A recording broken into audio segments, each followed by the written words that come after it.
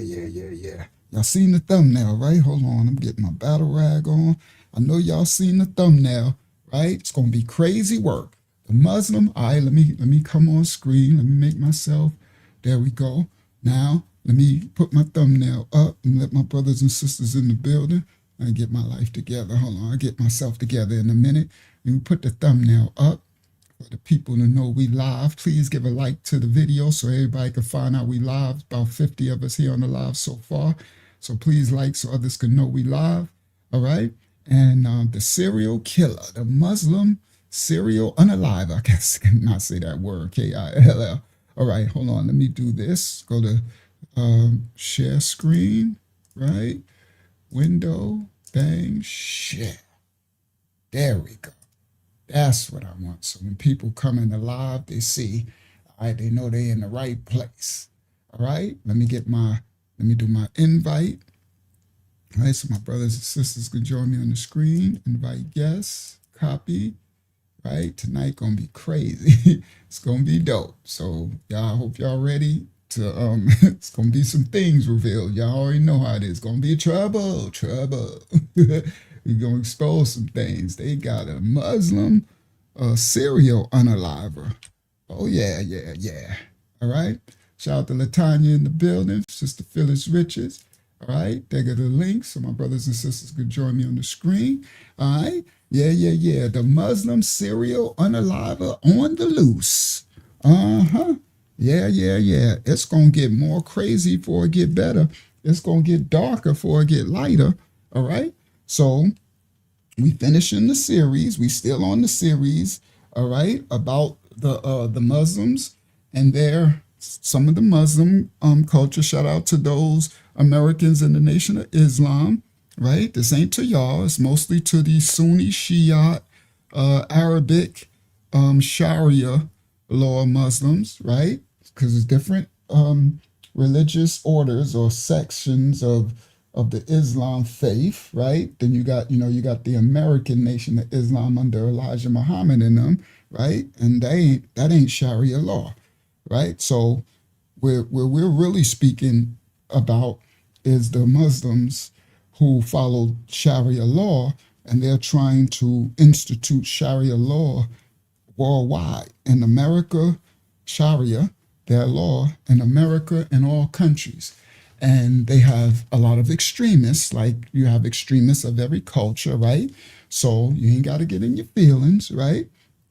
Right. So now we are exposing tonight.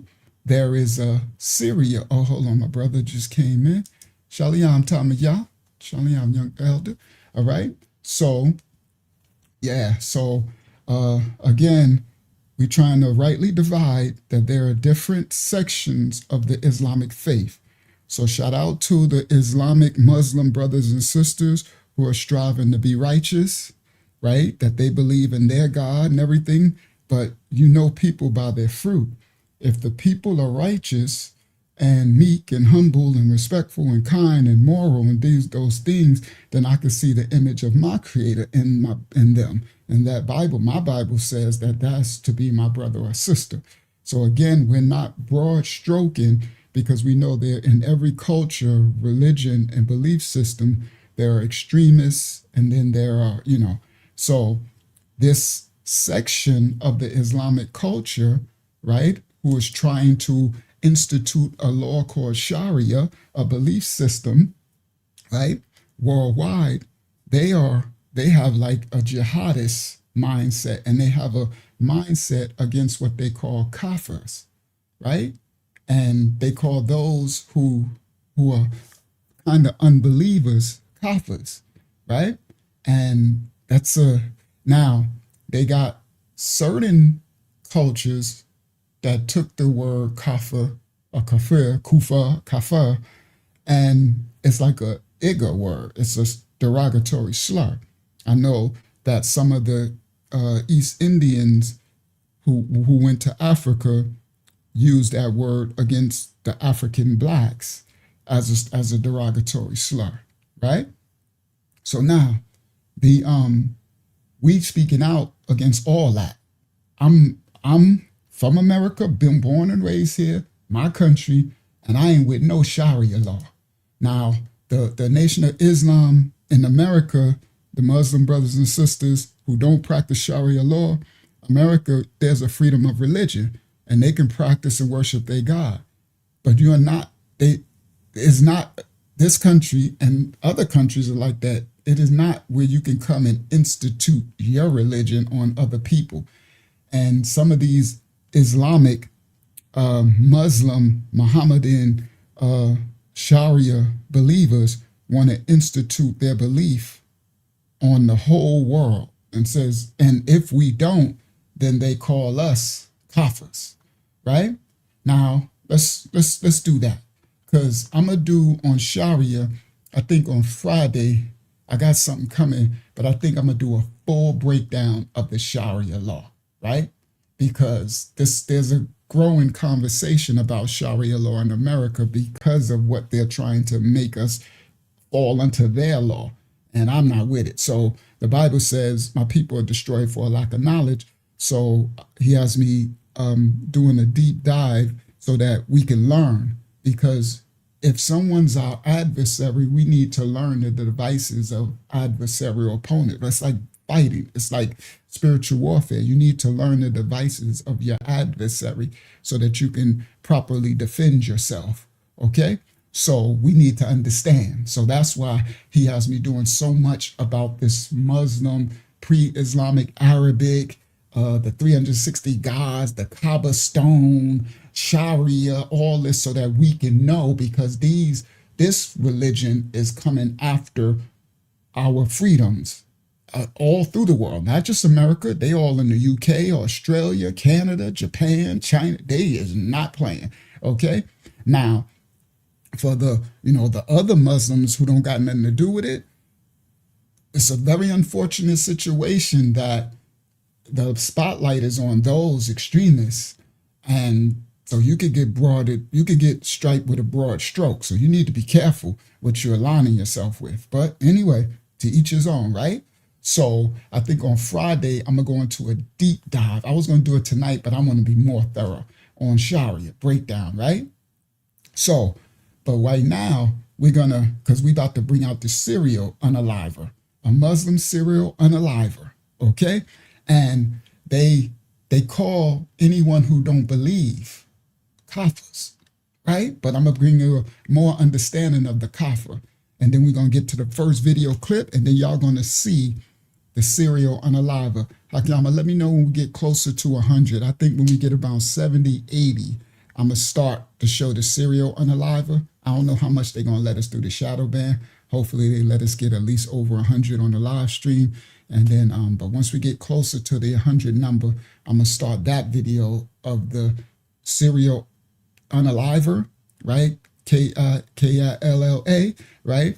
But I got another clip before that, right? So kafir, or kafir, kufar, K-A-F-F-I-R, K-A-F-I-R, K-U-F-F-A-R. It's an Arabic Islamic term for a person who rejects or disbelieves in their God Allah and the message of Islam. It's often translated to mean a disbeliever or an unbeliever or an infidel, right? Now, it is derived from the Arabic word kufar, meaning to cover or to hide. It implies a willful denial or ingratitude towards their God, Allah. Rather than merely just not being a Muslim, this is some of the original intent for the kafar word. But as you know, when words are developed or come about, they take on other spirits later, right? And then they be used by others. So now it's really a derogatory slur for anybody, really. They just, anybody who don't follow their God, Allah, and their Quran, they call us kafirs, right? Now, it means some of the key aspects in original Islamic terms. It means to cover, kafir, to conceal, or to hide. Now, in their theological belief system, it refers to covering up the truth or ignoring the signs of their God's existence. Their God is Allah, right? I now know that's not the same creator I serve. Before, I didn't have a deep understanding of the Arabic Mohammedanism Islamic belief, right? But now I do. So now I know that the creator I serve from the Hebrew Bible is not the same God, Allah, they serve. All right? So that's their God. Now, it's We're at the 70. kafir. All right, thank you. The word kafir means to hide, to cover up the truth, or to ignore the signs of their God's existence. Right. So the theological definitions that the Muslim belief of us, anybody who don't, is one who denies, rejects their God Allah, or conceals the truth of Islam. And they said that means they're denying Allah's authority. So if I do reject Islam and Muhammad and their belief, or Allah, their God, then I am a kafir, right? And that says that I'm, covering up the truth, ignoring the truth, or whatever, concealing the truth, all right? It is the opposite of the Arabic word mumin, right? Mumin means, I guess, I'll probably butchering this pronunciation. I'm not good with pronouncing Arabic words, so I'm doing the best I can. But M-U-M-I-N, right? It reminds me of Zuzumim from the Bible, and that was the that was the fallen angel. That was the giants, the Nephilim. But I'm not. What is what it is, right? I understand different languages have different words that mean different things. But mumin, it means supposed to mean believer, right? So they have levels for the kafir. So in Arabic, it's types of belief. So they classify kafir as disbelief, and they classify it into several different types. They have one word called kufr ul inad. That means disbelief. This is what they believe about us. All of us who don't follow Islam or Muhammad or follow Allah. Kufr al inad means disbelief stemming from stubbornness. I know I'm butchering the way it's pronounced. I don't care. I'm doing best I can. We can understand the meaning, right? I don't need to know those Arabic words. I'm not Arabic. But I'm not disrespecting. I'm just, let's go. Kufar al-inad means disbelief stemming from stubbornness. So I guess they would call me that, because a shout out to Tim Nelson and his wife. Shout out to Tim and his wife. I guess they would call me stubborn because I reject it, and I reject it stubbornly. I don't want Sharia law. I don't want the belief system. It's not mine. Okay? I vehemently reject it. So I guess they'll call me stubborn. So I guess I'll be a kufa al-inad. Then they got another one called kufa al-inkar. All right? And that means disbelief stemming from denial. So I deny that I deny their belief system. So I guess I'm a kufa al-inad. I'm a kufa al-inkar. This ain't going well for me, right? And then they got kufa al-nifaq. And that means disbelief stemming from hypocrisy. Now, what I ain't that, because I'm not a hypocrite. I'm actually stand 10 toes down, right? That's one thing I'm not, all right? That's what the Hebrew Messiah called them, you hypocrites, you brood of vipers. One thing I'm not is a hypocrite. So I'm not a kufa al nifaq, N-I-F-A-Q. Kufa, K-U-F-R-U-L, N-I-F-A-Q. So I guess I'm a kufa al-inad and a kufa al-inkar. Stubbornness and denial, all right? Now,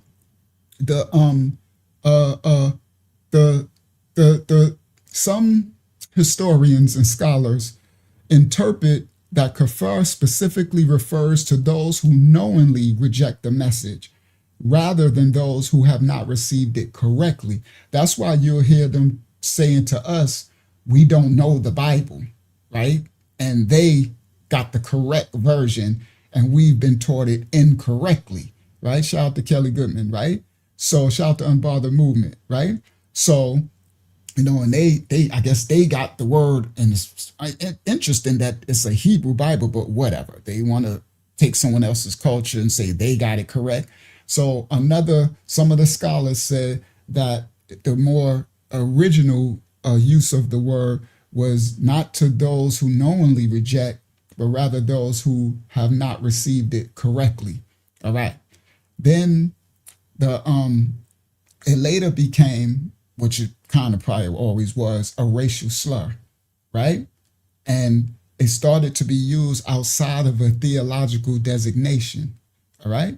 And but now it's broadly stroked for anybody who don't follow Allah or believe in their Quran. We are kafirs. Okay. Now they got kind of an infidels. Now they got some extremists and they are pushing to all the kafirs and infidels that, they got some strict laws like we shouldn't even exist.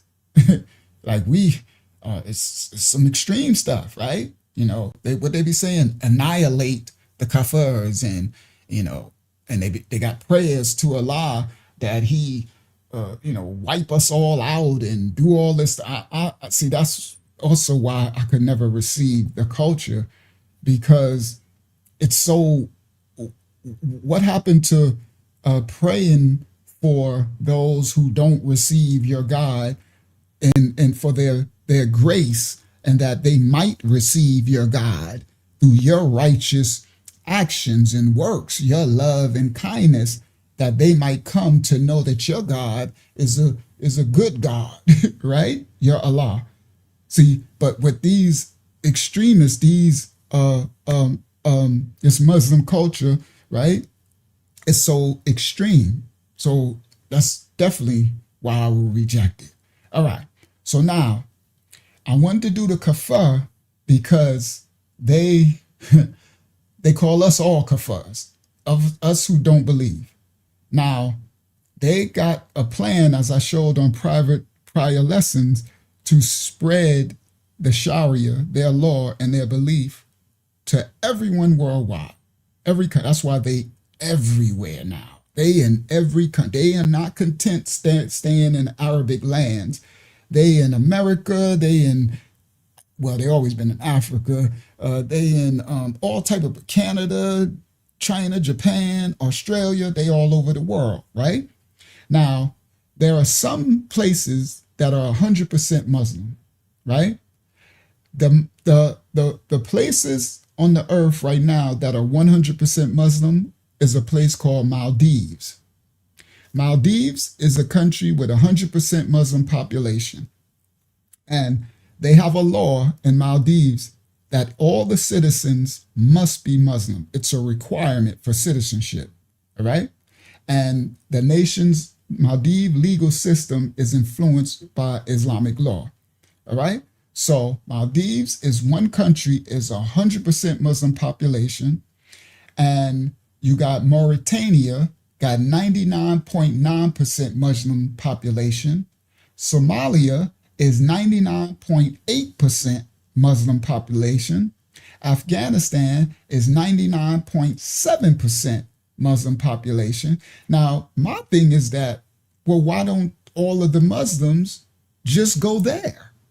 It's big lands and spaces. It's like you can do I guess the culture says they need to go and make all of us into Muslims. Well, you're going to have a problem with that part. I guess that's why they have all these wars, right? Because you're going to catch a problem with that. But anyway, so in some cases, such as Saudi Arabia, they got a figure that sometimes it could be calculated as 100% Muslim, but that applies only to the citizens and not the total resident population, which includes foreign workers and other people of other faiths. All right. Now, other places with very, very high Muslim populations are Morocco in Northeast Africa, Iran, Tanzania, Northeast Africa, and they often exceed over 99% Muslim population. All right, so let's go. Let's get to the first video clip of the night. The Muslim serial unaliver, on the loose. All right, on the loose. All right, here we go. Copyright disclaimers on effect. Let's go. This about to be crazy work. All right. Crazy work. So it's the first clip. Akiyama, let me know when we get closer to 100 if the shadow band lets us through a little bit, at least to get past 100. Let's go. So I'm gonna I gotta come back to y'all, right? This first clip, crazy work. Y'all already know the most, and then I got some teaching to do. We got something that's y'all gonna find very fruitful. All right, let's so I gotta stop share. Right? The Muslim, Syria on the lava, on the loose. Stop share. Here we go. Share screen. Shalayam Hakyama, Shalayam Tamaya. Share screen. Bang. Here we go. First video clip of the night. Copyright disclaimers are in effect. We don't own rights to the video. We're reacting to the video. The Muslim serial unaliver. Let's go. Here we go. Copyright disclaimers. They're not afraid to pinch your bum. They're not afraid to kind of touch you. They use that closeness. Hold on. So what are we talking about? They're talking about ancient Mecca and the Kaaba temple where they go to do their Hajj, where they go to worship their God. They're not afraid to pinch your bum. They're not afraid to kind of touch you. They use that closeness to get too close. Like, it gets very, very uncomfortable. All around you, you're thinking this is a holy city. This surely should be one of the safest spaces in the world. There's much, much darker stories. My parents went to the Hajj, they went to the pilgrimage. Before they went, they were given so many warnings about what they should do during the Hajj. And I witnessed the same thing when other people went to the Hajj. And there was one warning that stuck out so much, that women should be especially careful during the Hajj, and that my father should always stay very close to my mother and never let go of her hand. I remember this one conversation. I mean, don't you think that's a little bit weird? A whole bunch of people are going for the holiest event of the year, and women have to be protected by their husbands in case something's going to go on. Guys, the footage coming out of Mecca, we can watch this in a second, is sickening. I mean, look at this. Okay, they're all overheating like crazy. All right. So this is the Holy Hajj, when they once a year go to Mecca and they gather at the Kaaba temple, the stone, right? And this is some of the video, and you heard from two, I guess they might have been former Muslims who went to the Hajj, and they're telling their experiences, right? Now, this is their most holy thing in their whole culture and religion and belief, right? So this is some of the images from Holy Mecca at the Kaaba temple stone. Okay. They're sleeping on one another in like the most despicable way. By the way, okay, this is a section. So this says from 2018, comments on Muslim women who go to Mecca to perform the Hajj or Umrah pilgrimage dressed appropriately from head to toe. Many are sexually assaulted as they circle the Kaaba temple. Okay, the Kaaba stone temple. Now, this is the image of some of them going around the circle, and this is an image with his wee-wee blocked out. Okay? All right, so this is the most holy that you get in the culture, all right? And it's crazy, right? So this is the image of them all laying out, right? And, they got the freedom to do, it's their culture, their belief, but these are some Muslims who be posting this, right? Who are there. That's posting this image. The footage coming out of Mecca, we can watch this in a second, is sickening. I mean, look at this. Okay, they're all overheating like crazy. Okay, they're sleeping on one another in like the most despicable way. By the way, okay, this is a sexual image of men doing something to women in Mecca, but look at the intensity of this, okay? Just look at what actually happens there, okay? Millions of people, I think it's millions, are grouped together. There's no safety, there's no precautions. It's overwhelmingly hot. Tens of people die in Mecca every single year because of the basic stampedes, and women are sexually abused to no end. All right, so I got something else that might come out on Friday's crazy insight. Shout out to Ronald Thompson out in the United Kingdom, right? It's going to be crazy on Friday, right? So I'm building all my info up together, right? Some very exclusive insight, right? So that some of the info is that they factor in that a lot of people are going to die when they go to their Hajj, when they be going around by being stampeded, by being squished to death, trampled. They're going to die from overheat exhaustion, right? Because they're crammed up by the thousands in this area.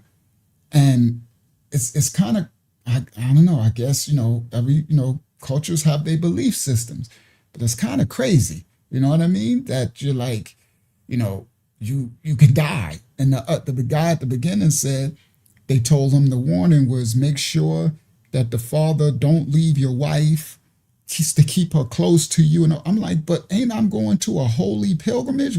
What's going on? This kind of crazy, bro.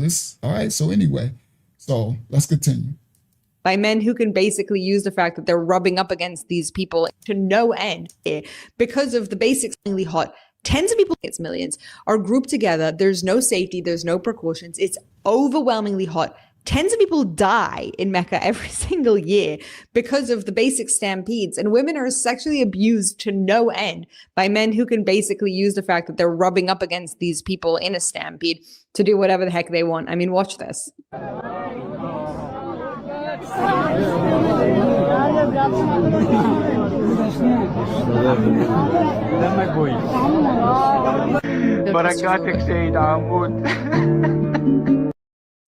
Do you see how packly tight they're packed in to be pushed against this stone cube, right? And you know how hot it is, right? And no disrespect, but some of the, how can I say this? Some of the Arabic people, followers of the Muslim faith, not all of them wear deodorant. All right, I'm not being disrespectful. I'm trying to be as respectful as I can. Y'all know some of y'all have experienced it before, right? Not all of them believe in deodorant. So to be packed in like that, hot, sweat till you're gonna, and then I can imagine the smell, but whatever. All right, just it is what it is. But the fact that they're packed so tight, that is a what do you call that? You know how we got laws in America where you got a number of people can't be in the building. It's a fire hazard, right? That's a health hazard. That's the word I'm looking for. That's a health hazard. That shouldn't be allowed.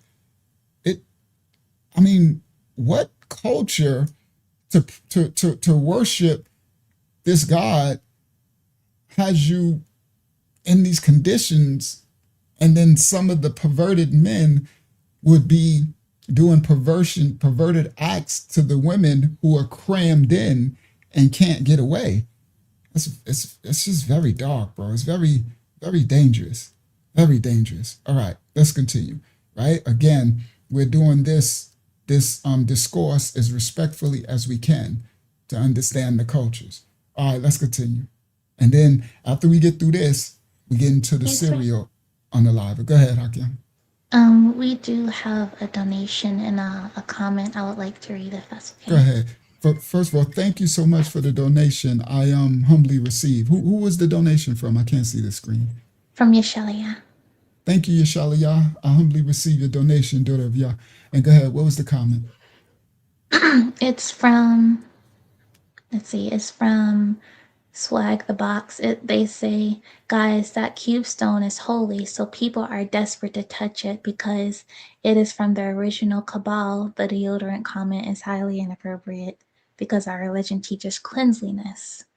Well, that's actually not highly inappropriate, because and some of others I've experienced, I just said some in the Muslim culture, all right? You got a whole country of Indians, East Indians, who are Muslims, who don't believe in deodorant. I'm not sure if you've never experienced it, then you're in the bubble. A lot of people have. So what I said was, I'm quite sure they have some there who are in a must, because it's people coming from all over the world, right? And not every Muslim country believe in deodorant, and the smell can be very, very strong. So that's not, I did it as respectfully and as, as consciously astute as I possibly could. All right. So, all right. So, and then what do you say? Oh, so because I understand, and I'm trying to have respect for your culture, I understand that your Kaaba stone temple, shout out to Smith and Wesson, that your Kaaba temple is sacred to you, right? Like, well, so my belief system, it tells us don't have idol worship, right? We don't have idol worship, right? So, but it's fine. Everyone has their culture. But what I'm saying is, if your Kaaba temple, right, is sacred, and those who love and believe in its power or its sacredness, right, then wouldn't it kind of be lawful? Shouldn't it be lawful to protect the worshipers as they come to pilgrimage and worship it? I don't think that's what's the name? Just consciously morally right to just, that's what I'm saying. Lots of Africa, lots of people. That's why I'm like, a lot of people don't wear deodorant, and that's my point. That's all I'm just saying, right? All right. So anyway, let me get back. So what I'm saying is the fact that it's just like go there and you can be squashed to death because I want to touch this stone so bad that people are being unalived. That doesn't seem morally righteous to me. It seems something's wrong with the system. Okay. So that's the point I'm trying to make. That's the point. And then now remember, I'm not putting these videos up. These are actual people who went to the Hajj pilgrimage, telling their experience and showing what you're seeing on the screen, right? The molesting, all of the things going on. So I understand that touching the stone to your culture is something that, but would you want to unalive another to do it? See, that's what I'm saying. It's the morality, it's the righteousness of the responsibility of each individual's righteousness over a fanatical belief in a religion that could have you, that's the part that I'm trying to get an understanding of. Okay. And why some of us don't want to receive that religion or culture. And this the problem. Now, this the thing. I respect everyone's right to their religious beliefs. Okay. I'm not blaming 2 billion people. Listen what I'm saying, Swag. I respect everyone's right to their religious belief.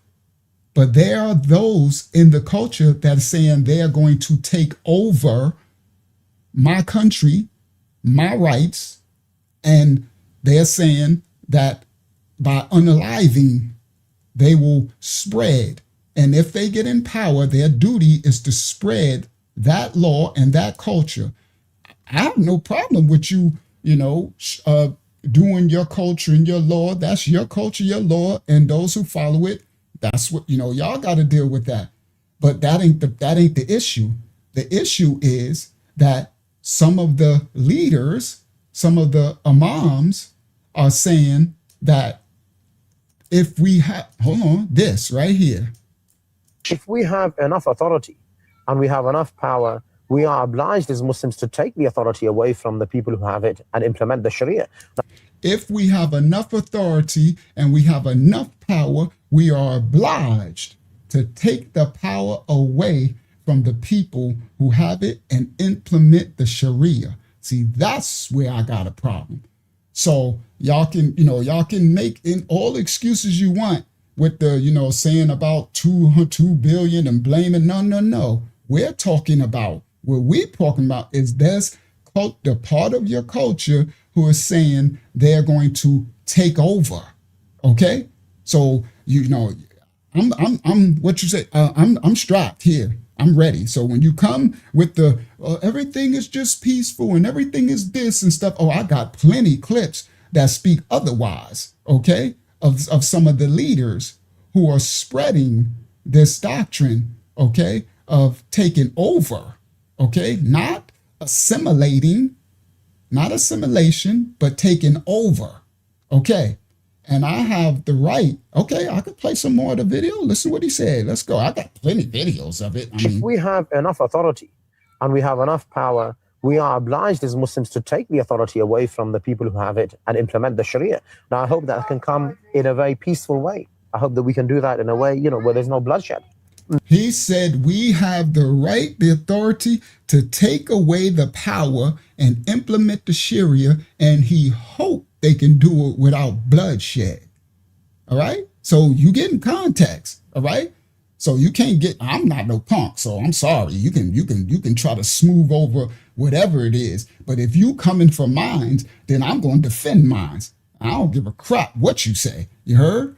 This the part. So this when it gets funky, because I can respect everybody's cultural belief. But now when you are implementing, you're saying that when you got some leaders of these cultures saying that they're going to forcefully implement this as where they go around, then that's a problem. All right, listen what he said. People who have it and implement the Sharia. Now, I hope that can come. We are obliged as Muslims to take the authority away from the people who have it and implement the Sharia. Now, I hope that can come in a very peaceful way. I hope that we can do that in a way, where there's no bloodshed. The Messenger Muhammad sallallahu alaihi wasallam said that, if the Muslims have authority and they have the ability to remove oppression, they must remove the oppression. So we believe man-made law is oppression. So you believe America?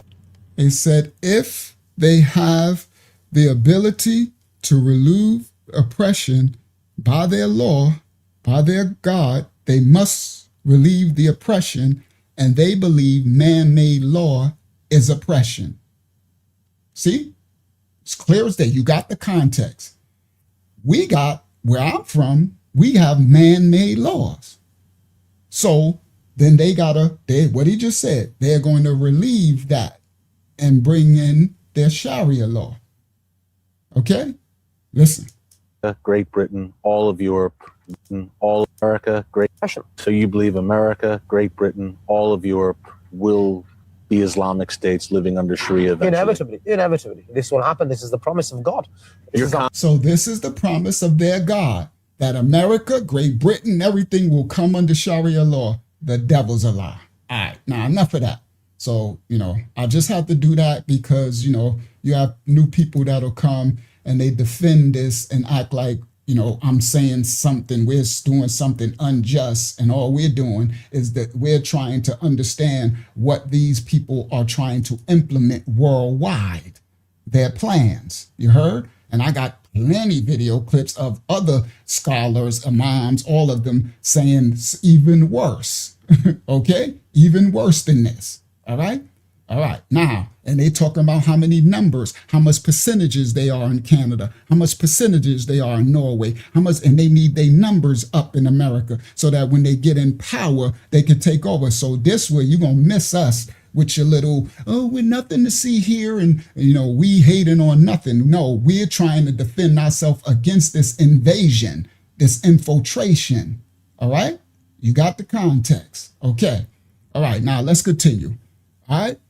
Let's go. So let's get back to the whole, because this is the holiest place of the whole religion. And this is what's going on.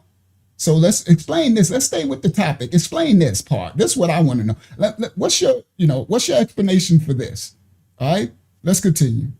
Every single year. Because, we call out everything. Yeah, I call out the Roman Catholic Church. What you call a little priest messing with the little boys, the little choir boys. Oh yeah, heretic devils, right? We call out the Christians with the little the ministers smashing little boys. What was that black dude with the church in Atlanta? What was his name, guys? The one, and they still got his name and his church in their mouth. What's his name, Tommy? Yeah, the dude from Atlanta smashing the little boys. You know what I mean? Devils. I could care less. We not no favoritism in here. And I have a relationship with the Creator. Yeah, Bishop Eddie Long. There you go. Thank you, guys. And they still up there got his church, and they still got the people. The devil's a lie. It's been going on since ancient time. So no, ain't nobody, all these little ditty devils of PDFs get this smoke. I don't care what culture, belief system it is. The Most High says we are to be righteous, his children of every nation, kindred, tongue, and people. And we're calling out the unrighteousness of this culture and every culture. Now, the reason why we breaking down, we finding out about the Muslims is because they are here in where I'm from. They in my country, and they trying to take over. You heard this part? I got plenty clips of them saying they here, and they watch what you about to see tonight. Oh, we about to see the serial unalive. Let's go. Come on, let's get started. Let's go. Watch this clip right here. Let's continue. This is the pilgrimage, the great homage. Precautions. It's overwhelmingly hot. Tens of people die in Mecca every single year because of the basic stampedes, and women are sexually abused to no end by men who can basically use the fact that they're rubbing up against these people in a stampede to do whatever the heck they want. I mean, watch this.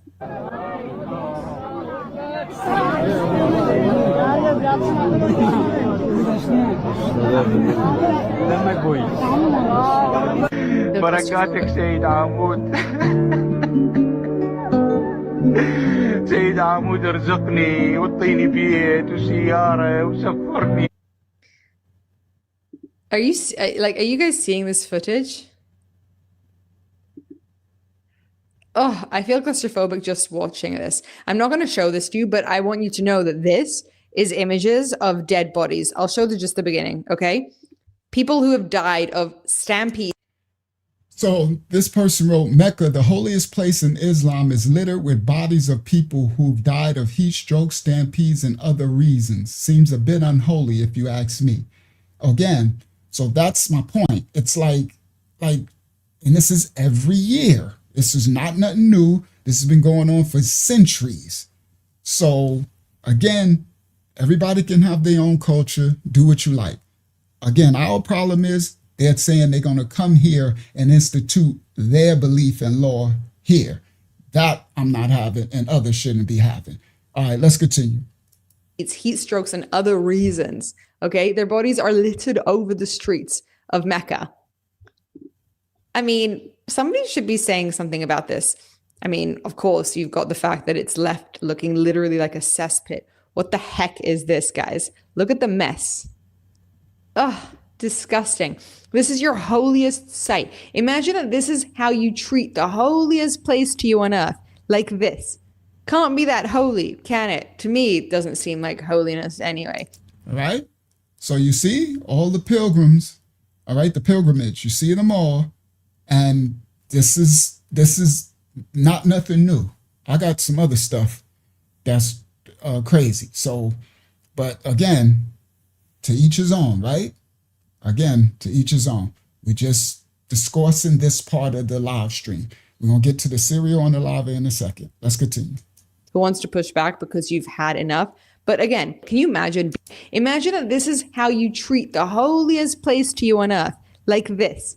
Can't be that holy, can it? To me, it doesn't seem like holiness anyway. Who wants to push back because you've had enough?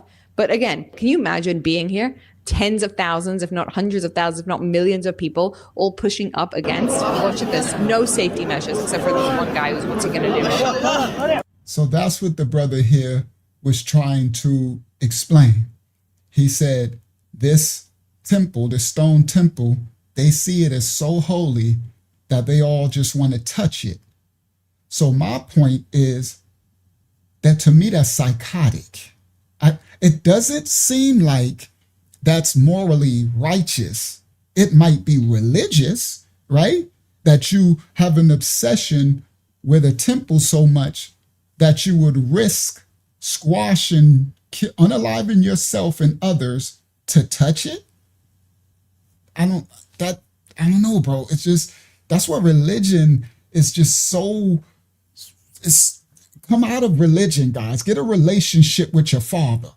You can reach out to your father right from your living room. You ain't got, right? So look, they are squishing themselves to try to get to, and this is why the warnings, and they give you warnings. I've got plenty of understanding information of videos of it for hundreds of years, that they warn you that a lot of people will be unalived in this massacre, I guess, of trying to, yes, worship an item, touch a rock.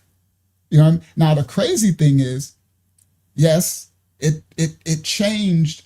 It got broken down, burnt up, rebuilt a bunch of times. And this rock, this temple used to house 360 gods from pre-Islamic Arabic. But we understand Muhammad came and wiped it all out. And now they got what's the name, the black stone, and they say about Abraham and Ishmael and all that, right? But to be yes, definitely idol worship, but to be unaliving yourself, getting yourself in this much danger to touch a stone temple, it is what it is, right? You got every religion and culture, but my point is the unaliving, the death, the sexual assault around such a holy, and why don't they have some type of security to protect the believers from unaliving themselves? That's why it's holy. It's holy because people want to kill themselves and kill each other. It's just a general area chosen by your God to pray to it. Okay, so but do you not? Okay, so your God would allow them to be doing all of this, and then dirt, litter, trash everywhere, just but whatever. Let's continue. Let's continue, because tonight's ain't really about this. It's about the serial unaliver. We're gonna get to it in a second, but let's go back, because that's the thing about religion. They just make excuse for everything. It's like, I don't know. It's like like the cults. Like these religious cults. Like what they call the Mormons and stuff. How they be saying this person's a prophet and he's holy, and they do all this stuff to death and get unalived and all, and they still just, it's the religion. But anyway, let's continue. So all right, let's go. Holiest place to you on earth, like this. Can't be that holy, can it? To me, it doesn't seem like holiness anyway. Who wants to push back because you've had enough? But again, can you imagine being here? Tens of thousands, if not hundreds of thousands, if not millions of people all pushing up against. Watch at this. No safety measures except for this one guy who's what's he going to do?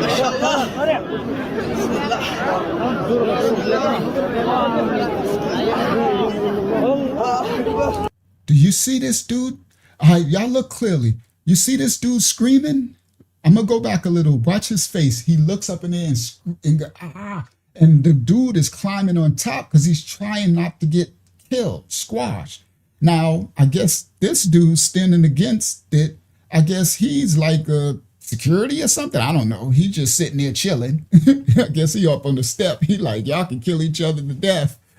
I'm just chilling he chilling with his back against the stone temple, just chilling. He like, I'm chilling, right? And it's like, so can you imagine how hot, right? How claustrophobic, how much with the pressure in this is security, it's top flight security in the world, right? That's what I'm like, but they ain't doing nothing to stop the unalive. It's crazy work, but whatever. Let's get, that is a possession. That's the point I'm trying to make, okay? That's when you become religious and it takes over you, and that's some psychotic stuff, right? So anyway, let's continue. If I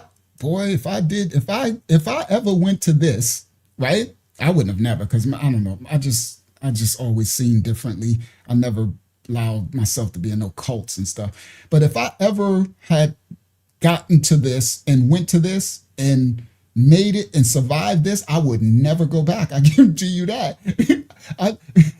One thing, if I was boo-boo the fool the first time, I probably wouldn't be boo-boo the fool the second time. I'm definitely not going back. Okay, I'm like, if I made it out of this, it remind me of that concert. What's that dude Travis Scott concert when they kept pushing, when all the people got trampled and stuff, right? It's this religious stuff. But anyway, let's continue. All right, I don't mean to go back that far. All right, there we go. To push back because you've had enough. But again, can you imagine being here? Tens of thousands, if not hundreds of thousands, if not millions of people all pushing up against. Watch at this. No safety measures except for this one guy who's what's he gonna do?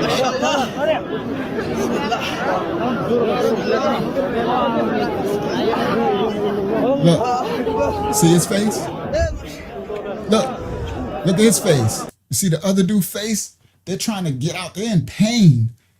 And the danger of this is if people can get so possessed over a religion, touching a stone, and do this in the name of their religion, and risk their brothers and sisters being unalived, imagine what they'll do to the unbelievers that come against their religion. That's the point I'm trying. This is where some of us need to understand the fanatics of this culture and religion, because they are saying that they are coming. Well, they're already coming. They're already here. So if they go this far just to touch a stone for their God, oh, imagine what they'll do to us infidels. Oh, that's nothing. I can see my brother squashed to death and all that, right?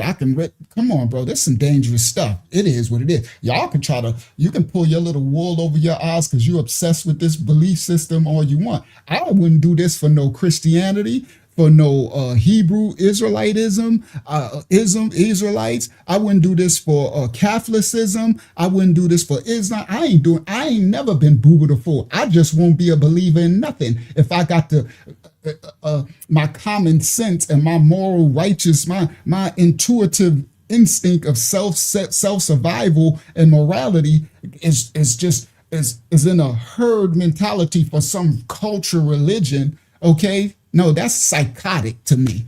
Sorry, I don't give a crap what it is. I wouldn't be in none of these religions if I had to do any of this. You understand?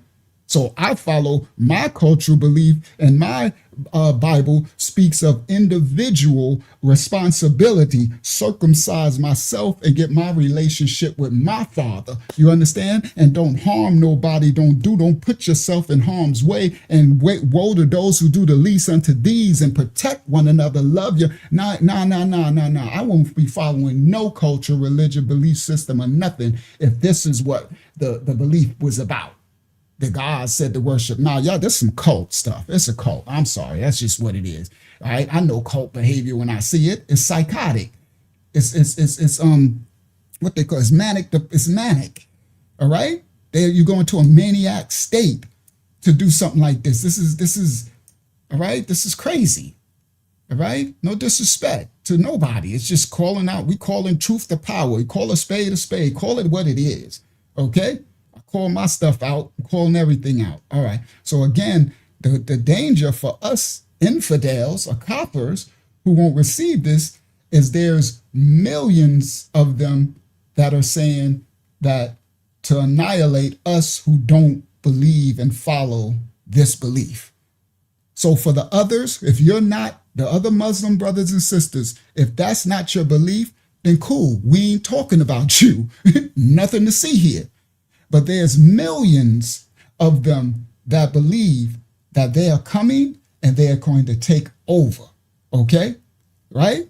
Now, well, I'm not a Christian, so I don't get, if I saw you, I'm not going to do it.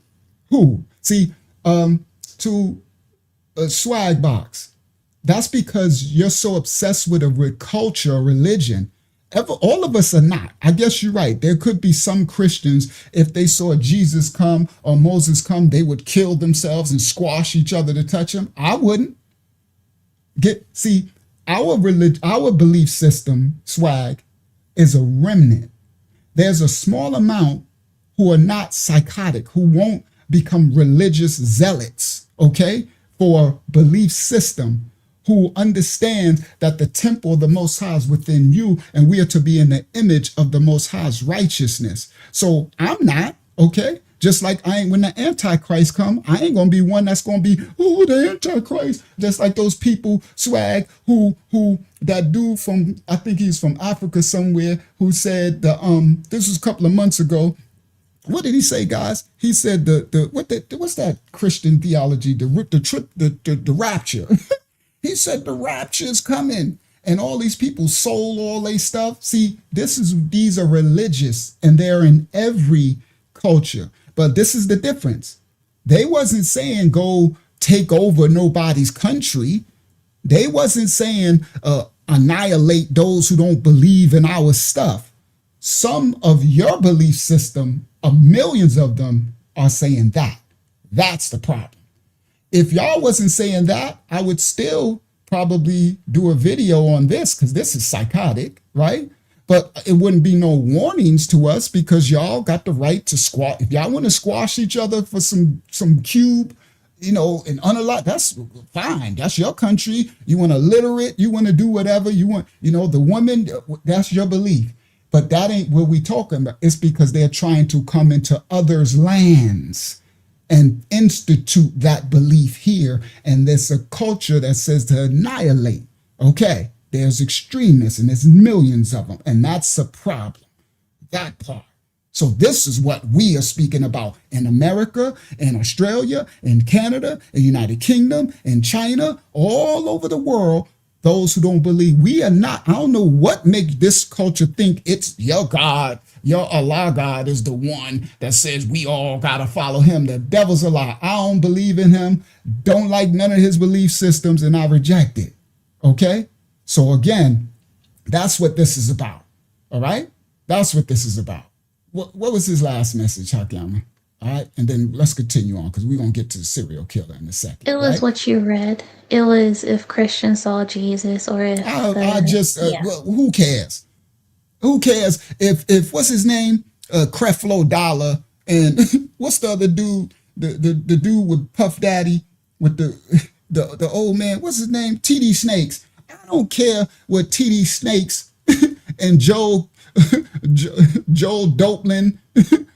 What's the name? No, not Joel Dope, but Copeland. What's it? Kenneth Devilland. I don't give a crap what them. I could care less about religions, bro. You in the wrong house. One before it, but regardless. Yeah, it don't matter. He's just gonna cap for this no matter what. But let's continue. We didn't stated the case that we ain't speaking of all. We're speaking of these cultures, and there's part of them that's trying to come for us. And don't come for me if I ain't sent for you. You got a problem, Houston. Facts. That part. You coming for us, and you can't dictate our response back. I ain't taking none of this Sharia, and I ain't following none of this. I ain't touching no cube. Ain't no cube mean nothing to me. My Bible says don't worship idols made of wood and stone. You understand? So you worshiping this stone idol. That's what my Bible call you a heresy. Okay, that's what it is. It call you a divinator, a sorcerer. Okay, that's what it calls it, witchcraft. And these are the results. That's what this looks like. They're under a spell. Okay, who would do something like this? All right, let's continue. Yeah, you do. You just said they worship it so much they want to touch it. See, now you're doing the lies. But let's continue. All right, let's go forward, guys. Here we go. Enough. But again, can you imagine being here? Tens of thousands, if not hundreds of thousands, if not millions of people all pushing up against. Watch at this. No safety measures except for this one guy who's what's he going to do?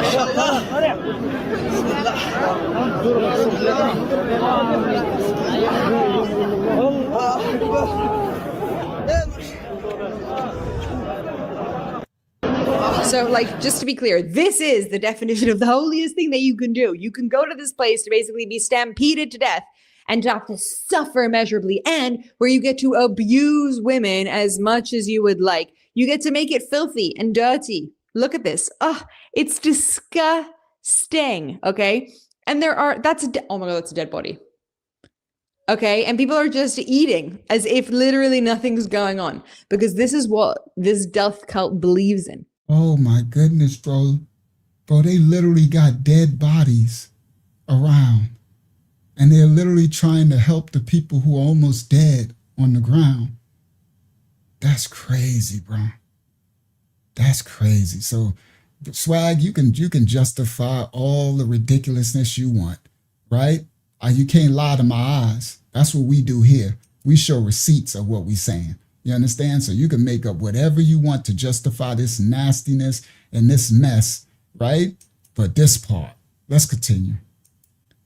Okay. And people are just eating as if literally nothing's going on, because this is what this death cult believes in. There's no value of human life. There's no value of females. There's no value of sacredity of location, but they claim that it's their holiest location. I'm not watching more of that video. There were dead people there. But I mean, just look at this. I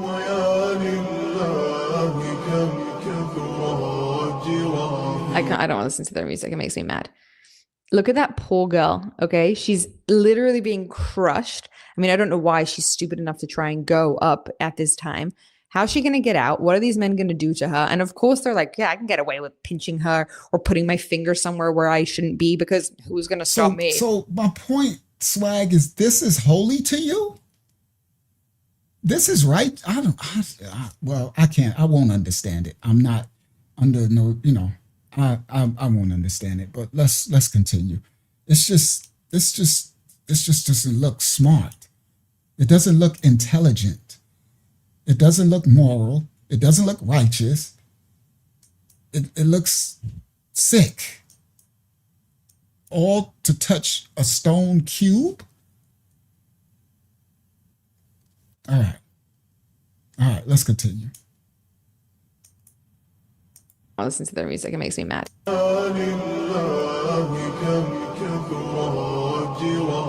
don't want to listen to their music. It makes me mad. Look at that poor girl, okay? She's literally being crushed. I mean, I don't know why she's stupid enough to try and go up at this time. How's she going to get out? What are these men going to do to her? And of course, they're like, yeah, I can get away with pinching her or putting my finger somewhere where I shouldn't be, because who's going to stop me? How's she going to even know who it is? I can just do whatever I want. And well, no, they don't justify it because it's their right. She's their property. What's she doing here? This is where they should be located. I mean, listen to this evidence of this young girl. Hayazak, and that's an actual interesting statement, because I had another video where the dudes, because like any culture, any religion, you got those who play for the other team too, right? And so they got some of the men pushing their wee against the other men, against their butt, and trying to. And so I got a video, we'll come out another time, where a Muslim dude was like, yo, I had to fight another one because he was trying to do this act, a sodomized act to me there, because we pressed up against each other, and they got the little cloth things on, I don't know what they call their dress things, right? So it's like, you know what I mean?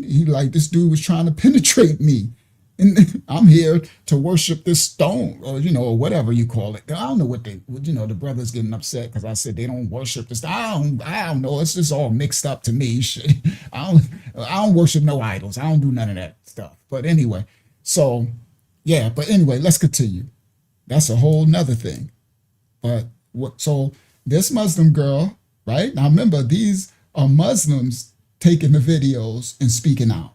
All right. All right, so I guess they'll be called kafirs now too, right? But she goes on a pilgrimage. All right, let's hear her testimony. What's she doing here? This is where they should be located. I mean, listen to this evidence of this young girl, okay? Okay, so I saw that video yesterday and I screamed because I had that exact experience when I was 20 years old and went on Umrah, and someone literally grabbed a big chunk of my behind as I was walking around to do Umrah, and it caught me off guard, and I screamed. I told my mom immediately, my family that was around me, and everyone was just kind of like, oh, that's something that happens here. That just happens here. It's known for happening here. And can you imagine? Can you actually imagine? Can you actually imagine if you're going to the Western Wall and people all right, Swag, I see you really bothered. Let me explain, guys. Let's do this. Swag says, guys, they don't worship the stone. They just pray towards the stone, it as a general direction. Okay, I know the direction used to be towards towards Jerusalem, someone else's culture, right? Then it got redirected towards Medina, okay, from Muhammad. So I understand the culture now, right? So let me explain. Swag, I don't care. Listen, it's sadistic. Okay, I know you try and say you don't worship the stone. What I'm going to say, this is a worship of the devil. How about that? All right. I was trying to be as understandable of what you're saying, but you just won't stop. You like want us to, bro, this is devil worship. I don't care what you're talking about. You can try to make this some excuse all you want. But all of this sweating and unaliving and graping the woman and grabbing their butts and doing all this stuff over some whatever, towards some direction or this is man's made religion to indoctrinate people to worship something that is actually dark. This is not righteous and it's not good, that part.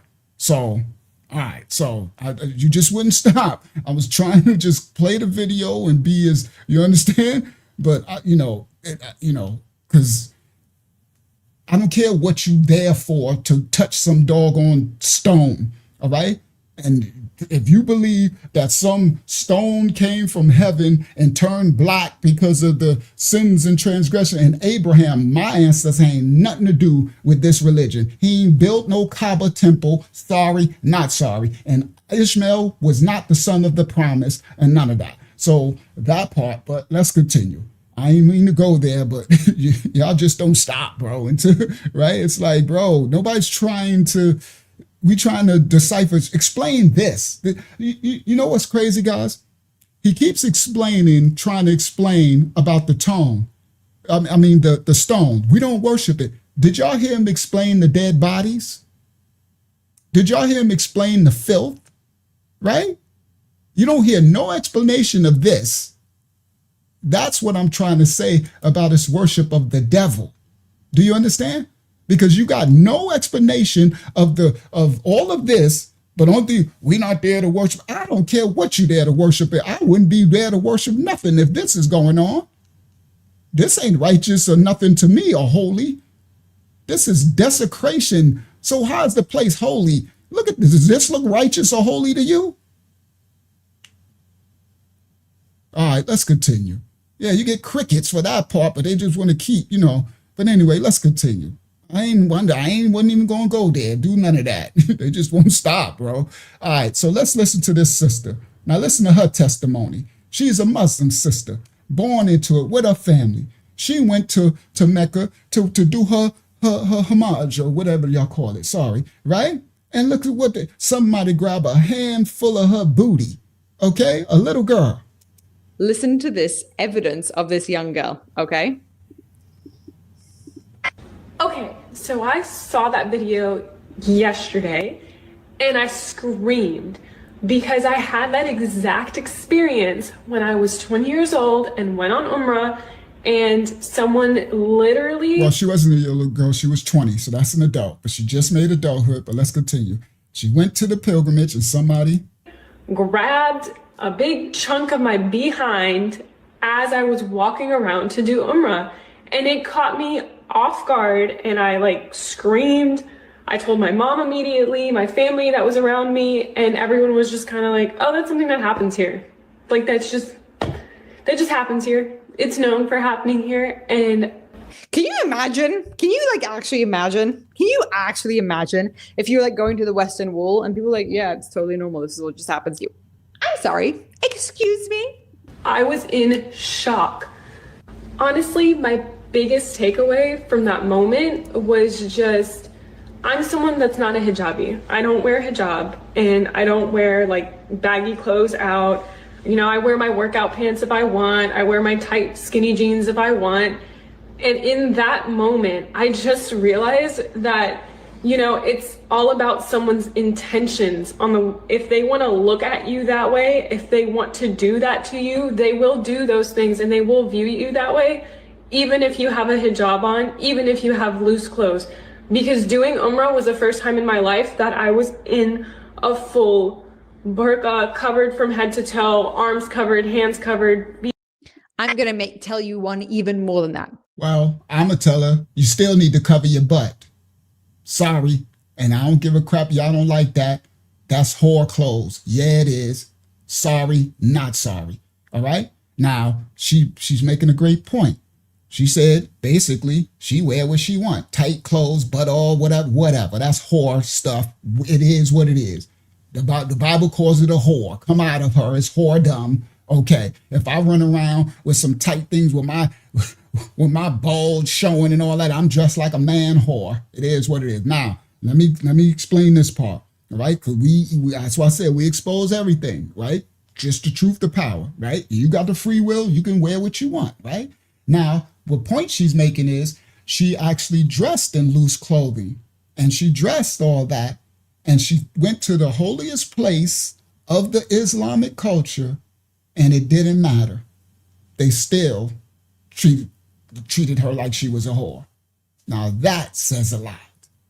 That doesn't happen all the time because my exes and the people in our ministry who actually now cover themselves, right? They dress loose. They don't show off to seduce the seductive parts of their body. They get treated different in America. Yeah, they do. For years, we've been doing this for years, where they say if I go out with my they call them yoga pants and my butt and everything, but when I go out covered and dressed respectfully, they be like, yes, ma'am, no, ma'am, trying to open the door for you, and so yeah, you're treated differently. Now, unfortunately, you can go if you go to Mecca to the most holiest pilgrimage. Oh, you ain't going to be treated. You still going to be treated like a whore. That says a lot, again, about the culture, okay? That part, that says a lot, all right? And now for the sisters, I don't care if you get mad at me. I call it what it is. You understand? I don't let mine dress like that and all that. I know the world says you can do anything, okay? All right, swag. May the Most High, my Father, blessings over you as you go forth. And hopefully you become more righteous than religious, all right? And touch not the least of these. And I wish you could, we almost finished. I wish you could stay for the serial killer. I think you might enjoy that part, right? That part. I don't know if you ever seen that part before, but you should stay for the serial killer. Let me switch to the serial killer. Where we at? 84, they probably ain't gonna let us get too much past to 100 because they shadow ban. It is what it is. I thought so. If I put it in the title, I'm like, I don't care. Whatever. Let the shadow ban happen, right? What y'all think, guys? Y'all want me to finish this or go right to the serial killer and then we could come back to this? What y'all think? I'll let the audience decide. Well, y'all want to finish this clip? We only got about 5 more minutes. No, we got 2 more minutes of it. Or y'all want to get to the serial killer? Y'all let me know. I'm gonna give it a second, right? But all right, yeah. Bless you, swag. May the Most High bless you. May you go forth and be more righteous than unrighteous, no matter what religion you following. All right. May you be a child of the Creator of all things in love, respect, and kindness for all nation, kindred, tongue, and people. All right. So nobody answered, so I'm gonna just continue here. Then I ain't get an answer. All right. Let's just continue here. It's first of all, I was trying to make it a little easy on swag, you know what I mean? Because I know this could get hard for some to watch, hearing about their culture, but I'm not like that. I'm the type, thank you, Yanaquam. Yanaquam said, finish the clip. I'm the type, I want to hear about my stuff. Call me out, But anyway, let's continue. I'm going to tell you one even more than that. It's first of all, literally nothing to do with what you wear. It's to do with the feeling of entitlement of a man who believes because of his religious beliefs that he can do whatever he wants to you. Now, just so y'all know, the girl, that's why I took her face off. The one doing this, she a feminist, right? So of course she's, she gonna go too extreme. But what the young girl right here, she's correct. She like, I'm wearing this righteous thing. I'm with my mother and father, and I'm at the most holiest spot in my religion, and I'm still being treated like a whore. Great. That's disgusting. All right? That's really disgusting. All right, let's continue. But here's the thing. That burqa that they tell you that you need to wear, that intense cover-up, that's because they believe you are nothing but a sexualized someone who should be... That's her opinion. Let me move forward from her. I ain't trying to hear no feminist opinions. Let's get back to the girl story. I don't need to hear your commentary. You as anything else. Here we go. Else. This is like unspoken reality. The freedom, the heavens that they promise is all about sexuality, sexuality, sexuality. It's kind of sickening. Now, that part I kind of agree with. There's a lot of sexual stuff with the culture, right? And again, they, they're gonna leave because I understand why. But it's like, where is? I want to understand, like, defend that, like, explain that, right? What, like this right here. Let me share this tab. This is the Quran, right? I think it's the Quran. He left though, right? Or it's not the Quran. It's a respected hadith, right? And it says, "Oh, Allah's messenger, Muhammad, okay, will we have sexual intercourse with our wives in paradise?" And Muhammad said, allegedly, the man will be able to have sexual intercourse with 100 virgins in one day in their heaven, in their paradise. So it's like, what's all this sex crap? So that's the point that even the feminist sisters trying to bring out. It's like, I agree. It's like, why is this always about sex? Why are they like, what's the sex obsession? The whole thing with the Sharia law, with the little girls, they want to marry you at 11-year-olds and 9-year-olds and 6-year-olds and 12-year-olds. And if she gets her puberty, I can enter the little girls. That's some fallen angel stuff. But all this sex stuff, sex in heaven, in their new paradise? Oh yeah. The hadith said, if this is a hadith, that they could have sexual intercourse with 100 virgins in one day. But anyway, let's get back to the clip, right? Because we're about to get to the serial unaliver, right? So I agree with the sister right here. It seems like a religion obsessed with sex, all right? All right, let's continue. Oh, share this tab instead. Obsessed cult. Obsessed. It's kind of sickening. It's a death, sex, obsessed cult. Obsessed. I have nothing better to say about it. About cabs, about taxis. They were saying that my father should go in first and let my mother out first, because many things happen, like women being sexually harassed, having their belongings stolen more often, or even being abducted or something. Is that something that you know of? Yeah. So this Muslim brother was telling his experience when he went to Hajj, right? He went and he said, what he just said. They told his dad, all this stuff, we'll shout out to Amanda in the building, all this stuff could happen to his wife. So be very careful. So if this is the most holy city of your religion, and I got these warnings, something's wrong with the picture, bro. Mathematics, 1 and 1 is supposed to equal 2, 2 and 2 is supposed to equal 4, right? I'm like, something's wrong with the picture, bro. And let my mother cabs, about taxi. Sex obsessed cult. Obsessed. I have nothing better to say about it. About cabs, about taxis. They were saying that my father should go in first and let my mother out first, because many things happen, like women being sexually harassed, having their belongings stolen more often, or even being abducted or something. Is that something that you know of? Yeah, to be honest, it's something I know a bit too much of, which makes you really question like a lot of things. Because I've said this so many times. This amount of stories of women, even if, like, my dad had the same fears when we would go as a family, so it becomes really kind of intense and awkward and dangerous, even when you're doing tawaf, like when you're circumambulating the Kaaba, especially like I said in Ramadan times, it's like a mini Hajj at that point, so it's like the same amount of rush. But honestly, they're not afraid to pinch your bum. They're not afraid to kind of touch you, or you're in an abaya, but they use that closeness to get too close. Like, it gets very, very uncomfortable. And you're kind of in shock at that moment, because the Kaaba's here and you're here getting touched up by some man who's in ihram and supposed to be here cleansing his soul and heart and purifying himself. And you also don't feel like it's the right time to even tell the man or the person you're with, your mahram, because it's such a horrible thing to experience. But Okay, so you just got some of their experiences going to the most sacred place in the whole Islamic religion.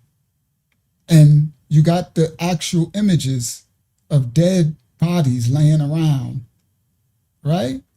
Now, let's go. The title of the video, The Muslim Serial Unaliver. Copyright disclaimers on effect. This is the main video clip of the night. Share this tab instead. The Muslim Serial Unaliver. We don't own rights to the video. We're reacting to the video. Let's go. A pro-Islamist man openly vowed to kill Tommy online. What started as another internet threat quickly turned into something far more serious, and honestly far more disturbing. Been an eventful week. Now, I was falsely accused to be sending direct messages to Darren Osborne by the media and by the CPS. But this one was different. This one crossed a line that couldn't be ignored. This story begins during what Tommy Robinson describes as one of the most stressful weeks his family has ever faced. And you can hear it in his voice. He's tired, angry. But more than anything, he's worried. Not about himself, but about his family. And I've received so many death threats. Things that I should never have to read about my children. People threatening to chop up my children, to eat my children, to rape my daughters, to kill my wife, to kill my mum. The messages were very unpleasant. Others... So, he is saying these threats he's getting from Muslims, right? Who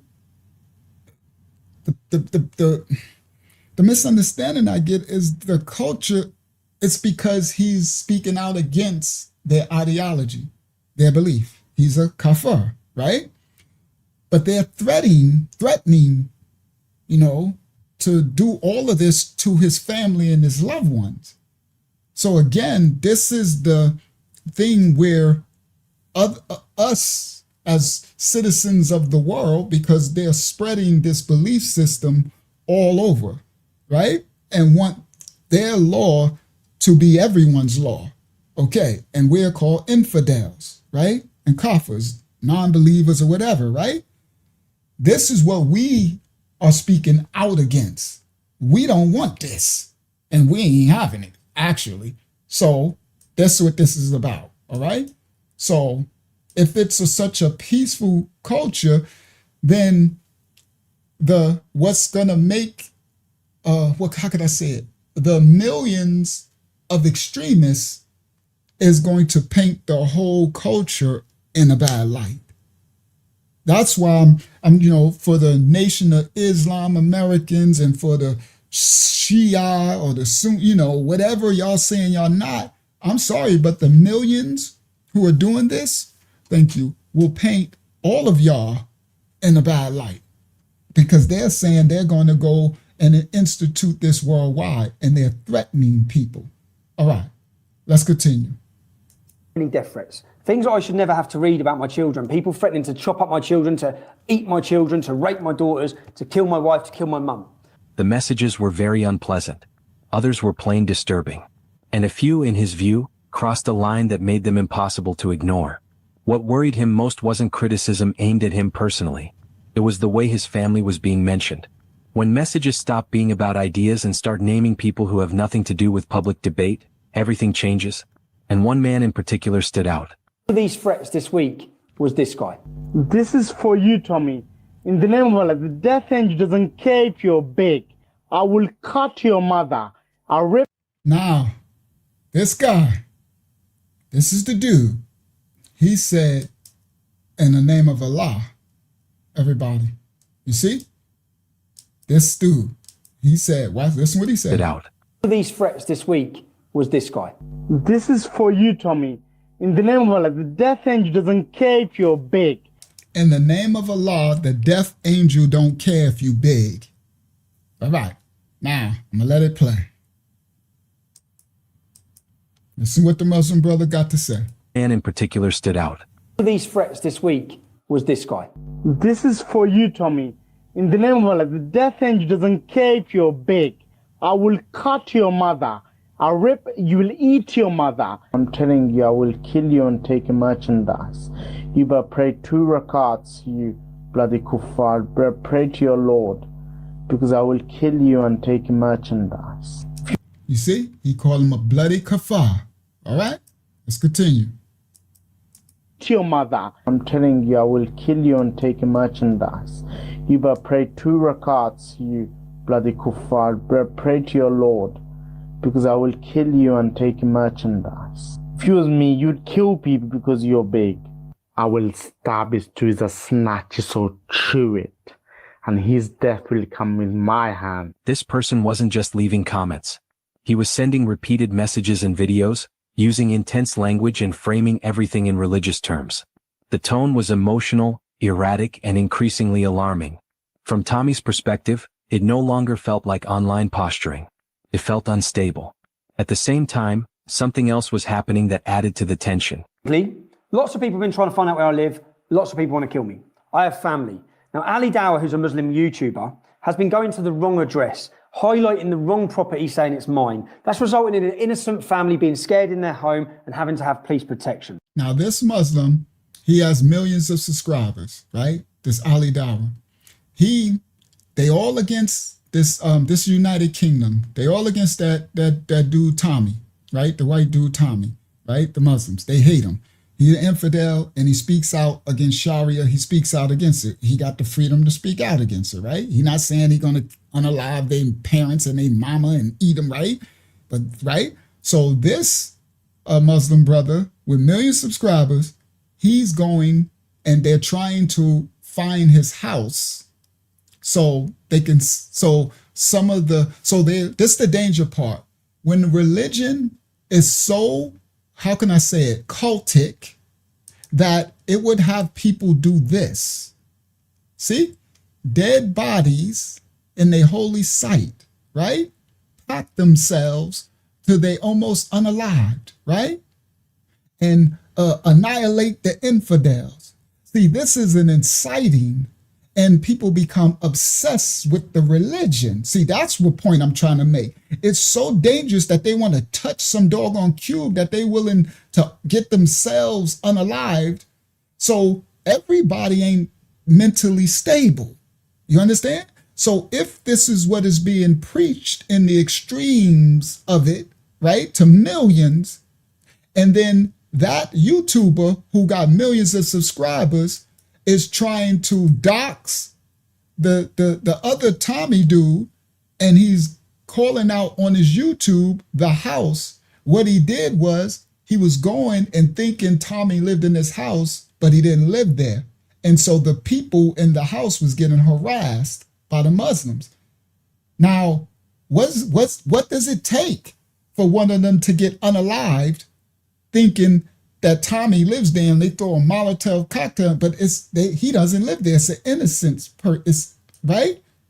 But what culture is doing this? Over this person disagreeing with your belief? You got plenty of people that disagree with Christianity, with the Hebrew Israelites, with the Muslims, with anything, Catholics, you know. All right. So this YouTube is trying to find his home where his family and his kids is. All right, now let's continue. And let me put this part out. The serial dude that y'all just saw, he's following him. This YouTuber put the battery in the back of the dude that was the psychopath, because that's what that is. All right, let's continue. Now, Ali Dawah, who's a Muslim YouTuber, has been going to the wrong address, highlighting the wrong property, saying it's mine. That's resulting in an innocent family being scared in their home and having to have police protection. Even after he realizes that, still right now, he's putting out another wrong address, which is not my address, it's not where I live, another wrong door number, and banding it about. Now, with that, with all of the death threats, with people threatening to kill my family, and now with innocent people's addresses being put online, I have a duty to try and stop all of this. So I made the decision. These addresses were being shared online by a well-known pro-Islamist commentator with claims that they belonged to Tommy. They didn't. These were ordinary homes with ordinary families, suddenly pulled into a storm they never asked for. Police had to step in to reassure them. Even after mistakes were pointed out, more incorrect addresses appeared. At that point, Tommy says he felt a responsibility to act, not only for his own family but for the people who were being wrongly dragged into the situation. He contacted the police and handed over everything he had. Messages, videos, screenshots. He wanted to make sure the situation was handled properly and before anything escalated further. Because he's making videos, he's sending them to me, he's putting them online, he's talking about how Allah's instructed him. Do you want me to read you what he said? He's messaging me, normally if you're good, I will still kill your mother, chop her, burn her, cook her. Your daughter, who's a piece of shit, slaughter her neck. She will, I will chop that fat little hairy cunt and cook her with her own saucepan. I'll make all of his stuff. Then he's making religious, it's all religiously motivated. So after a little wait, the police have arrived. And I thought it's best to try and do this the right way. I'm trying to do this all the right way. So let's sit down, talk to the police and see if they can do their job. He's then specifically saying he's going to kill my mum. There's other videos of him saying he's going to kill my mum. There's all these different videos. Now, my kids are at school, my wife's at school, my mum and dad are around. Yeah? He may look like an idiot, but it's these. Then came another unsettling moment, when a garage worker working on his car contacted him to say they'd found something attached underneath that didn't seem right. At this point, they seem to be taking everything seriously. When I mentioned to them about the tracker, and in my voicemails, I had a message from the owner of the garage saying, we've stopped working on your car because we've found something on your car that... So he's talking to the police in his house. He's trying to get them to do something about it. Do you understand? Before some innocent people, because they get putting out the wrong address, right? That Muslim dude with 1 million subscribers, and the other, they're giving in all these death threats of, what they're going to do to him and his family, right? And then his mechanic at his car shop says, we found a tracker on your car. Doesn't look like it should be on your car. Oh, he said it's stuck on the double. Message from the owner of the garage saying, we've stopped working on your car because we've found something on your car that doesn't look like it should be on your car. Oh, he said it's stuck on the double-sided tape. Could it have been in here? Oh, there he goes. Oh, that's it. Hold on. Where was it? It was in here. Yeah. So he found they didn't put a tracker on his car. Because he goes around, you're going to see, well, I got other clips coming up. He goes around and he goes and have this, he's a YouTuber too, and he has discussions with the Muslims, right? So they put a tracker. They're trying to find his house so they can, it's crazy work, bro. But this is a religion. This is, right? Okay, so let's continue. All right. And I know we're not broad stroking. I know there's some righteous people who follow that culture and faith who don't believe in all this harm and stuff. But there are millions who believe in this. And they're the ones who are a threat to us all. That. All right. Oh, that's it. Hold on. Be on your car. Oh, he said it's stuck on the double-sided tape. Could it have been in here? Oh, there he goes. Oh, that's it. Hold on. Where was it? It was in here. Yeah. What's that? It was in here. It was in here. Police were called and the vehicle was examined.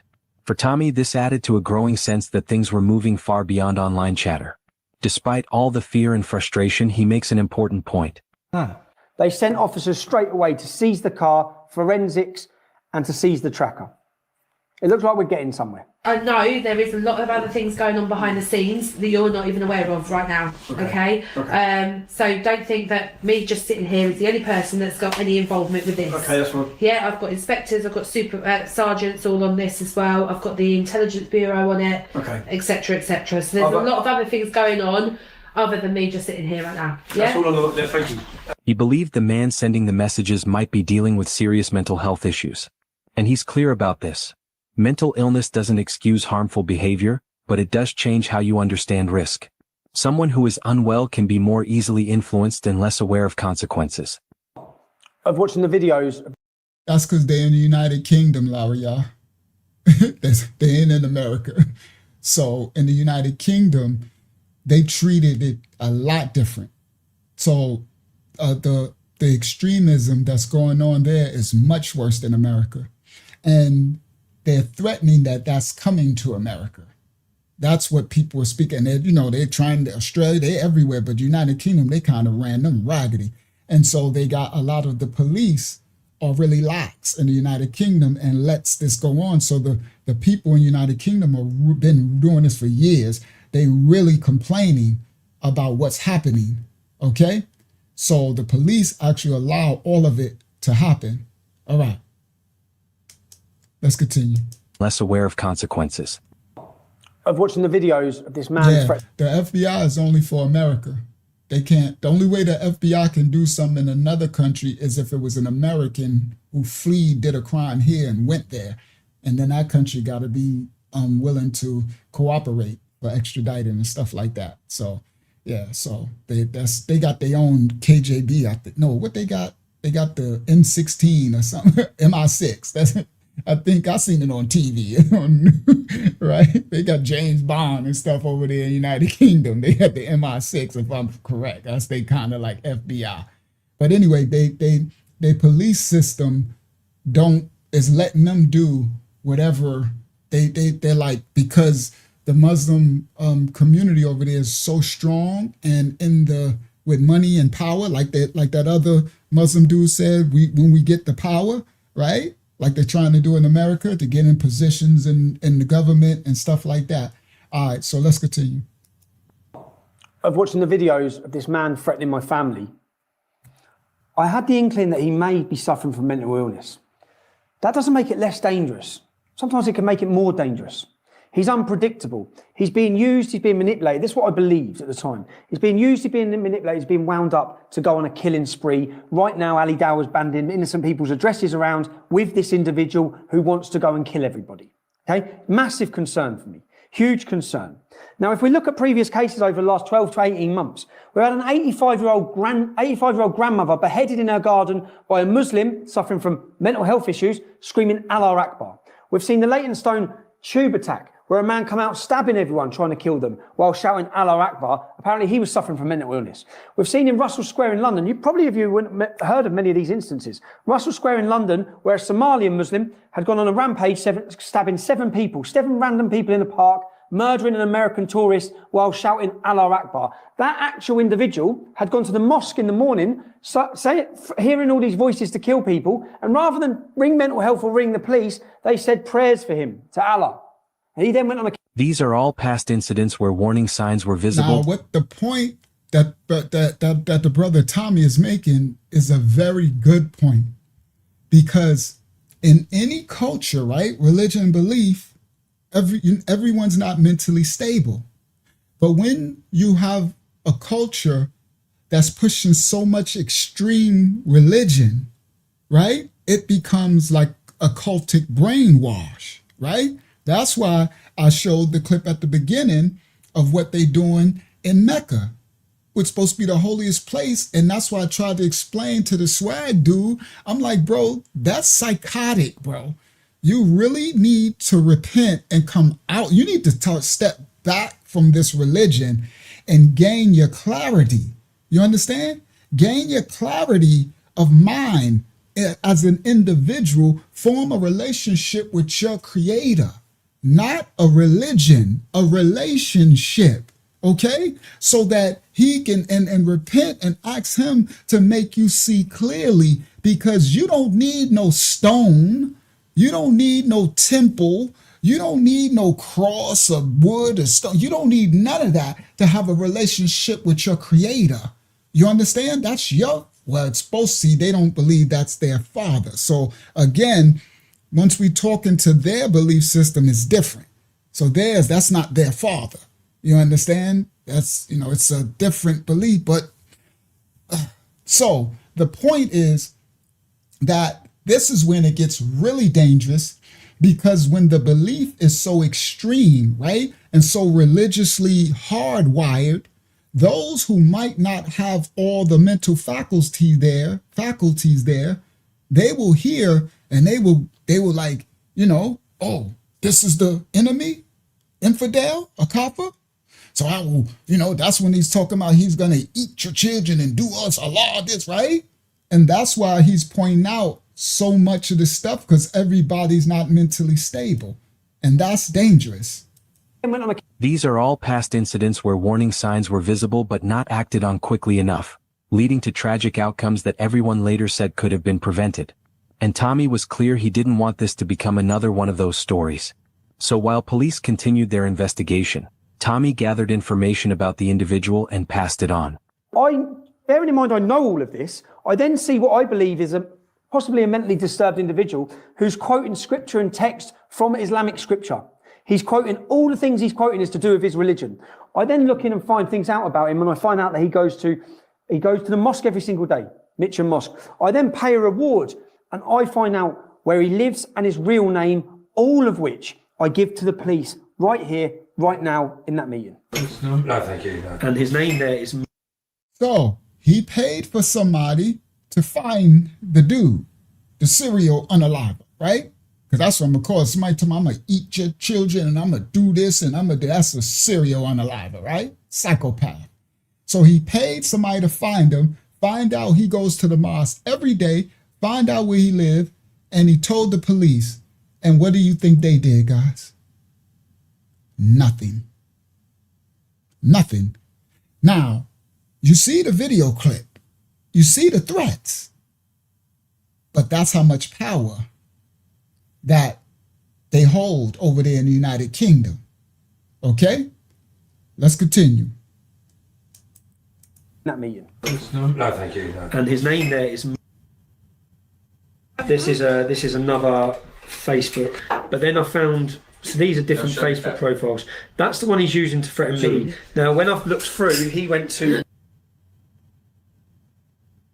high school. Now, when I've looked up kids that went to school with that name, I found...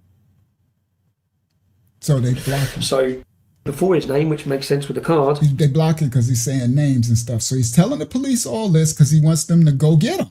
I know where he lives. I got everything. That's his real name.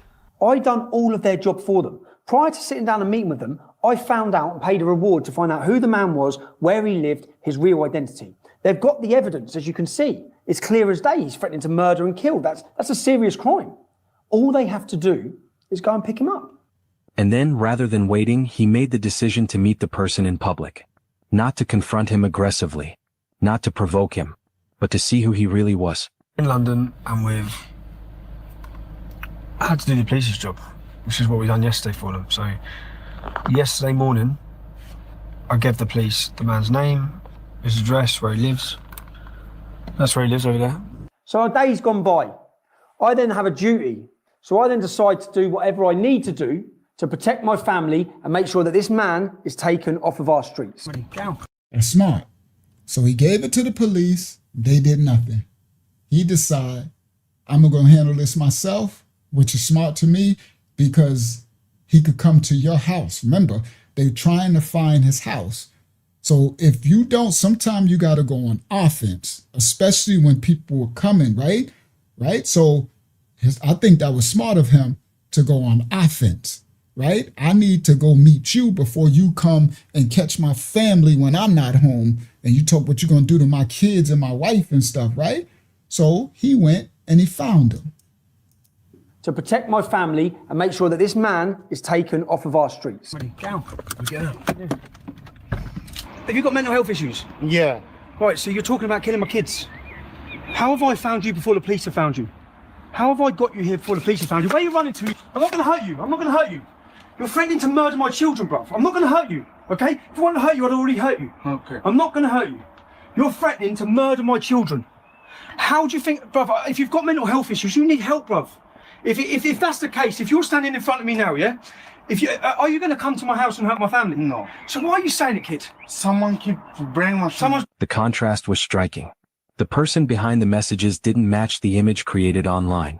Instead of confidence, he was nervous and afraid. Tommy made it clear he wasn't there to harm him.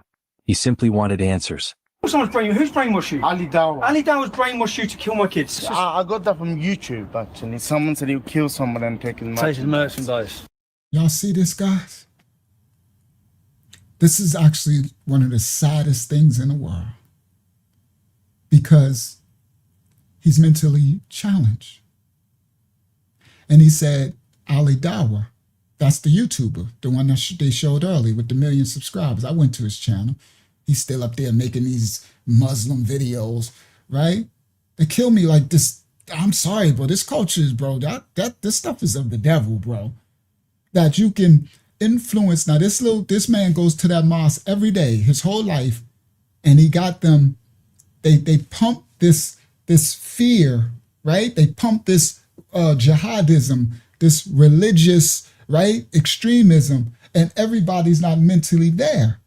So he said, you know, I heard on YouTube someone saying that they'll eat you and do this, and he like, Ali Dawa, you know, you're the enemy, right? You're against Allah. You're a kafir. You remember what he called him, right?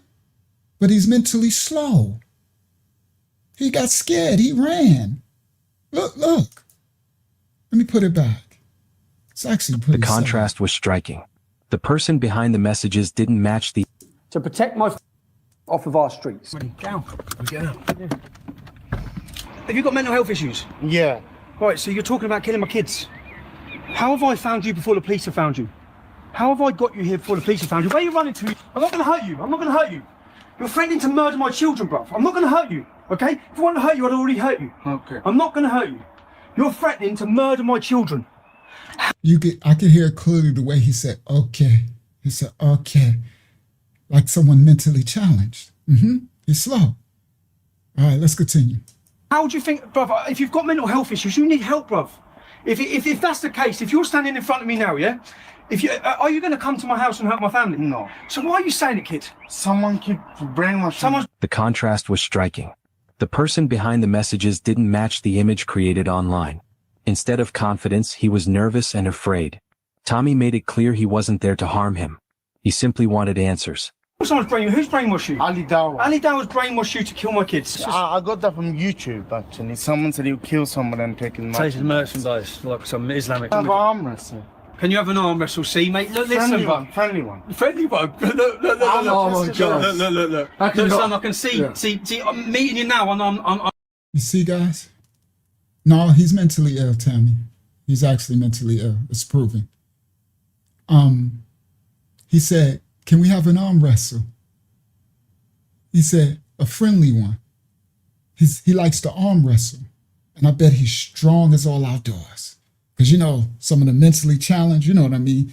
They be, you know, they could be, you know, when you weak in one area, you get strong in another area. So his strength, he want to arm wrestle. He said, a friendly one, right? No, he's actually mentally challenged, all right? Someone said he'll kill someone and take his money. Take his merchandise, like some Islamic. Have arm wrestle. Can you have an arm wrestle? See, mate. Look, listen, bro. Friendly one. Friendly one. Look. Oh my God. Look. Look, son, I can see. Yeah. See, I'm meeting you now, and I know there's no danger to my family. Yeah. Okay, I'll protect you. You protect me. So Ali Dawa, talk to me. So Ali Dawa brainwashed her. See, and you can hear clearly. Now, I already researched. He's actually mentally challenged, right? But you can hear it as well, right? Listen, when he said, see, now that I met you, Tommy said, now that I met you, you're not gonna harm my family. And he said, no, I'll protect you, right? So he's slow, and he's being manipulated, brainwashed. That's very, very dangerous, because the mentally challenged will think that they're doing the right thing. Yeah, the other guy got over 1 million subscribers, the Ali Dawa, the dude he follows, right? I got his channel up. I'm not going to show it, though. I just watched a couple of the videos. I wanted to see who he was and what he was about, right? So he, this dude, he don't got 1 million subscribers. The Muslim dude he following in the mosque, whatever, but his YouTube channel, I don't know if he's in his mosque. But anyway, he, so you hear him say, I'll protect you, right? That's why I said it's sad, bro. Because he's probably not a bad guy, but he's being manipulated by religion and influenced. So Ali Dawa, talk to me. So Ali Dawa brainwashed her. It seems this. I know there's no danger to my family, yeah? Okay, I'll protect you. You protect me. So Ali Dawa, talk to me. So Ali Dawa brainwashed her. It seems this online troll acted from whatever he had been told, the videos he'd watched, and how he's being taught to see certain people as enemies. Slowly, it has become clear that he hadn't fully thought through what he was saying or the consequences that could follow. So Ali Dawa's been brainwashing him. Here we have a mentally ill man clearly mentally ill, a victim, a vulnerable person, who's told us Ali Dawah, the same man who you've seen a screenshot for, passing a new address around, the same man that gave an innocent family's address out last week, the same man that's had a complete campaign to put where I live and find where I live. That's who's been brainwashing him. This is dangerous. I mean, it looked like online hatred, but a closer examination reveals it's more like manipulation. A vulnerable person wound up by others, repeating words he didn't fully understand. You'll be okay, brother. Video arm wrestling match, me and you. Afterwards we will. We'll have an arm wrestling match afterwards. So yesterday morning I went to your officers. They told me they've got 4 different units. See? So now they're locking him up, right? Because what he did is still a crime. But as the police is locking him up, he's still asking the police for an arm wrestling to arm wrestle. He's really slow. You see what I mean? That's why I said this is so sad, bro. When I watched it, like, you know, I have a heart for, you know, it just is what it is. It don't make me weak, right? I have a good heart, right? And it's like, it kind of broke my heart. I'm like, they manipulating this man, bro, and he could have got himself killed, right? This is what religion will do. It's crash dummies. You understand? And to do, you know, and a religion that does it to the least of these. Understand, when you have a certain levels of mental illness, they're like children in their mental development. You understand? So they could be manipulated, but he's strong like an ox, right? So they could be manipulated and then given weapons and given the address. He'll think he's doing something for God, right? For Allah. Understand? Against someone who's an infidel or a kafir, right? And they'll, you know, and it's a crash out. They don't care about his life. They don't care about that young man's life. It's disgusting, bro. It's disgusting. All right? So even as he's getting arrested, he's still asking to arm wrestle. You know what I mean? Because that's probably his thing, where he you know, where he's like shows his strength. I'm strong, you know. You could tell he's thick. He's probably strong as an ox, right?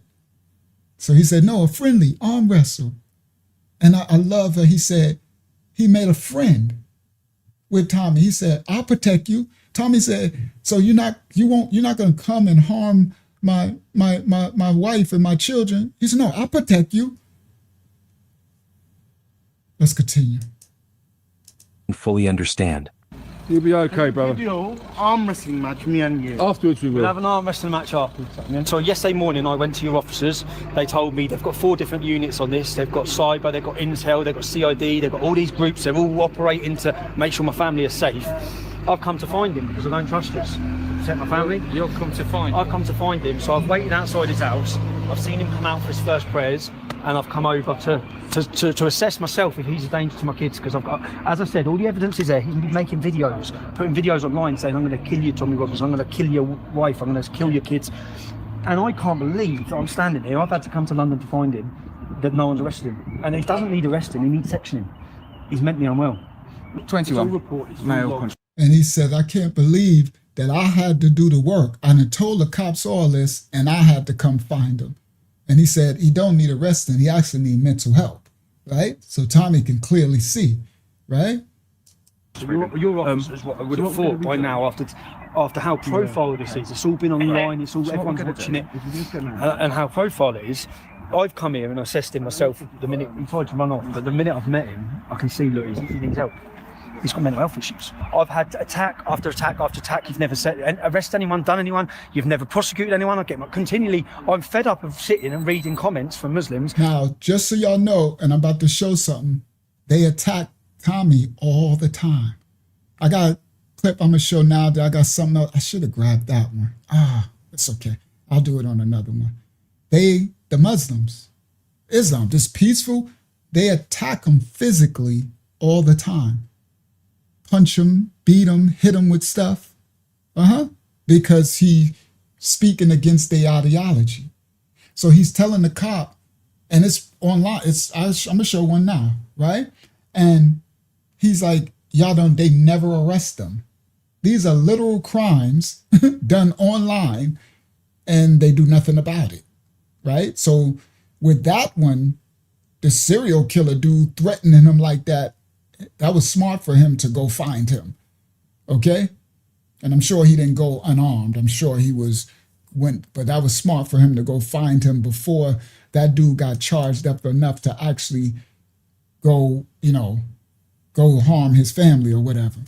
You've never said, arrest anyone, done anyone. I can see, look, he needs help. He's got mental health issues. I've had attack after attack after attack. You've never said, arrest anyone, done anyone. You've never prosecuted anyone. I'm fed up of sitting and reading comments from Muslims saying they're going to butcher and kill my kids and my family. And I shouldn't have to do it. How convenient. It seems as though the cops were waiting for Tommy to do the heavy lifting for himself. The so-called mentally ill pro-Islamist person was arrested and removed from the situation before anyone was hurt. I always hear about, after terrorists, he was mentally ill. Now, if this man would have come and killed me, or killed an innocent person in the home, or killed a woman, it's too late then. It's too late. Someone's life has gone. We always hear this, and it's these people that are used, that are manipulated, that are wound up. First thing I asked him was, what do they teach you at mosque? And he genuinely looked scared when he said to fear Allah. And he looked scared, like he is scared of Allah. So when someone sets him on a path to do something for Allah, this is the sort of vulnerable victim that will do it. Yeah. And that's what I witnessed. When I did the study and as we discourse, it's like they teach this scared. That fear of being scared of this Allah, that is not biblical. I'm going to explain the difference between what people don't understand because they don't know our manuscript. That fear that they are saying to have of this and be like a slave to this God, that they will do anything. You understand? And that's why I showed at the beginning the way they killing each other to touch that stone and all this stuff. It's like, that's why I said this stuff is of the devil, bro. I don't give a crap what God you calling or you believing in. This stuff is dark and it's wicked and it's evil. Okay? Facts. So he said when he asked him, what he said, you fear Allah, he saw a complete fright on his face. Because that's all they pump into the fear, right? So you got to do no matter what, right? To death. And that is a dangerous religion. That's a dangerous belief system. All right. When someone sets him on a path to do something for Allah, this is the sort of vulnerable victim that will do it. Yeah. Go on. You want to little armor? 1, 2, 3, go. Eyes. Oh, there you go. See how strong you are. He is strong. He is strong. Oh, there you go. But before his arrest, you see, so Tommy actually gave him. He understands he's slow. This is the sort of. He gave him an arm wrestle, and I could tell he's not trying to win. But he's strong, right? He's like, like you would do a kid, like you would do a child. Victim that will do it. Yeah. Go on. You want a little armor? 1, 2, 3, go. Eyes. Oh, there you go. See how strong you are. He is strong. He is strong. Oh, there you go. But before his, you see the smile on his face when he took Tommy down. That's a genuine smile, and he said, "Go. You want to go again? Yeah. Oh, and he's like, "Yeah, I'm strong." You know what I mean? It's like so horrible, bro. That's the least of these. You know what I mean? Again, it doesn't make an excuse because as an adult with mental illness, even if you can manipulate, you commit a crime, you still have to face it. But it's like he's a child, bro. He's mentally a child. Oh, there you go. See? This is the sort of vulnerable victim that will do it. Yeah. Go on. You want a little armor? 1, 2, 3, go. Eyes. Oh, there you go. See how strong you are. He is strong. He is strong. Oh, there you go. But before his arrest, Tommy made him understand something very fast. Because people like him are often left to deal with the consequences alone. Once things go too far, the people who encourage them disappear while their lives are permanently changed. Nicky Riley had Asperger's and serious learning difficulties. He was radicalized and then handed a bomb to go and blow people up. Luckily, he blew himself up in a toilet. Well, this is one mentally disturbed person in Islam who was riled up and they manipulated him to strap a bomb to himself, and instead it went off in a bathroom stall, and he blew himself up. You understand? But he was sent to blow up, others. So this is really dangerous, especially when they play on that. They're permanently changed. Nicky Riley had Asperger's and serious learning difficulties. He was radicalized and then handed a bomb to go and blow people up. Luckily, he blew himself up in a toilet. But this is exactly the same situation. This is why the government, counter-terrorism, and the police should have been all over this to take this man off our streets. It's ended up with me, the person who is threatening to kill my children, getting him the help he needs.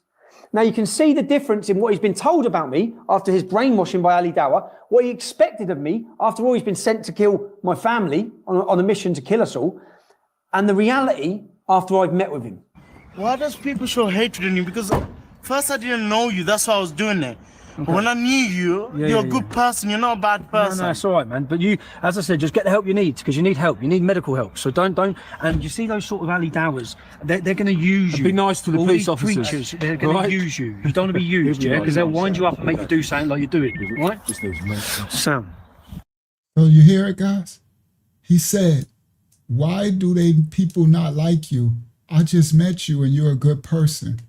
And they still trying to help him, right? He said, Tommy said, don't listen to that Ali Dawah, right? They don't care about you. They're just going to manipulate you and then move on, right?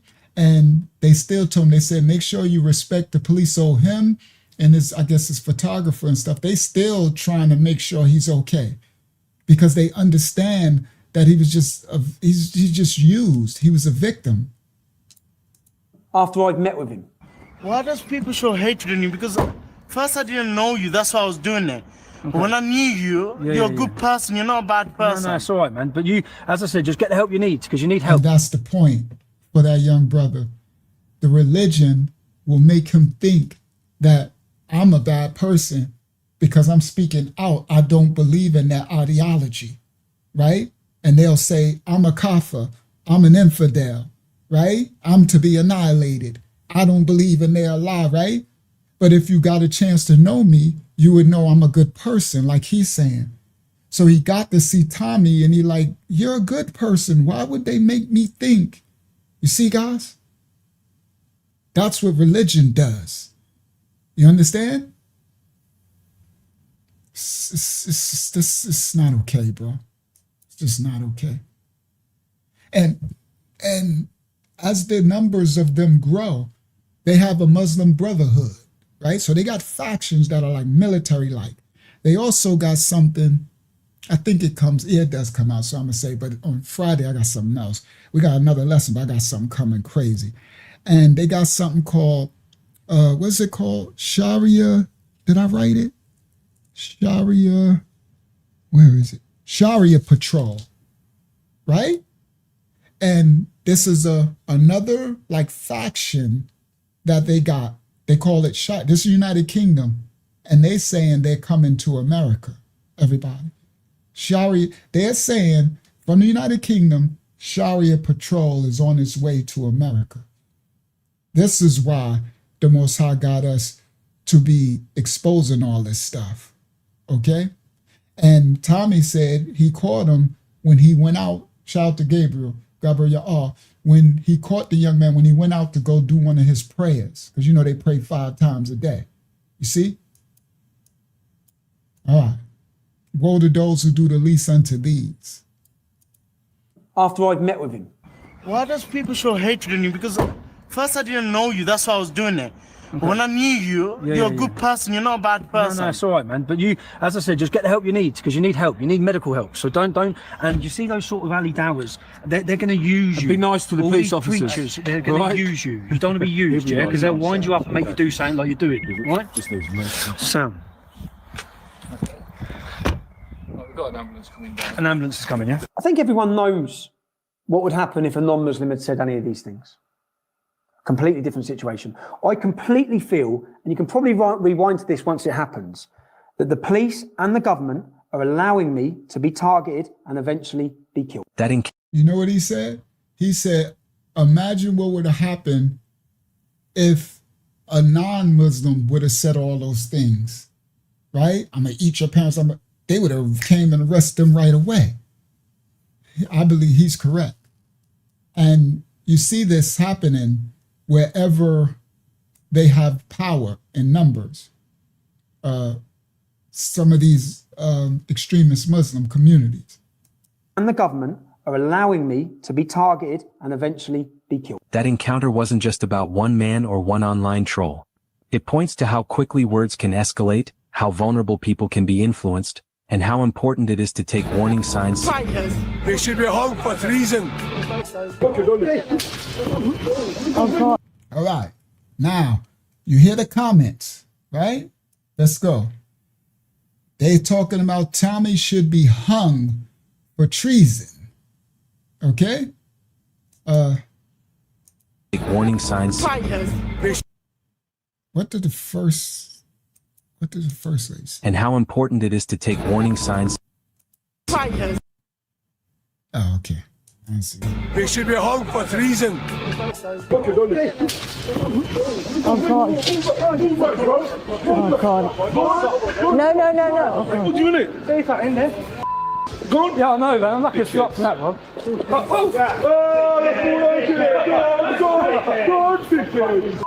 Yeah. Remember my face, yeah?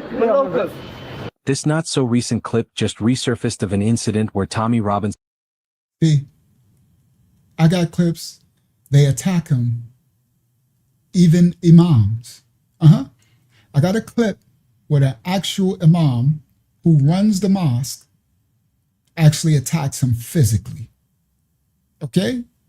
For him just speaking against the ideology.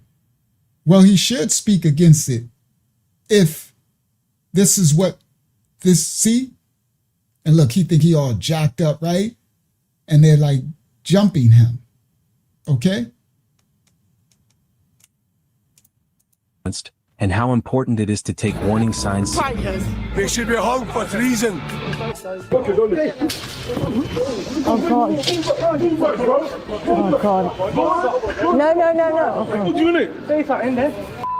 Go on. Yeah, I know, man. I'm lucky to stop from that, Rob.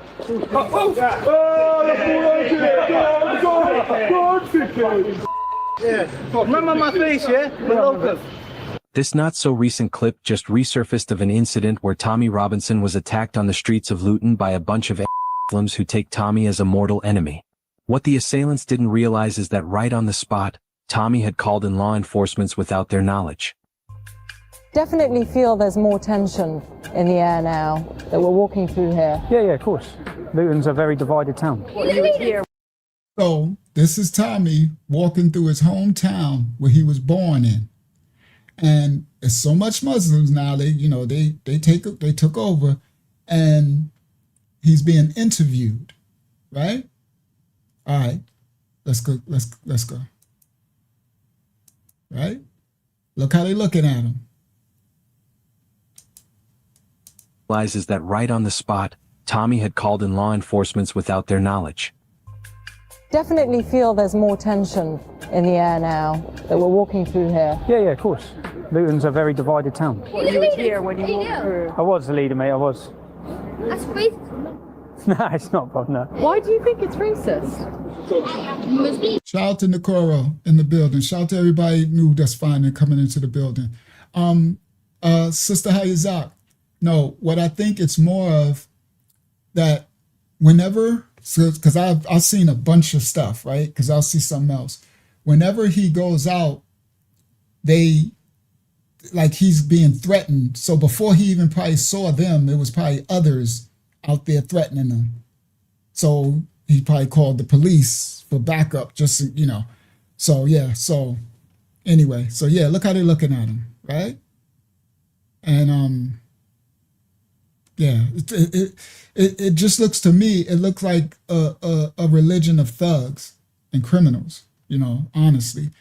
This, the extreme part, I ain't, all right? It's just, but anyway, let's continue. It's racist. Yeah, of course.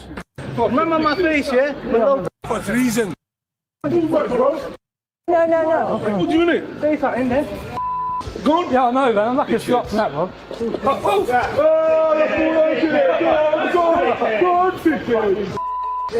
Remember my face, yeah? This not-so-recent clip just resurfaced of an incident where That's the Ali Dawah dude. Tommy Robinson was attacked on the streets of Luton by a bunch of Muslims who take Tommy as a mortal enemy. What the assailants didn't realize is that right on the spot, Tommy had called in law enforcement without their knowledge. Definitely feel there's more tension in the air now that we're walking through here. Yeah, of course. Luton's a very divided town. You were here when you walked through. I was the leader, mate, I was. That's racist. No, it's not, Bob, no. Why do you think it's racist?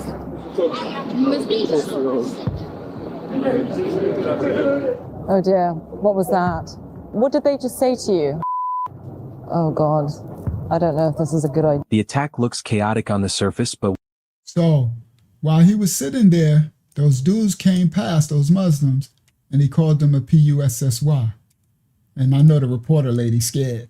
I know she got to be scared. Say to you. Oh God, I don't know if this is a good idea. Oh dear. No, it's not, Bob, no. Why do you think it's racist?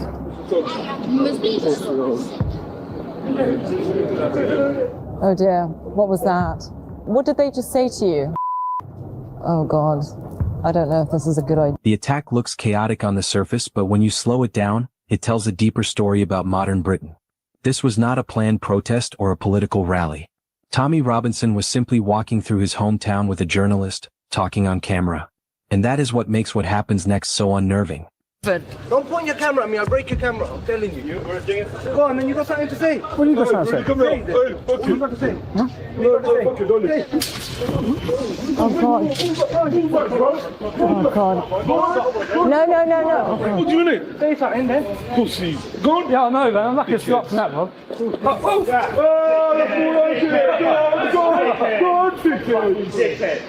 Remember my face, yeah? As soon as people recognize him, the mood changes. Insults start flying. People shout at him, get in his face, and threaten the camera crew. Some accuse him of being racist. Others tell him to leave his own town. The situation becomes tense very quickly, and police are called to calm things down. Did you get that on camera?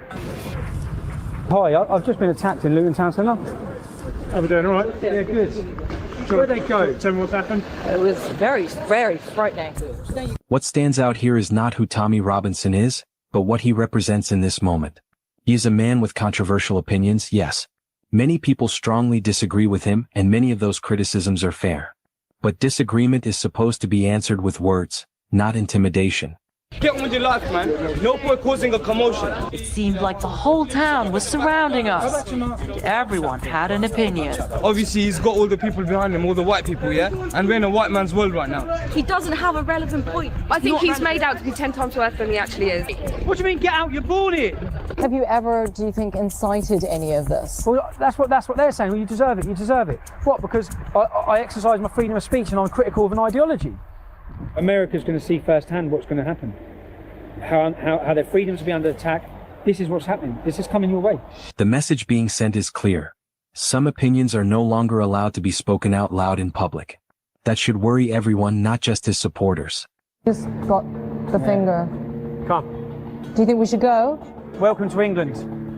You could feel the tension on the streets in Britain, and there's a lot of anger there. And I don't know how anyone can change that. You see, she's just standing there, cars going past, giving them the finger and all this. In fact, it seemed the only thing the Sharia Patrol and the EDL have in common is that they believe this conflict is coming to the United States. As for the rest of us, the majority. So they got something called Sharia Patrol, and in the United Kingdom, the EDL, that says they are proud infidels, kafirs, right? And they're promising that it's coming to America. I don't know how anyone... Come. Do you think we should go? Welcome to England. Consent is clear. Some opinions are no longer allowed to be spoken out loud in public. That should worry everyone, not just his supporters. Just got the finger. Come. Do you think we should go? Welcome to England. You could feel the tension on the streets in Britain, and there's a lot of anger there. And I don't know how anyone can change that. In fact, it seemed the only thing the Sharia Patrol and the EDL have in common is that they believe this conflict is coming to the United States. As for the rest of us, the majority, we can only hope the voices of the many drown out the screams of a few. All right. Wow. All right. Now, what I want to do? Yeah, let me just do it. Let's listen to this Muslim man, and then I got a teaching. We ain't gonna do 8 hours tonight, but I got something I'm gonna teach. I was gonna do it right here, but let's do the Muslim man.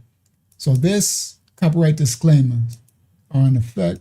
We don't own rights to the video, we're reacting to the video. This is a Muslim man who's speaking out about his own culture. Let's continue. Copyright disclaimers.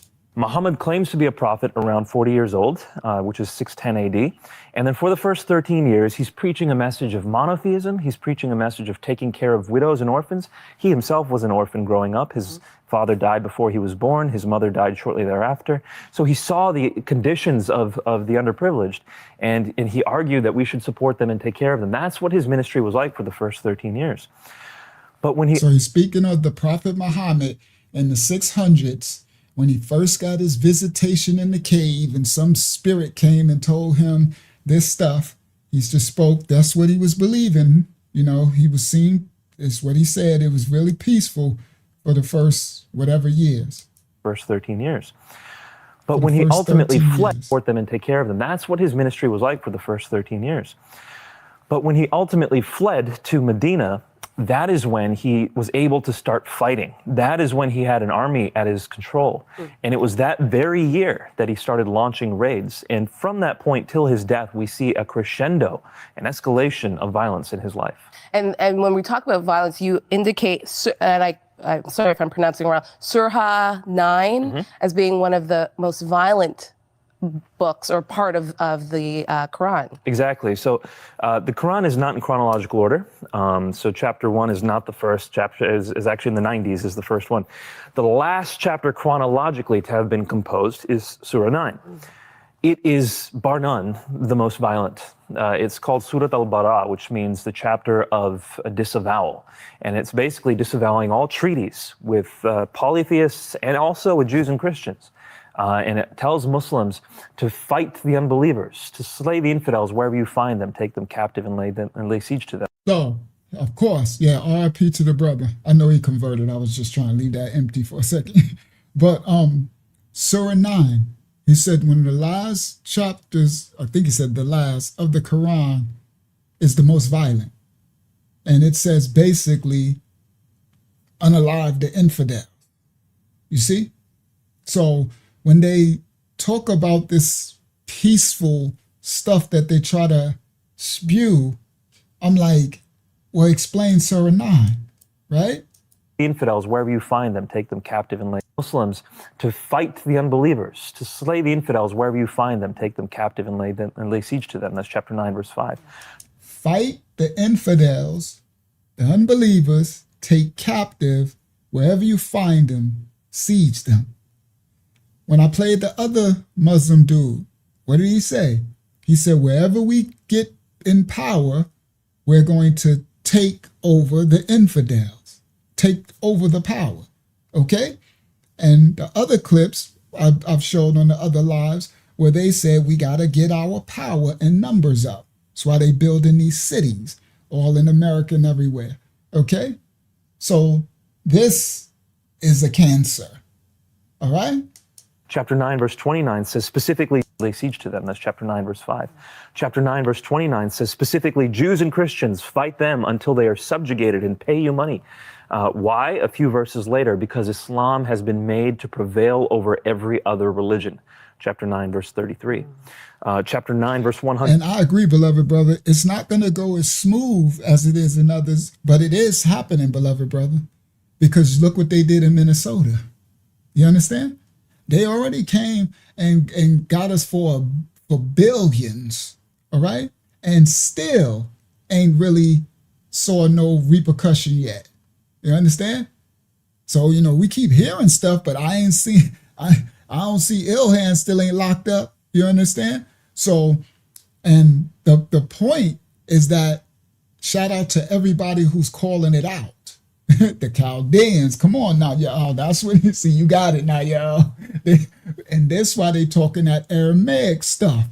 You know what I mean? This is where this whole Jesus spoke Aramaic stuff come from, everybody. Everybody, y'all spit that crap out where it lay. You know why they've been spewing this? Jesus spoke Aramaic. Jesus, he was a Hebrew man, everybody. Do you understand? Do you know how ridiculous that is? First of all, of course he could speak Aramaic. It's an Afro-Asiatic Shemitic tongue, right? You could speak Syriac, Aramaic, a little Assyrian because they're sister group languages. Do you understand? So, duh. But you know, they say Jesus spoke Aramaic as to say he didn't speak his own language, Hebrew, because that's that Chaldean spirit that they're going to come. This is the prophecy written that Isaiah told Hezekiah all the way to the end times. Jeremiah spoke it. Prophecy that the Chaldeans, this is the prophecy that's coming, that came with Nebuchadnezzar, with the stone, the feet of myrrh of clay and the head of gold and the silver. You understand? It's all the prophetic. This is Iran, this is Iraq, this is Saudi, it's pre-Islamic Arabic. It is Aramaic, it's Aram's descendants. You understand? It is Arphaxad's descendants who start to worship the fallen. You understand? So listen clearly. So this is why they keep pushing this what you call them? Jesus spoke Aramaic stuff, because later they're gonna rewrite like that Muslim scholar doctor dude's doing, and saying there was no Hebrew Bible. It was Greek and Aramaic. And they replacing the Aramaic words to say they talking about Muhammad and Allah, right? That's where our other live stream, they said Jesus was the Muslim. See, this is all for, this is the prophecy that they would come to do. So y'all spit out that Aramaic stuff. Of course he spoke Aramaic. You know how ridiculous that statement is, everybody? The Messiah was a Hebrew from the tribe of Judah. He was an Israelite. The Hebrew Messiah. I'm not talking about those devil Israelites on the street corner cussing people out with the star of Remphan Moloch. I ain't talking about those fake people who say they are the tribe of Judah and are not, but do lie, who over there in that land, okay, who could never been in slavery for 270 years in Egypt. They would have burnt up in one day in the sun. Not them. And I ain't talking, all right, I'm talking about a blood lineage, all right, of the original Israelite people that descend. Now listen. The Hebrew Messiah, what you're calling Jesus, that wasn't his name, but it is what it is. I can speak, we can bring it up to date, because there was no J over 500 years ago. It's impossible to be his name, but whatever, right? So listen clearly. He was a Hebrew man from the tribe of Judah. So they want you to say he spoke Aramaic. Why do you think that became such a what you call it, a doctrine to be spewed over people's thoughts? You know why? Because that's later a prophetic thing that these people are going to try to take over. Now listen what they're doing with this. The ridiculous thing of saying he spoke Aramaic, okay, he spoke Syriac too, okay? They're trying to, so you're telling me he didn't speak his own tongue? His mama was a Hebrew from the tribe of Judah. His earthly dad was a Hebrew from the tribe of Judah. His family, his lineage, his brothers, his sisters, everybody. This is the crazy part now, y'all. Even Paul spoke Hebrew. This part is just the foolish part. This is where religion make people foolish. Sharia, Paul from the Bible. I'm gonna find the script. He went to them in Antioch when the Hebrews started to be, when the Romans created this Christian religion and started to make the Hebrews converting, right? And Sharia, Paul went to them and he spoke to them in the Hebrew tongue. So you telling me, come on now, y'all, Paul can speak Hebrew, Peter speaks Hebrew, Yaakov, James speaks Hebrew, Kafayah, Hebrew, right? All of them, they all spoke Hebrew. They were Hebrew men. But the Messiah didn't speak his own language. He spoke Aramaic. You see, once you it's so base in understanding, but they bank on people not knowing the biblical culture or history and let people just dictate something to you. That's where Jesus spoke Aramaic. Jesus spoke Aramaic. Okay, he was a Hebrew who spoke a sister language tongue. If you spoke Hebrew, you spoke Aramaic. It's basically the same language. Okay, all right. No, he ain't speak nothing from no Ethiopia. They ain't nothing but Kush. I'm sorry. No disrespect to you, but oh, you said he probably spoke. Okay, that was Rohan. I thought it was somebody new just said he spoke Ge'ez. Yeah, he probably spoke. Well, it's any language that is an Afroasiatic Shemitic group of languages, they're sister tongues. You understand? So you would, if I don't know Ge'ez, I don't know how close Ge'ez is actually to Canaanite Hebrew, right? To later Hebrew or Habariyah, but we're talking they mostly were speaking the Hebrew tongue by the time the Messiah came along, right? So the Habariyah had already been taken at the Tower of Babel. So there was iterations of it but they were speaking a dialect of a Canaanite Hebrew tongue, right? So only way I would know that is to see the actual Ge'ez and see how close it is. But being so close and having different travelers to the region, most of them were multilingual, all right? And all of those tongues were closely languages, okay? But I thought that was somebody else saying, Jesus, they'll come here with that stuff. But yeah, Rohan, I see what you're saying. He probably did speak some form of Ge'ez, which all of them probably did. You know what I mean? Now, Sharia, Paul spoke 1,000 languages. Paul was the one. You understand? Paul was, but he was a learned man. He was a Hebrew of Hebrews. You understand?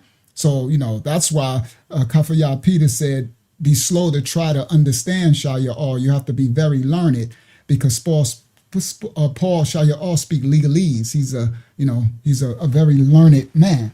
All right. So this is why why they keep pushing this Aramaic stuff, because later in the prophecy, there's going to come out where they're trying to replace the Messiah from remember, what did that Muslim doctor dude say? He was a Muslim. Now, and when he spoke to them, he went to the Father and asked them in the Aramaic to send Muhammad. Muhammad who? The devil's a lie. See, but that was a part of the indoctrination of he spoke Aramaic, because they banking on people's lack of understanding. All right, let's continue. Prevail over every other religion. I've been drinking this water, and I drank a bunch of water. Now it's the first time I peed on the lesson in about 2 years. I'm going to use the bathroom for a second while he break this down. I'll be right back. I can't hold it. I've been trying to drink this water, but I drank a lot before the study. All right, let's continue. Chapter 9, verse 33. Chapter 9, verse 111 is the one that says, if you die in jihad, you will go to heaven. So religion. Chapter 9, verse 29 says specifically, Jews and Christians, fight them until they are subjugated and pay you money. Why? Fight us until we subjugated and pay you money. Okay? Fight the Kafirs, right? So again, he was a Muslim brother, and he's pointing out the Quran stuff. You know what I mean? All right. Hakyama, you here? Yeah. I'm here. You gotta pray really quick while I go use the bathroom, because I don't wanna miss. I'll miss too much, and he's dropping stuff. Yes. Let's read the house prayer. All right, praise you. Husband forever. Let's see. All right then. Psalms 148. Praise ye the Most High Yah. Praise ye the Most High from the heavens. Praise him in the heights. Praise ye him, all his angels. Praise ye him, all his hosts. Praise ye him, sun and moon. Praise him, all ye stars of light. Praise him, ye heavens of heavens, and ye waters that be above the heavens. Let them praise the name of the Most High Yah, for he commanded and they were created. He has also established them forever and ever. He hath made a decree which shall not pass. Praise the Most High from the earth, ye dragons in all deep, fire and hail, snow and vapors, stormy winds fulfilling his word, mountains and all hills, fruitful trees and all cedars, beasts and all cattle, creeping things and flying fowl, kings of the earth and all people, princes and all judges of the earth, both young men and maidens, old men and children. Let them praise the name of the Most High Yah, for his name alone is excellent. His glory is above the earth and the heaven. He also exalted the horn of his people, the praise of all his saints, even the children of Yasharel, a people near unto him. Praise ye the Most High, Yah. Praise the Most High. Right back, right on time. All right. So, yeah, I was drinking a lot of water. I see Laria laughing. Stop laughing, Laria. I see she like, about time. All right. So, praise the Most High. All right. So, now, let's get back, because I can't just play it because I'll miss stuff. He's saying stuff. A few verses later, because Islam has been made to prevail over every other religion. Chapter 9, verse 33. Right. So that explains, he said, Islam has been made to prevail over every other religion. So that explains the some of the belief systems of what they teach, that they have to implement their culture for all of us, right? It's wired into. Now, the Hebrew Bible teaches that we are to go and teach the word, but it is freely given. And we are to present the word, plant the seed, and the Most High will bring increase, right? We are to just invite them to the love and understanding of the word. We are not to enslave and do all of these things. That's it. Now, early Christians from the Romans, they did that. Yeah, they did. The devil's a lie. You're a hypocrite if you say not. We ain't gonna call out Islam on their mess and don't call out this Christianity on their mess. Because Christians was coming with a Bible in one hand and a gun in the other back in the days. Yeah, they was. They was unaliving, massacring, doing everything in the name of this new Jesus Christ character that they was instilling in the world by way of the gun, by way of slaughter, yeah, it was. So we ain't gonna be hypocritical at all. That just because they was doing it, y'all better understand the what you call it, the Spanish Inquisition and all that. Where you think you get godmothers and godfathers from? That wasn't nothing but what they did actually to my ancestors. You heard? The black of the blacks. You better know what they was, taking them children from their parents and raising them in some new, they already had, the followers of the way already had their culture belief of their Hebrew Messiah. You know what I mean? They replaced it and changed it and brought that about by the gun. And they was fighting against Mohammedism Mohammedism and stuff back then. Well, but we can go for earlier. The Arabic culture back then, the War of the Crusades and all this type of stuff. You understand? So don't get hypocritical. You understand? Nah. We call out all things. You heard? So all that's wicked. Okay? That's why I say I don't follow none of these religions. Have a relationship with the Father, the Most High. You understand? Because they took in people's culture in the book. So in the book, that's why some of the Muslims will point that stuff out. But you're right. That don't make them right. You understand? Just like the Roman ditties who smashing all the little boys with their little togas and stuff on. That wasn't right. You understand? It wasn't right when they enslaved the 72 Hebrew elders and tortured them and transliterated their manuscript into some Hellenized tongue of bastard and spells and polytheistic gods of ditty worship. You understand? Hermes and Apollo and all this, Zeus and all these devils. Okay? So anyway, let's keep it 100. If you're going to keep it 110, keep it 110. Okay? Hypocrites on both sides. All right. Now, ain't no trust me nothing, clown. Who? What little ditty here? Andrew, you being a ditty?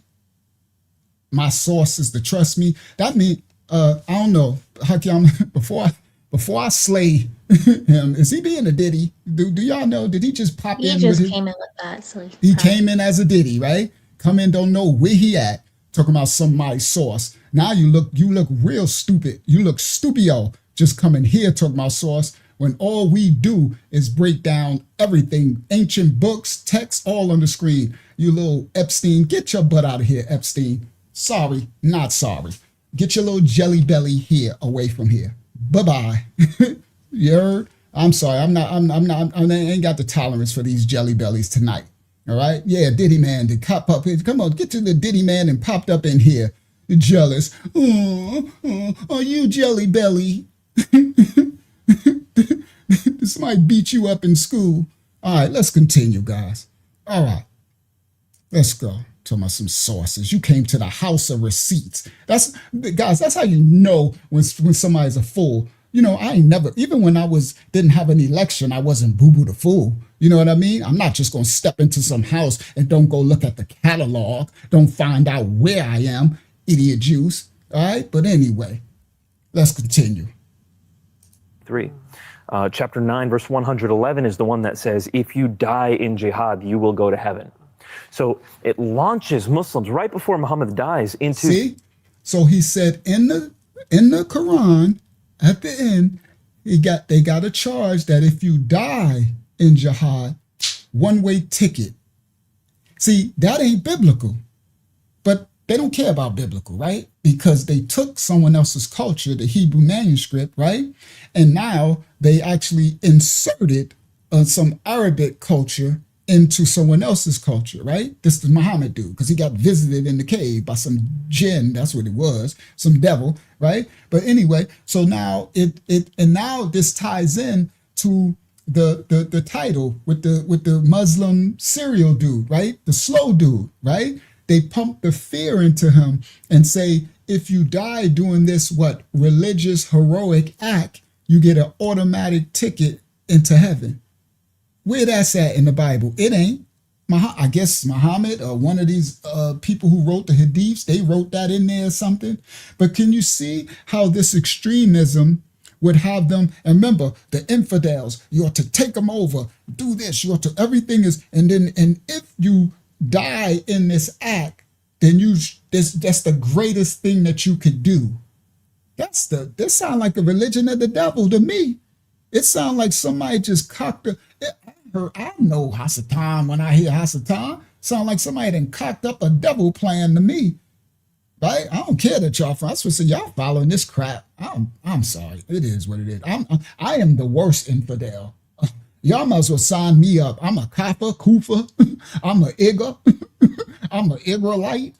You might as well call me everything under the sun. But I know in the Shamayam, in the heavens, in the spirit realm, I'm a child of the Most High, standing 10 toes down against all you diddies. Oh, you hear me? That Andrew Diddy who just came here, these Muslim Diddies, some of the Christian Diddies, I don't give a crap what you are. If you are not morally righteous, you know them by their righteous fruit. I know my brother and sister of every nation, kindred, tongue, and people by their works, by their fruit. You heard? So I'm a enemy to them all.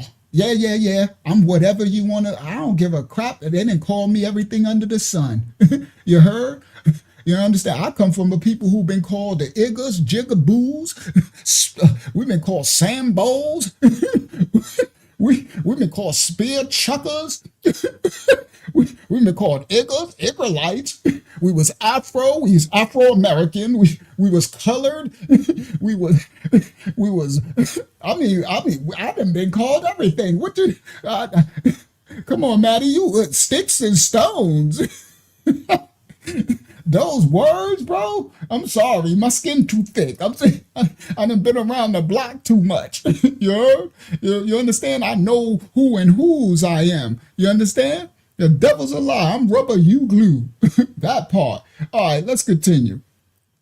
Some of us know who we are. You heard? That part. So it launches Muslims right before Muhammad dies into this undelimited warfare. There was no end in sight. It was just fight. And that's why Muslims were able to conquer 1/3 of the known world. I'm talking from the shores of the Atlantic to the valleys of India within about 100. That's a good word, Laura. If you're not morally righteous, then you are a Diddy. You are an Epstein, Diddy, licious, doodoo dunker. That's what you is. In your spirit, mentally, physically, and spiritually. That part. Righteousness is where the Most High is. Let's go.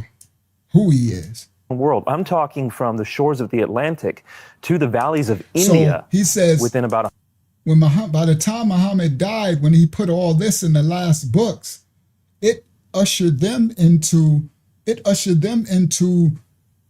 just a religious military faction to just conquer. And the ultimate goal is, if I die in my military conquer, I got a one-way ticket into heaven. Oh, that's going to make some religious fascists if I ever seen some. It's actually a perfect military blueprint to make religious zealots. You understand? 150 years. So where does this idea that this is a religion of peace? From the shores of the Atlantic, and that's why Muslims were able to unlimited warfare in jihad. You will go to heaven. So it launches Muslims right before Muhammad dies into this unlimited warfare. There was no end in sight. It was just fight. And that's why Muslims were able to conquer 1/3 of the known world. I'm talking from the shores of the Atlantic to the valleys of India within about 150 years. So where does this idea that this is a religion of peace come from? The words, the religion of peace, Islam is a religion of peace, is found nowhere in the Quran. It's found nowhere in the Hadith. It's not even really found in any polemical literature, any commentaries. It ain't found in the Bible either. The Bible don't talk, well, it does mention something about it, but it don't say it by name, right? The Bible don't say Islam is a religion of peace either, but let's continue. The brother said it ain't in the Quran, it ain't in the Hadith, so where they getting it from then?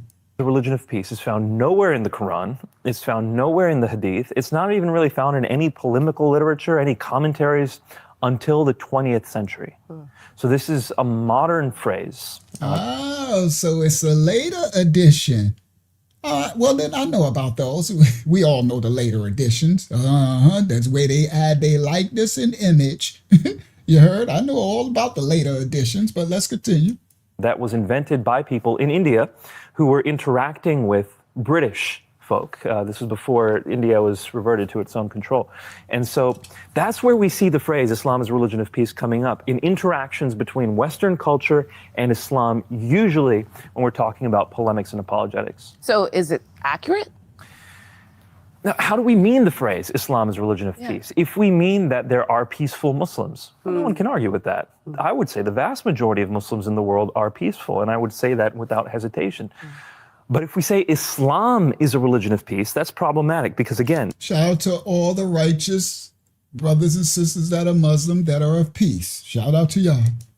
Muslims are not Islam. Islam is the system. And like I said, Muhammad had been, because again, Muslims are not Islam, it's hesitation. But if we say Islam is a religion of peace, that's problematic because again, Muslims are not Islam. Islam is the system. And like I said, Muhammad had been fighting. Yo, Ivan dropping something. Ivan said we were called Gentiles. Hold on, Ivan, I got one for you too. We were called Hebos. Then we were called Negroes here in America. Okay, they called us Hebos too, Hebrew Negroes. They call us Negroes, and they called us Negrolites. They call us Nook. They called us Iggers. They called us Negras. I'm sorry. I can laugh at this stupid stuff. You know what I mean? Because I know who we are. And they also called us the people of the book. Now that's the part. And even Muhammad.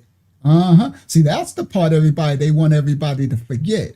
That all the ancient lands, they said, those are the people of the book. Now, the ancient Arabics, come on, we got the old textbooks. Remember the old, we did that one with the old traveler when they was doing trading in ancient Arabic. And he said, who was that? And he said, they look like the Ethiopian.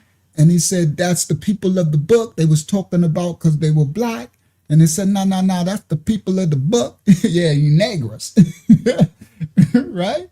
All right, so anyway, and then we had Yaya Negro over there in Spain and Portugal, you heard? And that was a whole nother lineage of, that's why they went over there and made Negro land, okay? So that whole Negro thing got a whole nother election to it. for those who really know the history. But let's get back. Let's stay focused right here. All right. We can play with that all day. All right. Fighting from the first year that he is the system. And Muhammad called them the people of the book too. Muslims are not Islam. But they say now they try and say it's the Uish and the Christians, but it is what it is. We don't gotta. Tonight lesson ain't about that. Let's continue. Of peace, that's problematic because again, Muslims are not Islam. Islam is the system. And like I said, Muhammad had been fighting from the first year that he could until he died. And he launched Muslims into battle such that they conquered 1/3 of the known world, and then they kept fighting. From that time until the fall of the Ottoman Empire, Muslims had a significant degree of military control throughout the world. It's really hard to say in any way that Islam is a religion of peace when we're talking about physical peace. Now, when we talk about jihad, not really considered And for others who want to know what that is, the Bible says they will be called a byword and a proverb. The people of the book, because they transgressed their father, and they would go into slavery, into captivities dispersed across the four corners of the planet Earth, and every nation on earth will be on the head and have their foot on their necks, and they will be lowest in every land where they are taken to. All right. And in all of those lands where the Most High, the Hebrew Bible said, where I will disperse them to, they will be called a byword and a proverb. That's why we got so many labels for those who think it's just foolish that that there's a little blood lineage, okay? And that, that's coming. That's a teaching I'm about to do. That lineage, that bloodline, oh my goodness. Should I go into it? Nah. Let me wait. I was about to say, should I go into it now? Because that's the house. The bayat is the bloodline, the blood lineage. We going there. Let's get through some of this and watch what y'all about to learn tonight. All right, I'm gonna hurry up and get to it. It's 12 o'clock. So I'm gonna do one more of his, and then let's get to this teaching. Let's get to this teaching. Watch this. And I'm gonna put it on the screen, and I'm gonna show you what we're talking about with receipts, like we always do. Watch this. violent thing, but more defending a faith. Is that when we talk about jihad, not really considered a violent thing, but more defending a faith. Is that correct? In the West, that's what we were told growing up, that Muhammad only fought defensive battles. He was trying to protect the ummah, the Muslim people. The fact is, though, when you get past the modern narratives and you start reading the text of the Quran directly, and you start reading the history of Muhammad's life directly, there's no question that's not the case. He launched raids. Even the first battle that the Muslims fought, the Battle of Badr, was a result of a raid that he launched against a caravan that Muslims fought. And so from the beginning, there's no real distinction, actually. You know what? Let's do it now. It's 12 a.m. because it's late for others. It's Monday night. Let's get to the teaching. Y'all get a pen and pad. Let's go. Tom, I can get back to him another time because it's long. Let's go. Let's get to the teaching. All right. Y'all right? It's a word, right? And it's a word. I think I taught it last time, but we're going much more deeper. All right. It's the word love. Okay. So you know how in the Bible they say Jesus just love everybody, just love, right? I think I taught it last time. It's a habaya.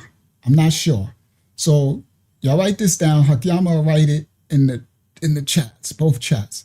AHABAYAH.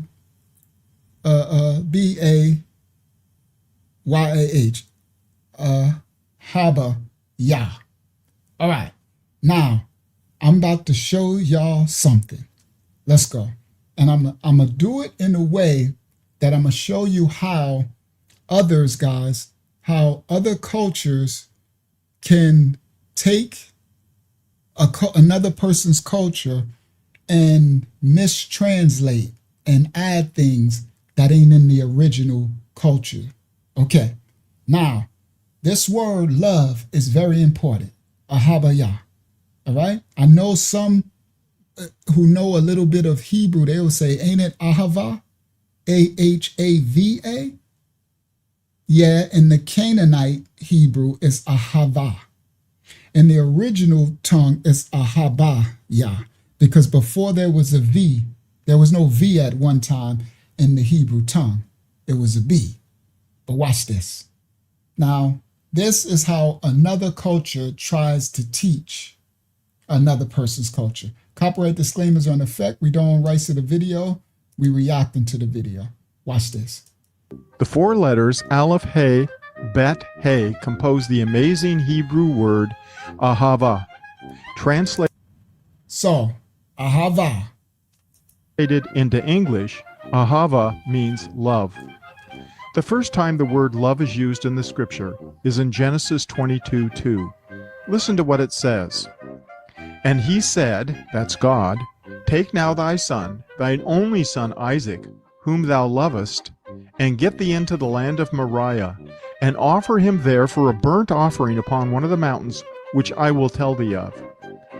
Abraham, of course, was prevented by God in the final act of this messianic drama from sacrificing his only son Isaac. This drama is a messianic prophetic picture of our loving Heavenly Father who would offer up his own son as a... Right. So this ties into the Muslim culture because they say Ishmael. But no, it was, thank you, Maddie, for your donation, daughter of Yah, humbly received. Now, it was actually Isaac who had the promise, right? So now listen clearly. Now, watch this. This is a Havayah, right?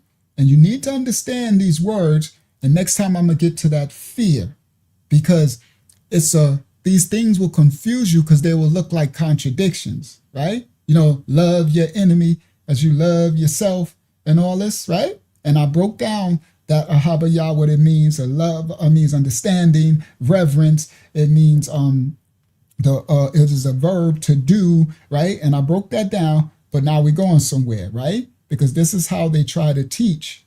And now let's continue. So he says the first time it shows up in the Bible was in Genesis when the Mosiah is speaking about Abraham loving Isaac, right? When he thought that he would have to do a sacrifice. Prevented by God in the final act of this messianic drama from sacrificing his only son Isaac. This drama is a messianic prophetic picture of our loving Heavenly Father who would offer up his own son as a sacrifice for our sins. What do the pictures under the four letters Aleph, He, Bet, He reveal? Now, you see, he said, this is a Havayah, right? But do you see what I got on top? So some will be like, okay, so what is that? Everyone, this is a Havayah. All right. So then why is this man, what is this? Watch this. Aleph, the first letter in the Hebrew word love or ahava, is pictured as an ox and means the strong leader. He's the first, and in the ideal meaning, it's God the Father. He, the second letter in the Hebrew word love, is pictured as a man lifting up his eyes and hands to heaven, and it means to reveal or to behold. Bet, the third letter in the Hebrew word love, is pictured as the one who comes out of the house. He is the son. The ideal picture meaning of Bet is the Son of God. He, as we've already learned, is the picture that means to behold. All right. So now you just heard him try to explain actually a culture that's not his, but no disrespect, it is what it is. Now listen clearly. He said this was a Hava, right? And he said this is an Aleph. And then he said the picture is an ox. Okay, so if this is supposed to be an Aleph, and the picture is an ox head, then what is this? Are y'all following me? I'm trying to show you, watch this. It's going to be really good, very good. You're going to see how they can't teach our culture. Understand? This is how they change. This is where they add their likeness and image. Anybody, does this look like an ox head? This up here is the pictograph. It's not paleo, all right? That's later. That's squiggly lines. That's the Canaanite Hebrew. This is the original tongue. This is the image of an ox head. So if I went to a cave and this was drawn on the wall I would know this is the Aleph. Everybody. It's not Aleph because there's no E in the tongue. It's a consonantal like every other original Afro-Asiatic Shemitic tongue. I'm going to show you on the screen in a minute, right? Like the ancient Suma, like the cuneiform, like the ancient Demotic, the ancient Kemet, later Egyptos, right?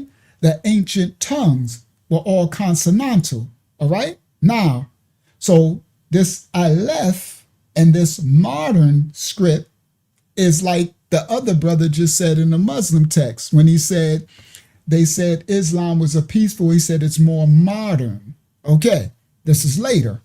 So this ox head is the Aleph, right? But if you wanna, right? But so if it's a ox head, then why are you drawing this image? Why would you draw this image when this looks nothing like an ox head? Then he said, now listen, he said, the ox head, the Aleph, is supposed to be a strong leader and God the Father. Now everybody, that's not true. That's wrong. This is where they added this in. Now the ox head, some of the definitions of Aleph, I'm going to get there, does mean strong leader, but it's not God the Father. All right? They added this later. I'm going to show you. All right? So anyway, let's continue. Now, why would you create whatever this is? This has nothing to do with an ox head. So where did this come from? What kind of symbolism is this? So you got to know about the fallen angels, and you got to know that these lines and these drawings and these pyramids and these intersecting triangles and all this stuff have meaning. You understand? So this, they changed to this.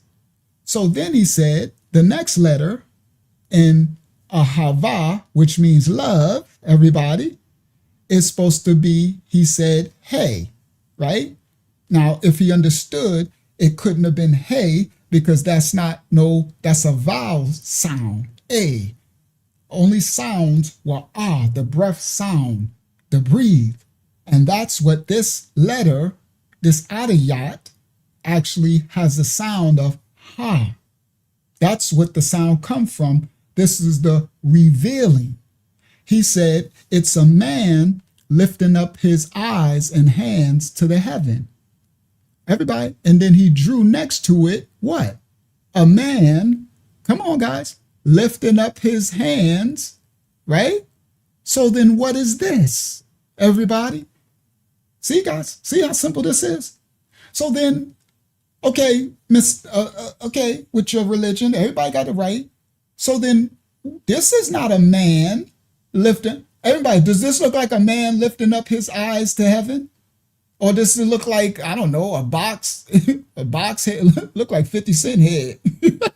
Sorry, I'm glad I'm glad I'm shadow banned, right? A lot of y'all 50 would be trying to bring some smoke, but if you watch my videos, he'll know better. He'd be like, you know, I'm gonna leave Uncle alone. Uncle tongue is sharp, right? But I'm safe because I'm shadow banned, so 50 ain't gonna see this, right? But 50, this is a square head 50 Cent, right? Right, but anyways, shout out to 50, right? If you do see this later when we get to the shadow ban, that's gonna be hilarious, right? But anyway, so this just looked like a square head. I don't know what this is, right? So, okay, so, and the crazy thing, guys, is that the maker of this, he showed you what the actual letters are. So what somebody should have said to him is, then why would you change it? Who gave you the right to change the ox head to some, I don't know what this is, and change the man with his hands and everybody? Reason why he ain't got two legs, because that's the seed of Yah in the man. It's supposed to be symbolic of the seed, the man be able to recreate, plant his seed in the woman. So that's the Nayan. That's another Adiyat letter in the Habariyah tongue, the Hebrew tongue. And the Nayan is the seed, of Yah, right?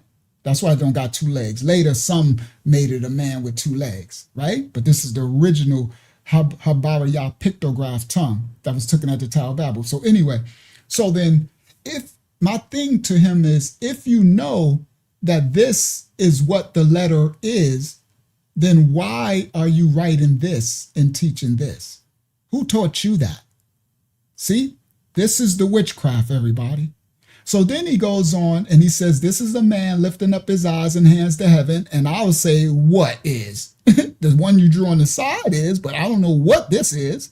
Then he said, the bet, everybody, this is bayat, all right? And he said, now listen to this one now, y'all. He said, the bayat is one that comes out of the house, or the son of God.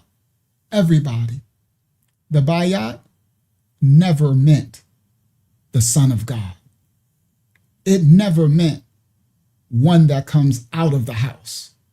Just like it never looked like this. Just like the Hayah never looked like this. Just like the Aliyah never meant God the Father. Everybody listen. They added this when they changing all this. They adding, and they added that the bet is the Son of God. Huh? Where you made that up at? Watch, we're going to see. And then they went and they said the last letter, hey, Hayah, means to behold. That's correct. To reveal. All right. And he's saying, this is the part, everybody, I want y'all to see. Now, y'all, did you catch this? I don't know if somebody caught this. Everybody, didn't he say, and I'm going to show y'all, I'm going to explain to y'all, y'all going to have a full understanding. Didn't he say that the word was ahavaya? Watch this, everybody. I know it might win over people's head. Watch this. Ahava. Translated into English, ahava means love. See it? He said it's ahava, right? But Nayal, what did he put? He put a B. See, guys? He didn't even explain how he put a B, but again, he understands that it's ahava. See? That's what I've been teaching y'all. Before there was a V, there was a B. Okay? Okay, let me tell you how it goes. There was a B, then came a V, then came a W. Everybody listen. Then came a U. This is where you get the Yahuwah. Everybody. The Y of the W, then it became the U in Acadia. So the W, you'll see some people say a W can be interchanged with a U, and they'll say it's pronounced Wa. Everybody, like UA, they'll say that's Wa. That's Akkadian, fallen angel, replace it. Everybody. Now, this is how the tongue went to Canaanite Hebrew from the original, okay? So this is where you get stuff like this from. Hold on. Let me just do it correctly. I got it. This is going to be a good one right here. Let me grab it. Where is it? It's, where are you? Where would you be? Oh, it's here. It's this one, right? So make it small, right? Come back to y'all, right? I'm coming back to that video. It's going to be a very good lesson. Y'all going to learn something very important. Very important. Window, share. This is where they get this. Bingo. You see? Where it says, where those same people came up with yo, hey, wav. The wav, that's a W. These are the, so yad, hayah, wayah, hayah. They'll say yod, hey, wav, hey, right? That's Canaanite Hebrew, right? That's not the original tongue, right? But anyway, I can speak it because some of y'all can understand that. Now listen, this is where this W comes in at. That's later, the last letter to be added, because that's when Mashiach, the Messiah, had to come. Before the Messiah was needed to come, there was no W because that's him. It's the tent peg when he got pegged to the crossbeam and hung from a tree. All right. So they say his name can be spoken. So this is why that W is there. So you'll get some Hebrews who will call his name Yahweh. Right. Now, some who understand the Hebrew dialect tongues, they'll go more ancient and they'll replace the W with the V, because they know that before that W came, it was a Vav, before they called it a Wav later, right? And then later, after that, they added a U, but that's straight Canaanite, all right? That's when the Israelites started to follow the Akkadians. But let me explain. So earlier, this would have been pronounced Yahava, because wherever there's a consonant, you put the aleph in between. This is why the Convertites took his name and said, we're not going to speak it, so we're just going to use consonantals, right, to describe it. So they call it ineffable. So they start calling him Hashem, the name, right, which is actually transgression, because the Most High said, call my name forever, speak my name, come in my name is your salvation, my name protects you. But listen clearly. So that's why, everybody, this right here, now later they called it Yahweh. That's when Ugarit was Yahweh. So more original would have been Yahweh if you just put an A, aleph, aleph, aleph, right? In between the consonants. It'll say Yahweh, right? So that's more of the original, but that's really Mashiach in his name.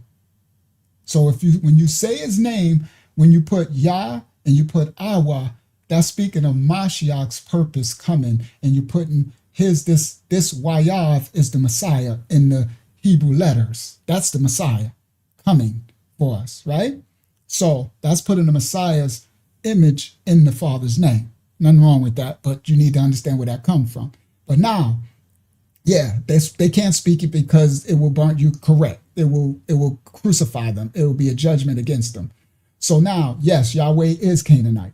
So later, the Israelites becoming like the Ugaritians, right? So Yahuwah was the first vowel sound when the Israelites start to go with the Akkadians, all right? From ancient Sumer, and that's Amorite, Canaanites. And they added the Wav. They changed this Wav to a U in Acadia, because the vowels was added in Acadia, ancient Acadia. So that's when this became Yahuwah. That's why you got people call them Yahuwah, but they don't know. That's why I'd say that's the Canaanite Hebrews. It's a Canaanite tongue. And we ought to come out of that. Okay, I came out of it. I used to call on Yahuwah too. I had no empty your wineskins. Once all things ain't for you to hold on all the time. But anyway, let's continue. This is just I'm going somewhere else, but I want y'all to understand, have a basic understanding of where we're going right later. So this later, when the Israelites start to become Ugarit, that's when the A sound, that was Ugarit, the vowel sound. So you got A, E, I, O, U. U was first, okay? And then I, the I, ion, the I sound was second, okay? That's Acadia into Ugarit. And then the A, E, I, O, then I think A was next. A was next, the A sound. And then it was the E sound. And then O was the last sound. By the time the O came about, that's Phoenicia, Ugarit. Okay? Now, this in Ugarit, Ugarit, they start the A sound came about And the Israelite ancestors started to call him Yahweh, and that was the Lord. That was this other deities, this Canaanite mix. It's a synchronization of gods. You understand? That's why the Israelites kept getting themselves cursed, guys, also, just so you know. That's why they kept going into captivities and everything, because they kept mixing themselves. Moses said, I am your creator. I am your Aliyah. And they kept wanting to serve all the other gods. All right. So that's where Yahweh come from. That's why when people come and they be like, Yahweh is a such and such Canaanite deity. And I'm like, you're correct. Because I know, all right? No, Shemariah, the way you say Judah is Yahuda, if you want to say it in English. Well, a mixture with the vowel. So that Judah is Yahuah, now Yahuda, but it's actually Yaada. So Hakiyama, write Judah for Shemariah. In the original tongue, it's Yaada. There's no U. There's no vowels in the original Habariya tongue. In ancient cuneiform, the vowels started in Acadia with the Amorites, the Canaanites. All right. So they will be Yaada. Now, Yaada, shout out to Shell Love. Yaada, they called them Yads for short. That's where the Jews comes from when they call them that ooze. They called them Yads. Yahds, right? The tribe of Yaada, all right? What they call Judah in the English tongue. All right, now some later call them Yahudi. So remember, this is where in Acadia they started to call themselves Yahudi because they added the U, the U. There was no vowels before Acadia. You could look this up. All linguistics, all code. This ain't got nothing to do with no Hebrew Israelite stuff. Okay? So I got you. So there's two, the Most High. All right, so let me explain it clearly. The Most High name in the Bible, he says Yah. Simple, plain, right? Yah, that, his name. When you add something to it, like Ayah, it's describing something about the Father. So Ayah means I am. That's what he told Moses in Numbers, right? I did this before, but I'm going somewhere else tonight, right? So Ayah means I am Yah. I be Yah. Yah exists. I exist. Yah exists. So whenever you add something to his name, it's describing something about the Father. That's why you got to be careful what you add to it. See? So Ayah means it's the first person singular. Ayah, that's why they tell him I am that I am. That's Ayah, Asha, Ayah. Ayah, Asha, Ayah. Now, when you go back to Hayah, okay, all right, you're wrong.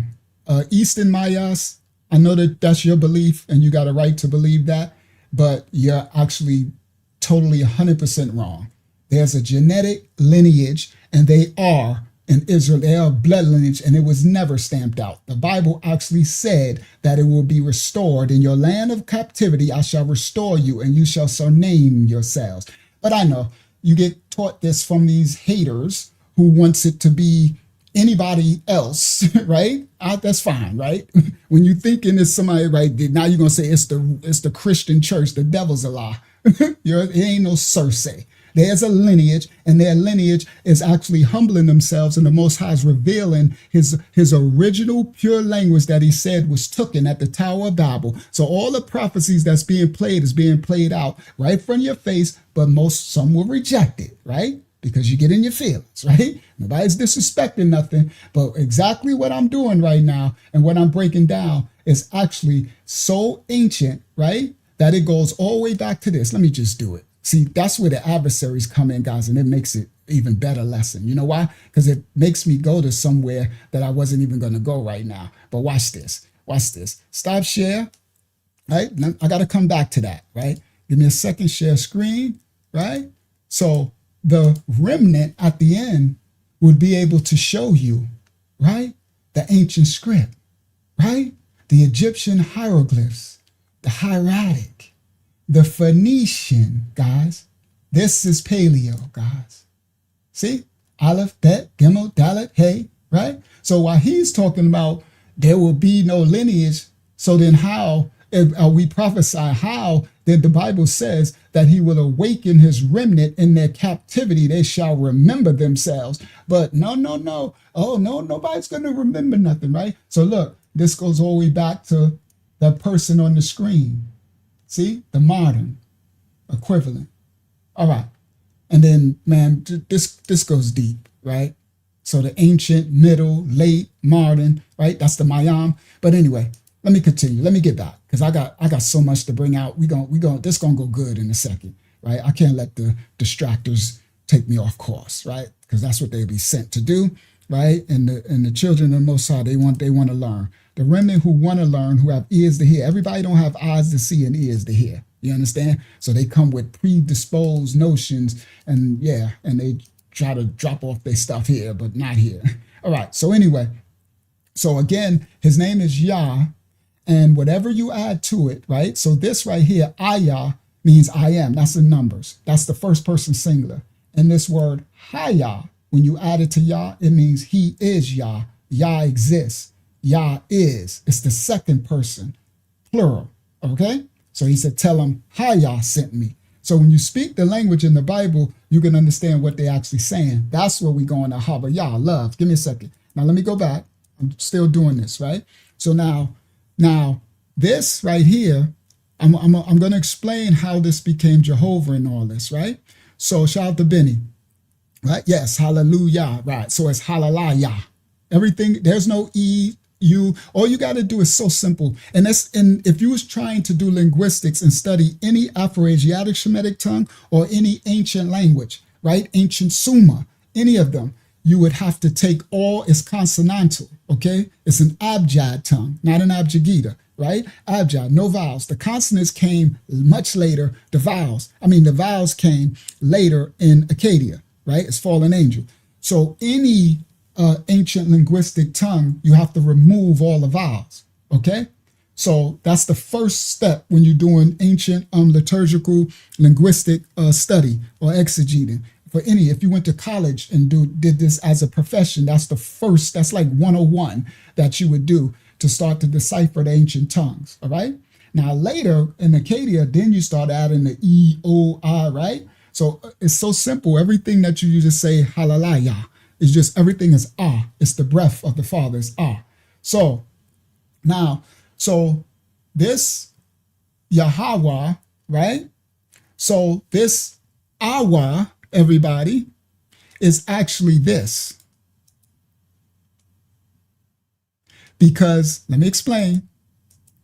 Because in ancient, before there was a W, there was a V.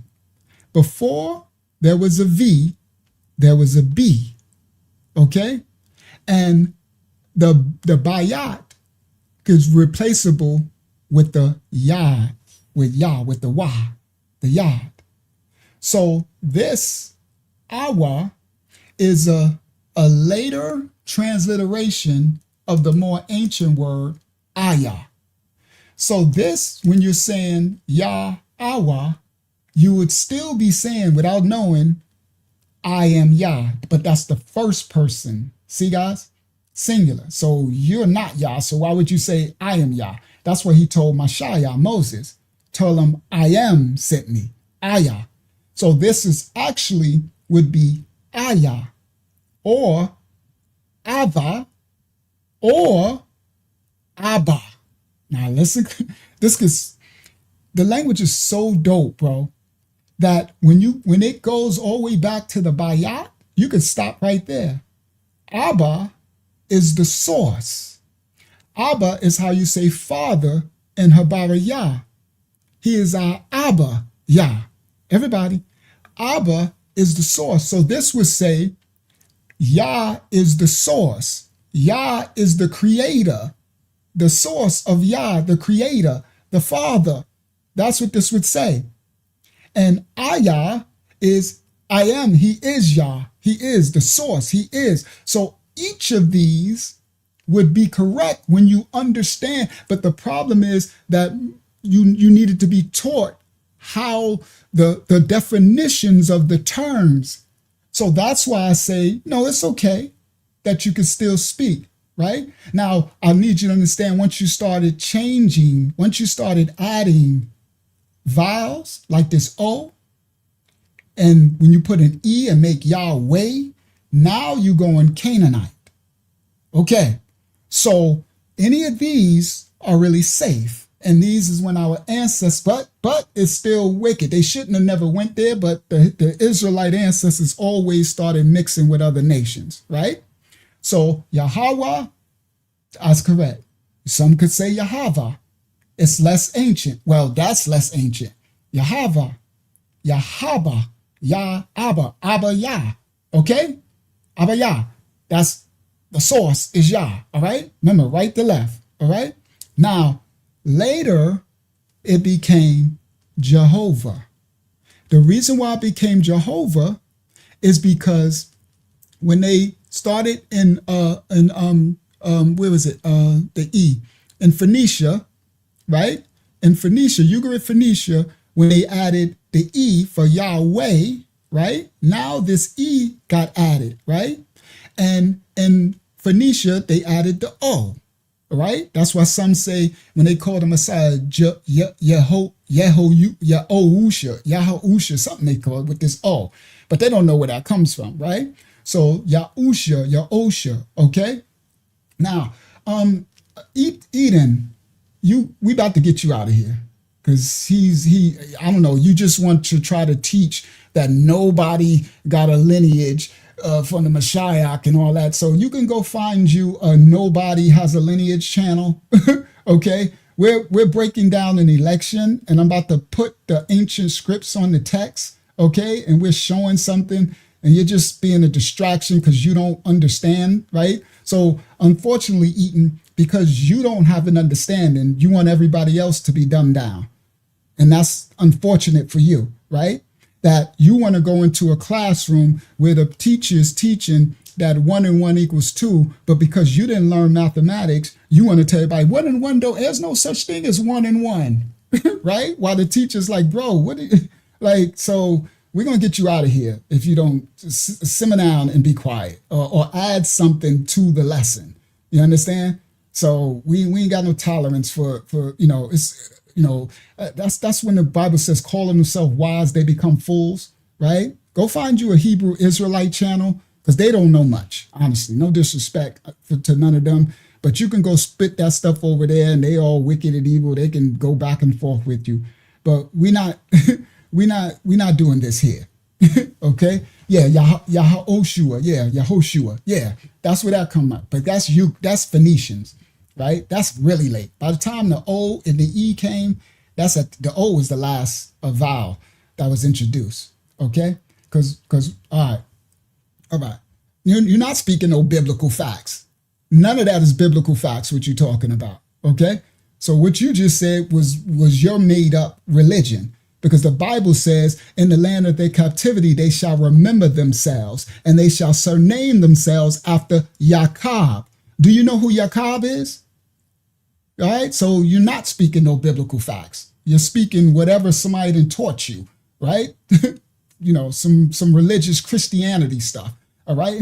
So if you want to stick with the Roman ditties Christianity, okay, with your church fathers, okay, these people who were never Hebrews, that don't descend from that, and you want to think you are the spiritual Israel or whatever, this made up stuff, okay, cool. Now you could be grafted in to the natural branch. Do you understand? That is from every nation, kindred, tongue, and people, okay? I didn't say you was white. I didn't say nothing. I know you ain't a Habariya man, and I can see that, okay? I already know that. I didn't say what you was. We got, unfortunately for you, Eaton, some of these moderators that you probably think are black, they're not. They're what you would call so-called white. Right, and that's the point, Eaton. You're Semitic. See, you don't descend from Shem, you descend from Semi. That's the point we're trying to make. Listen, Eaton, you have a right to whatever your belief taught you, right? In 70 AD, when they was being taught by the original Pharisees and Sadducees, when they took over, when the original Hebrews went into Babylonian captivity, and maybe your semi-culture took over, okay? We are Shemitic, Okay? Shem. Now I know who Semi is. All right? So that's the point I'm trying to make. But you have a right to believe whatever religion you want to believe. But don't come here and try to tell us that we don't know what we're talking about when you're talking about you Semi. Who is Sem? Do you know what an Afro-Asiatic Shemitic group of languages is? Okay? All right. Like you weren't taught that by no scriptures. You was taught by some English tongue, okay, Roman Catholic religion. We're not Roman Catholics. We're not Christians. So, all right. So get him out of here. He's going to distract me. All right. I didn't want to kick you out, but I'm not going to let you drop off your lack of knowledge. You understand? And as we're trying to teach something to people who want to learn, you keep dropping off, right? It's like going to a Christian church and saying Islam, Muhammad, right? That's what you're doing, right? You're an adversary. That my Habariya manuscript, my history book, calls that devilish, adversarial. So I wouldn't go into a temple, Muslim house, a mosque, and started just dropping Jesus is right because it's disrespectful to the room that I'm in. Okay? So if you don't want to have respect for the room and try to see if you can see what is going on and let the lesson play out, but you just want to keep spewing like you're wrong, well then go somewhere, go find you a channel where they just saying that no Israelites ever exist and I don't know, whatever it is you're trying to teach. Okay? So you're in the wrong house for it. So I didn't want to have to kick you out, but we can't have someone, this is an election, an elected house. We're going somewhere even stronger and deeper, and you probably could learn something, but you come in as an adversary. And that's called the devil in the Bible, right? To this position, you're a devil, all right? So I don't like kicking people out, but you're not going to distract from the lesson because I'm trying to hurry up because it's already 1 in the morning. People got to go to work and I want to get this election out of the way. All right. I'm going to teach something, right? I can't have somebody keep standing up. I'm trying to teach you ABCs and you trying to say, there is no letter A. Like, bro, I'm like, bro, I'm trying to teach the children the ABCs and there's no letter A. I'm like, all right, bro, go somewhere else. All right. So now, all right, let me continue.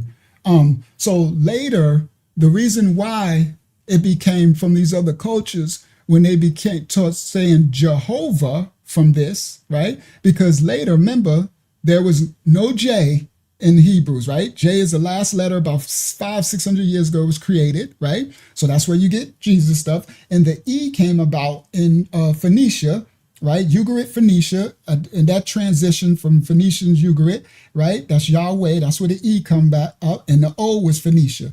So this Yahweh later became Jehovah, right? And that's why some call Jehovah the name of the Father, and they tie it to this Yod-Heh-Wav-Heh.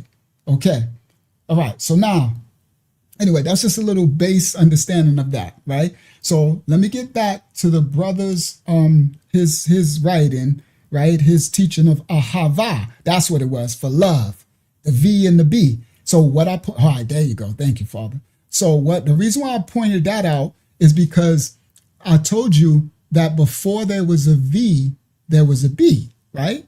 And in that brother's teaching, he said the word is called ahava, and then he spelled it with a B, but he didn't even teach that. You see what I mean? So I'm just showing you that they know some things, but they don't really know why or maybe where it come from, right? Because they pick up things. All right, now let's go back. Go back to the video, stop share screen. This is gonna be very good, very, very good. Y'all gonna enjoy this. You're gonna learn something. Now, all right, so now he told you, he said, second letter in the Hebrew word love is pictured as a man lifting up his eye. Let me just go forward, right? So he said the word was ahava right here, right? With a V, but then he put a B, but he didn't even explain it. I just explained the B was before the V was before the W was before the U. The U is actually a fallen angel. Each of these, the V, the W, and the B are actually the original Habariya script. That's the tongue, the Adiyat letters. The U is not Habariyat. That's a vowel. There is no vowel. There's no E. There's no O. There's no I.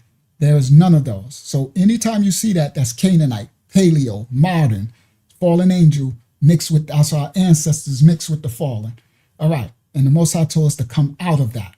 All right. Shout out to Stay True. Now, this is what they transliterate as the word love, right? But I'm going to show you something. This is why everybody, like that brother that just came in, they can't teach our tongue. He think there's no people, right?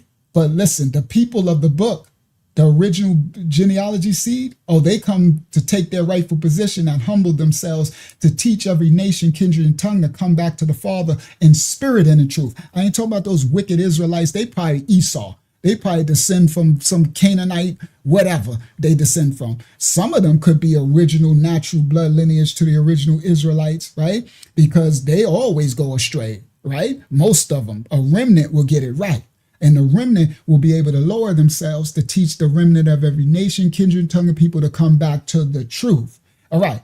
So with this right here, watch this. So he said that the Aleph is an ox head and he drew it. So then why you got this? That's hypocrisy. That's the first thing I would do to these other cultures.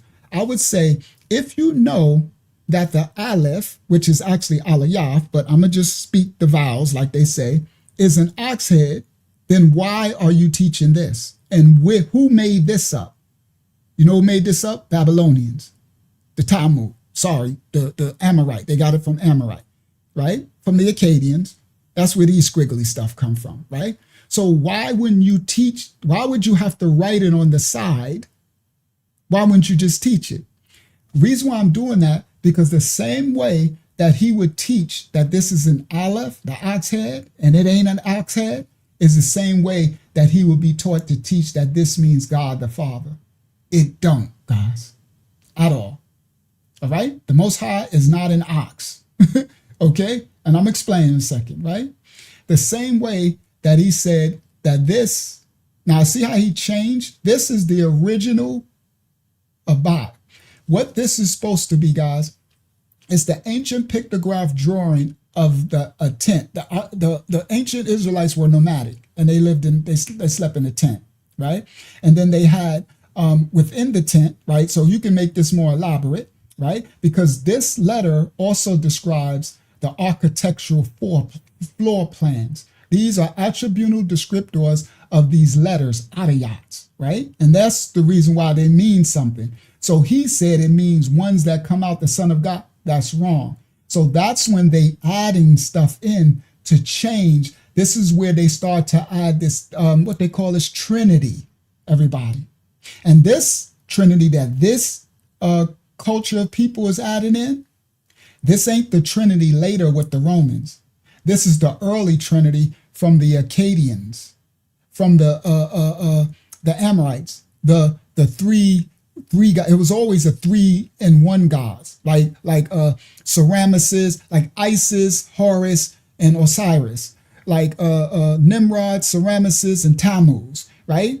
That's more ancient. This 3-in-1. It wasn't called the Trinity, what they're adding. But this is this adding this in. So this just added this as the Father, wrong, not there, and this made this a son. See, when they do this, it's because they started to add things, to add the fallen angel cultures into the Hebrew. That's why it's called Canaanite Hebrew, right? They added the pagan religions in.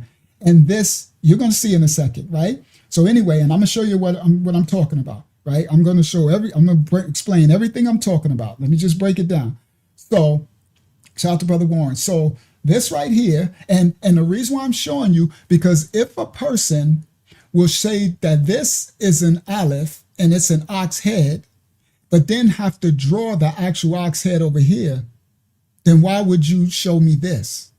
See, what the Messiah says, you know them by their fruit, okay? Why? That right there, that meant I have to dismiss everything you're saying, because you just came to me.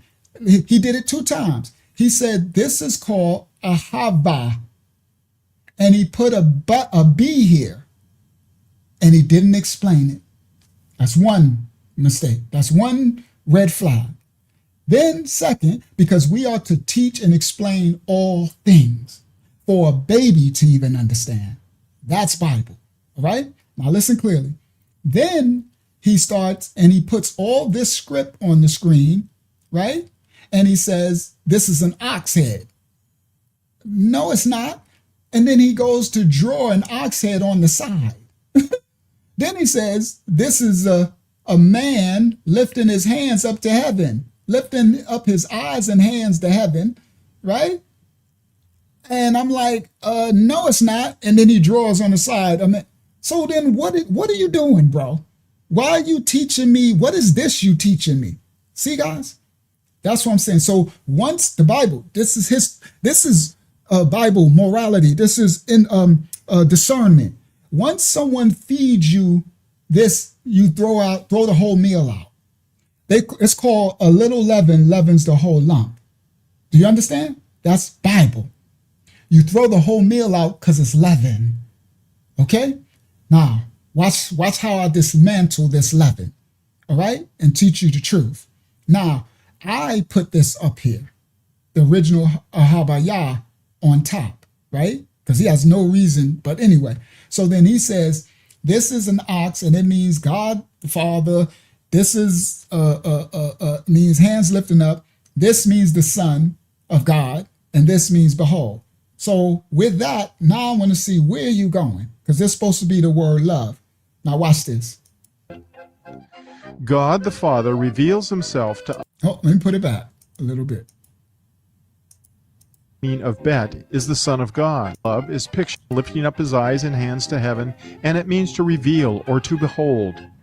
Bet, the third letter in the Hebrew word love, is pictured as the one who comes out of the house. He is the son. The ideal picture meaning of Bet. Oh, what I was explaining is this Bayat, this is the house, an architectural drawing of the ancient nomadic, and this is supposed to be the image of the entrance into the house. And this is a room in the house where the children, the family are safe. So the men supposed to protect the entrance. So sometimes you'll see a dot place right here. That's the aliyah. This is the man. It's not the father. The man is supposed to protect the house or the men of the tribe or the village, right? So if the man of the house is away, then the young eldest son will step up and sit in the door in case any outsiders try to come in, right?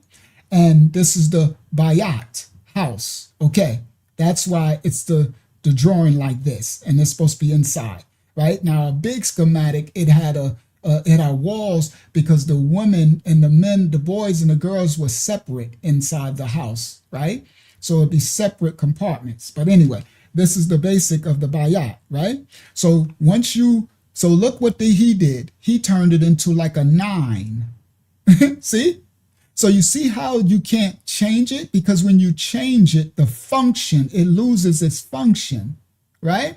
So the man, the dot would be here, and anybody would come in. They would have to come through the man to get to the family, so the family is safe in the house.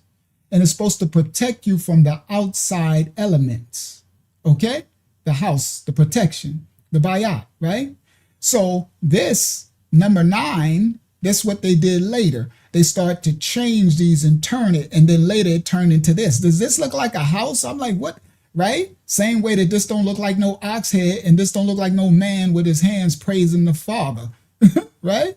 So again, leaven, witchcraft. But it's picked up because this stuff comes from Amorites, Canaanite stuff, right? All right, so anyway, no disrespect, it's just what it is. Go study yourself, show yourself approved, you'll see it. But I'm about to show you tonight anyway. So anyway, I'm about to show you in a minute. So you see how he turned this kind of to a 9 to start to look more, that it start to morph into this here, okay? All right, and I'm just showing you why you can't change it, because everything has a function. Everything was a tool, a agricultural tool, or a body part. It was or something that had a function. Everything has a purpose. All right. It's not like any other language. You could just name letters. Don't have, like the letter A don't have a definition. It just means A. It has to form a word with other letters to make a word have a definition. Each adiyat has attributed descriptors, right? So you can't change them. That's why you can't change the Messiah's name. You can't change people's name. And people like that dude come here tomorrow, well, we can change it. And no, you can't, because you changed the function and the character. But anyway, the nature, right? Everything has a purpose. It's meaning something. It's action. It's concrete. The Hebrew is a concrete language of verbs, of actions. Everything is a doing of something, right? Everything serves a purpose. All right, now watch this. Ed is the Son of God. He, as we've already learned, is the picture that means to behold. God the Father reveals himself to us through his only begotten Son.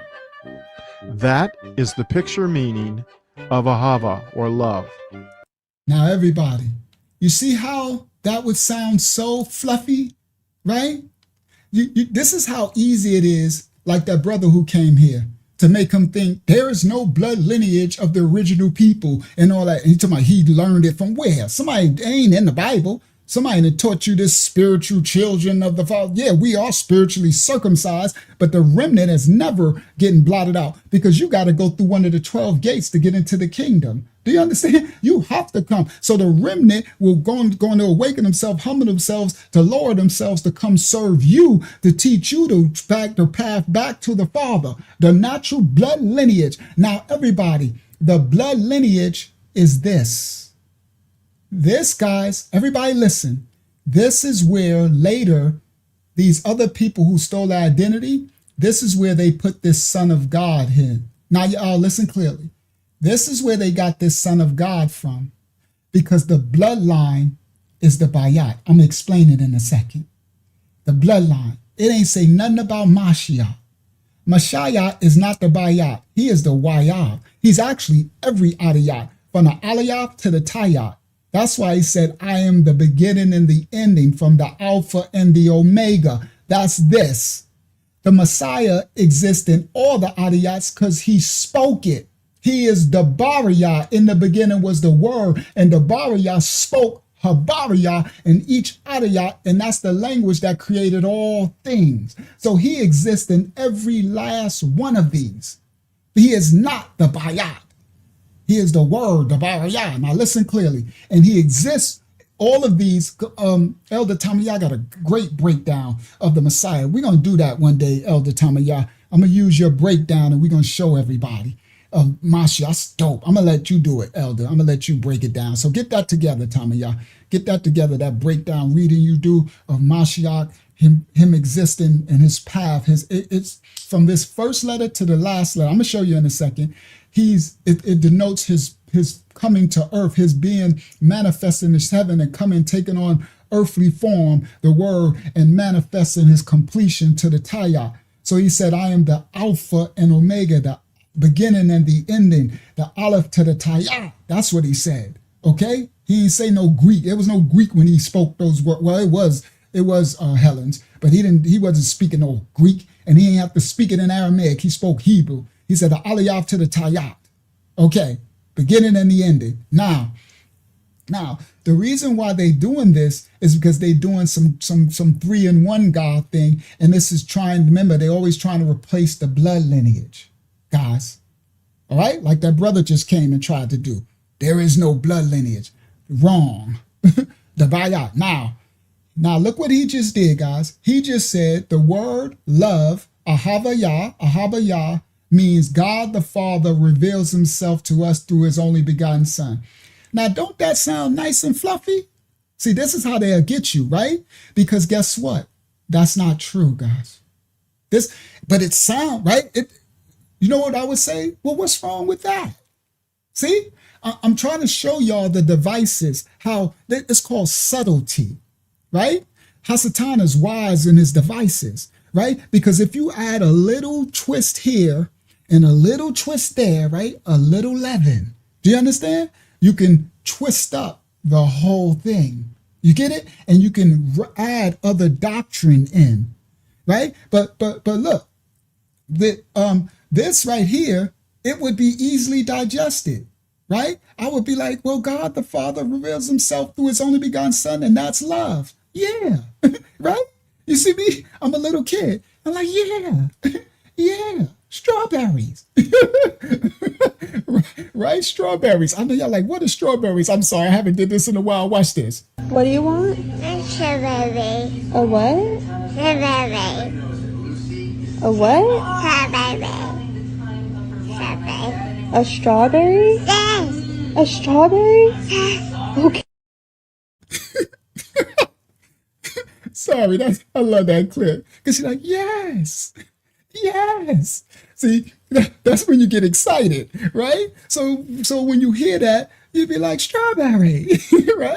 Like, yes, God the Father reveals himself to us through his only begotten Son, and that's love. Yes, right? Guys, you see how easily digestible that is? That's how slick Hasatan is, right? A little leaven. You see? That's how he get us with religion. A little leaven. And all it takes is a little more. And right here, he just actually inserted some Trinity, some triune, but you don't know it. But it's easily digestible because this feels good, right? It's like, yes. I always do that. Yes. Because I always say strawberry. That's a joke in the house, right? When I'm like, yes, strawberry, right? So, and I know someone, and this is the innocence of it. Someone would say, but Unc, well, what's wrong with that? What's wrong with it, guys? That ain't what it means. See, when you think that's what it means, do you miss the real meaning of love, right? And so then they're able to add in when the Messiah says, love your enemy as you love yourself. And you're like, hold on, so I'm supposed to love, right, the enemy, right?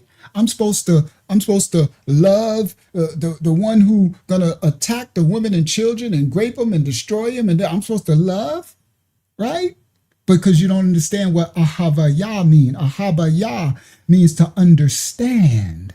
It is a work. It means so many different things, but when you don't understand it, they're able to add this in, and that's when they get the Jesus just loves everybody, and he just loves taking through the tulips, right? And the devil's a lie. You don't understand. Now, listen clearly. Now, this Ahavaya does not mean God the Father reveals himself to us through his only begotten Son, but that can sound good. It sounds good on the surface. Let me explain. Chuck, I understand that we understand your election, so praise the Most High that you found out that there is a derivation of the Father's name in Acadia that was Yahuwah. And there was a derivation of the Son's name in Acadia, the Canaanites, that was Yahusha. But Chuck, I challenge you to go a little step further and you can go look it up. Remember, it's called Diligently Study to Show Myself Approved. I give a challenge to you because I'm guessing you're a grown man, right? And you're on the path to the truth, right?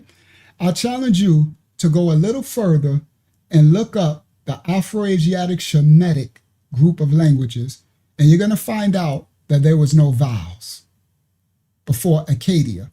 And the Akkadians come from the Amorites and ancient Sumer. And the Israelites, that's when they became. So, but you're there. I rock with you. It's better than it's better than Yahweh. You coming along further. You're coming along further. Well, if you know that already, then so why is you coming here saying that that's their name? Come on, don't speak something. You're gonna start to look kind of crazy in a second. All right, let your yays be yays and your nays be nays. All right. So as I'm teaching this, you just dropping off. I'm guessing you might not have. Okay, there we go. Thank you, Chuck. That's what I'm looking for. Yes, Chuck. Yahuwah is a derivation of the Father's name. Yes. That's not his ancient name. That's not all the way back to the source. That's the no, it's okay, Chuck. I apologize for that. You just came and I didn't know where you at, Chuck. So I repent. I don't mean to offend you. I receive you, and we love you, King. You're in the right place. That is his name. All right. I used to call on Yahuwah too before I found out that I went a little further and found out the original name, but that's fine. You can call him his name. So actually, Chuck, his name is Yah. Okay, so when you add something to Yah's name, it's saying something about him. So the first thing you have to do is find out what does Ua mean, because it's describing something about the Father. His name is Yah in the book of Psalms. So anything you add, Awa, Way, Ua, Ushua, Awashah, anything you add to Yah's name is describing something about the Father. So that's a little more, Chuck, a little more understanding. And welcome to the channel, Chuck. I really apologize. I didn't mean to offend you. Sometimes, I don't know, sometimes, Chuck, people come and they be adversarial and they just come and spit adversarial things, and it's hard to, yeah, you became a Wav, but listen, Chuck, that's fallen angel, the vowels. The reason why I said when you go to the Abjad tongue, you will find out that there was no connection. The connection was the aliyah, the ah, okay? The ah is the connector, okay? So when they did the wav with the u, right? That's later when when the Israelite ancestors started to mix with the Akkadians with the vowels. But it's okay. That's not a salvation issue right now. Right? Righteousness is the salvation issue. Let me stay focused. Welcome to the channel, Chuck. But you on it, King. You on it. And great job, King. Keep studying, King. You on it. That's the path. You on the journey. All right. Now let me get back to this.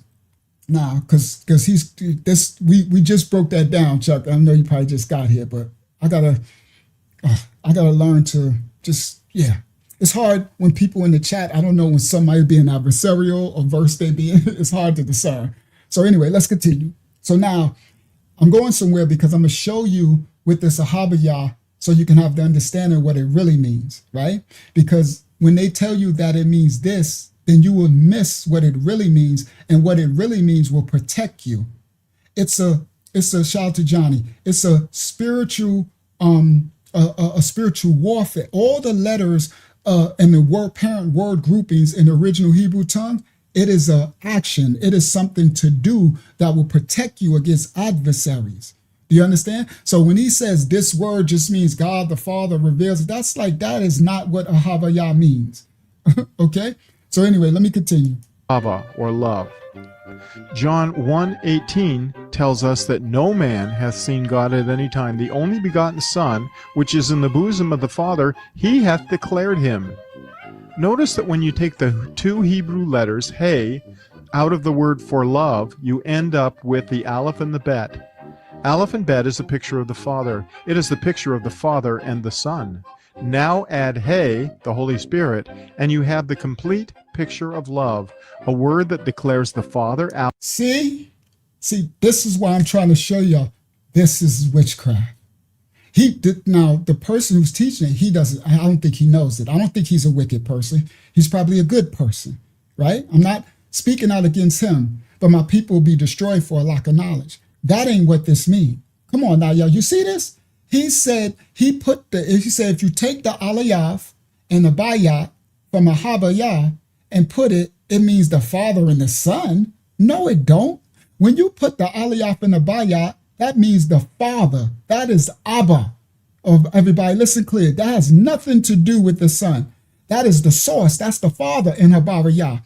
And then he put the Hayah and said the Hayah is the Holy Spirit. Now I can get where he can, because the Hayah reveals, okay? So the Rayak, the Holy Spirit, uses the Hayah, the revelation. He is the revealer. So I can see, but you see what he did, God? He just made this Trinity. You see it? See, this is how they add this sorcery. That ain't what this means. Let me explain. I'm going to show you actually what this actually means. When you get the Alayaf, the Bayat, and the Hayah, that's the Abba. That's the source. That's actually the Father. Okay? So let me show you what I mean. The Alayaf, all right, let me see. Let me change. I want to show you that on the screen. All right, I think I got it. Hold on. Where is it? It's right here, right? Watch this. Let me make it smaller. Let me make this smaller. Let me come to. I'm going to show you how easy it is to deceive and even for a lack of knowledge, right? How they spread doctrine. Now this is So, because I'm going letter by letter. Okay. So the first thing is bayat. Okay. So because he said, all right, that's why I'm doing it this way. I forgot. So this is the Hebrew word bayat, meaning he calling it bet on the screen.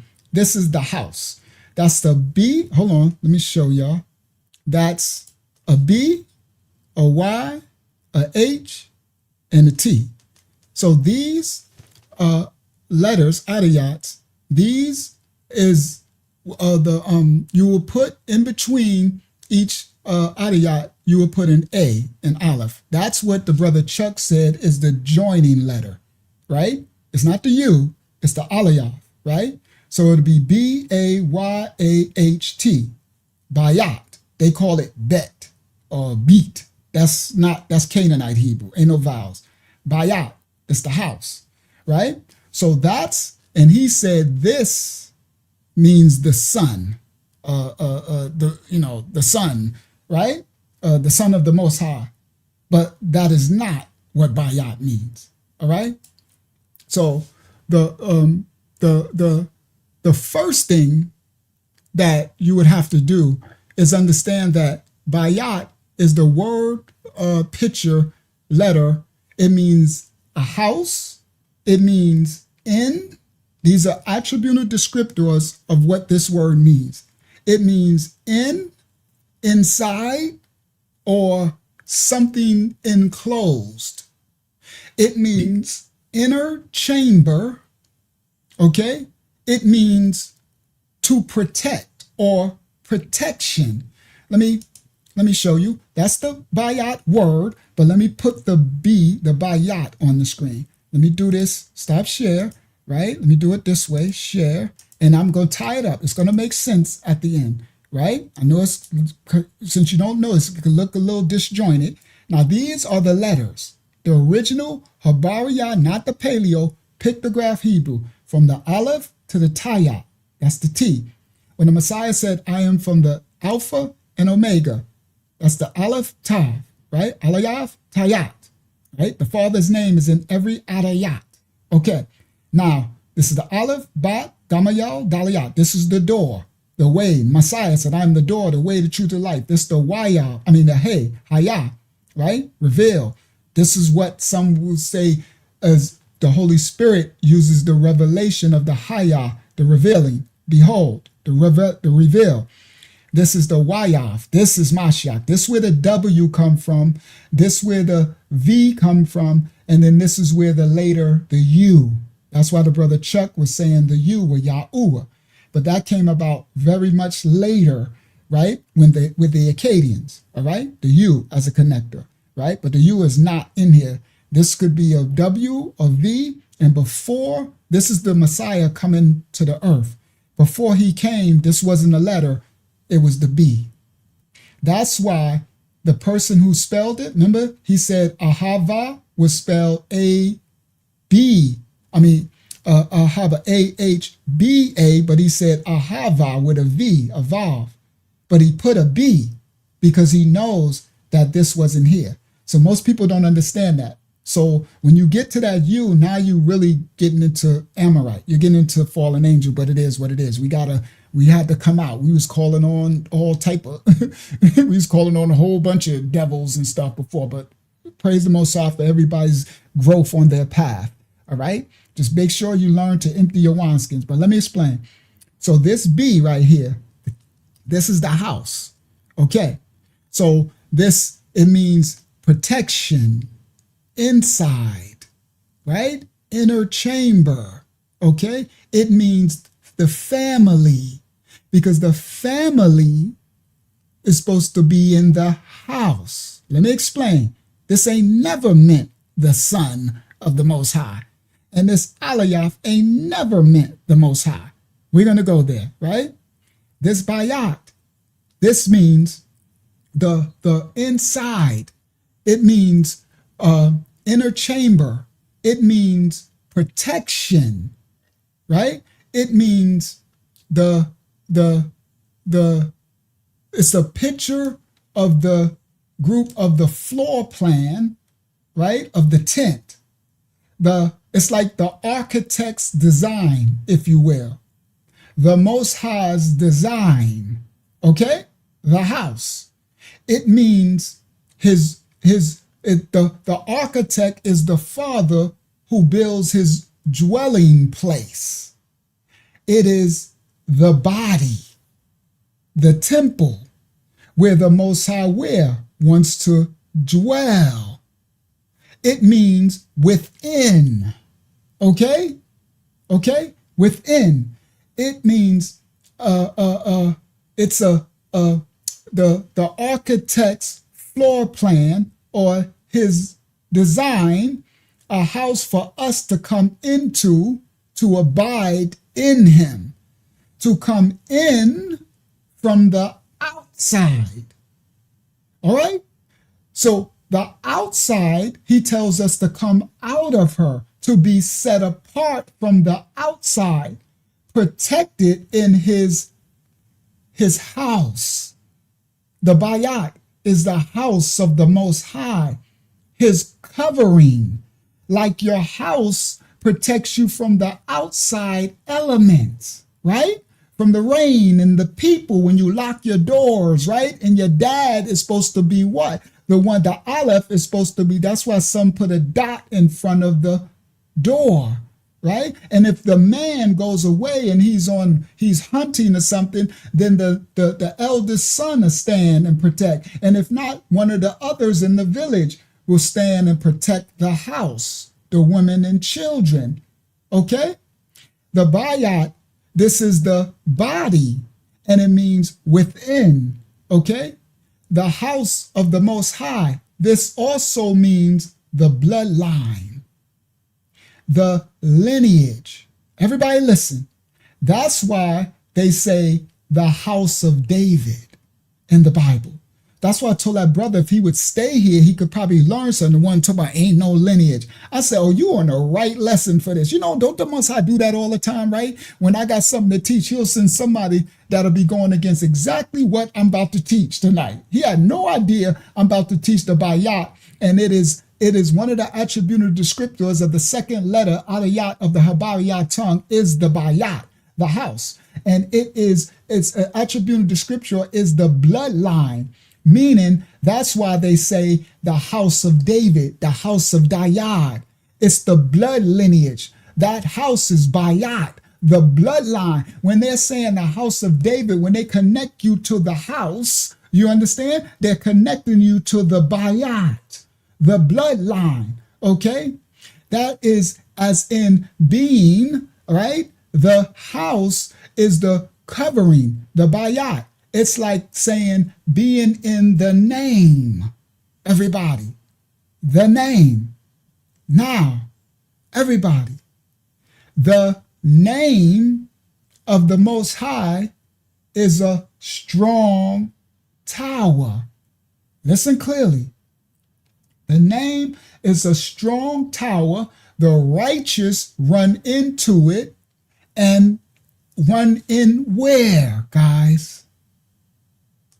And are safe.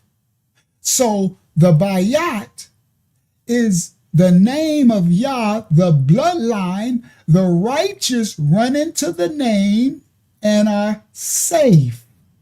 The Bayat means protection. You're covered. Okay? It's the covering.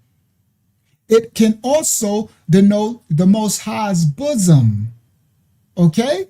The house. So being in the name is being in the Bayat. The name of the Most High is a strong Bayat. That's why the Bible says a strong tower. The righteous run in and are safe. So the Bayat is your protection. That's why I showed you that earlier. I said they took the name. Remember? What did these people say? Yo, hey, Hashem, don't say the name. When the Bible says we are to not only say the name, we are to come in the name. We are to be called by the name, and the name is our protection. That's the Bayat. Everybody? The righteous run into his name. That's why, sorry for people who are new, that's why we all come in the name of our Father. in this house because we have an election. We understand the bayat, the name of the Father. Okay? The bayat is your protection, like your house protects you from the elements outside, from outside invasion, from spirits, from marauders, from Chaldeans, okay? From spiritual warfare, okay? So later, the Canaanite Israelites, the ones who started becoming Akkadian and Ugarit, they started adding U's and O's and I's and E's, right? Serving other gods, and they got punished for it all every time, right? Later, they started to add other meanings that is not original. So later, the Canaanite Israelites and the heathen converts, they started to add other words.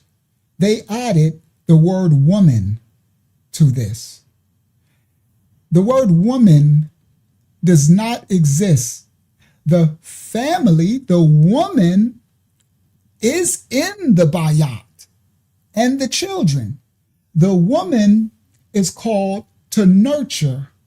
The man protects and covers the bayat. The woman builds, nurture, and makes the bayat loving, ahabaya, makes it functional, useful. She teaches the children. She covers the man. She is his help meet. So the man protects the bayat. But the bayat was never the woman, it's the family. But later, this is what I'm trying to tell y'all, when they add these little things, because they're adding pagan beliefs that will later turn into different, right? They're manifesting spirits, right? Because life and death is in the power of the tongue, so the words you speak become life, right? So later, they add this to mean the woman, and then later, the convertites added it to mean the Son of the Most High. It never meant that. Okay. Now, they added this to be the Son to later be called Jesus, to make the three God worship of the Sumerians and the ancient Kemites and other polytheistic cultures later, the Akkadians, and all the way down to the Greeks and the Hellenes, the Romans, the Hellenes and the Romans and stuff, right? So now, when they do this later, the unelect will say that the bayat is the Son, and that's why he tried to sum that up, that the ahabaya meant the Father's love, and then that is not what ahabaya means, okay? So the habariya word for bayat is a house, okay? Now, the also in bayat, you had the ya'ad, okay? So do I want to do the alayaf? I could stay with the bayat, all right? So now I'm going to get back to the word love, all right? Well, I was doing bayat, right?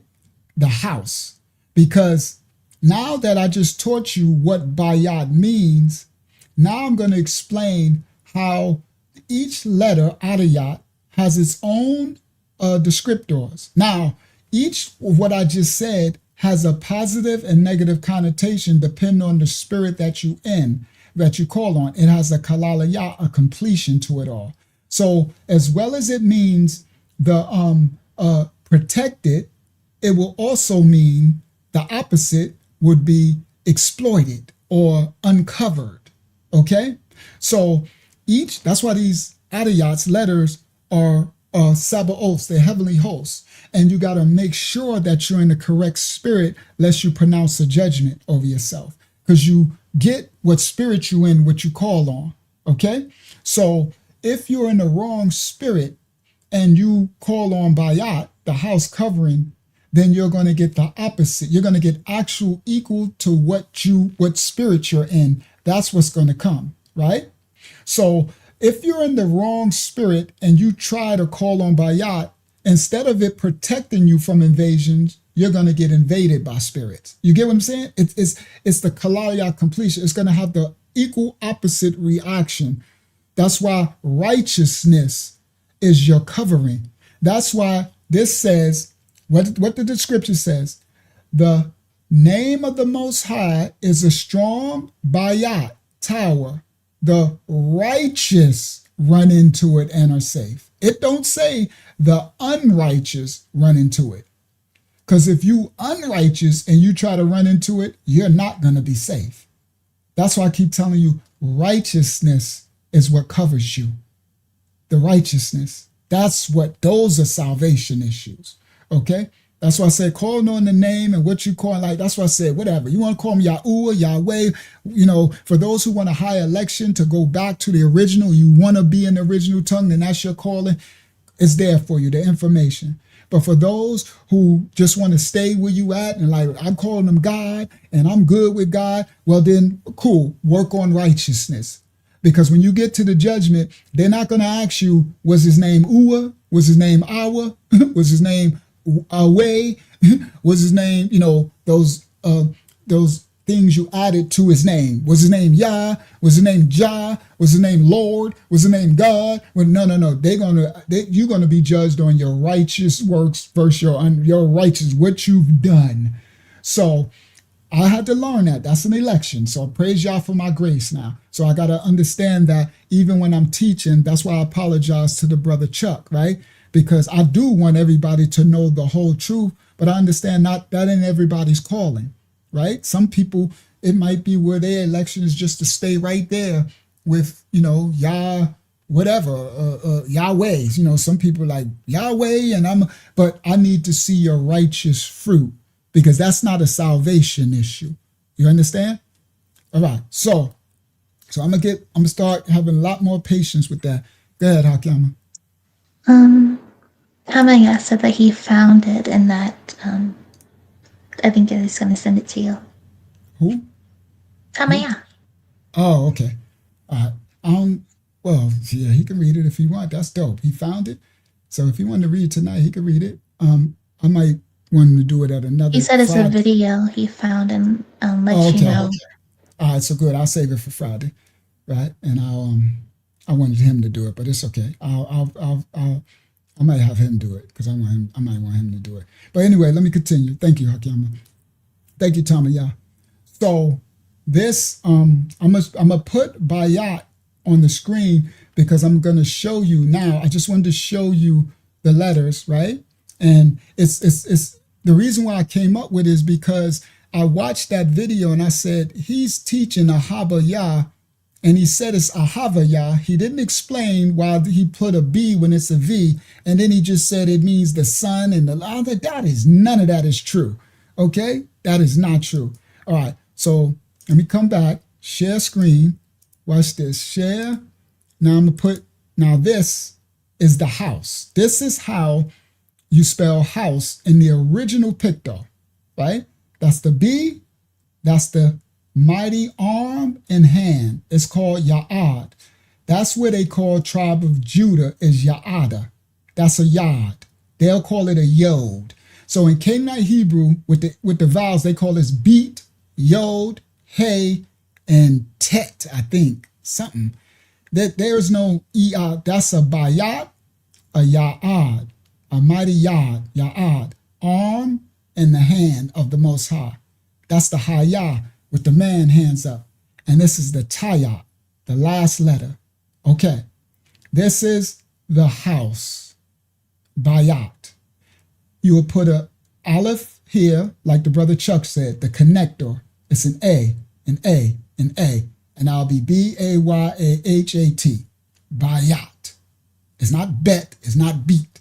All right, now, let me break it down.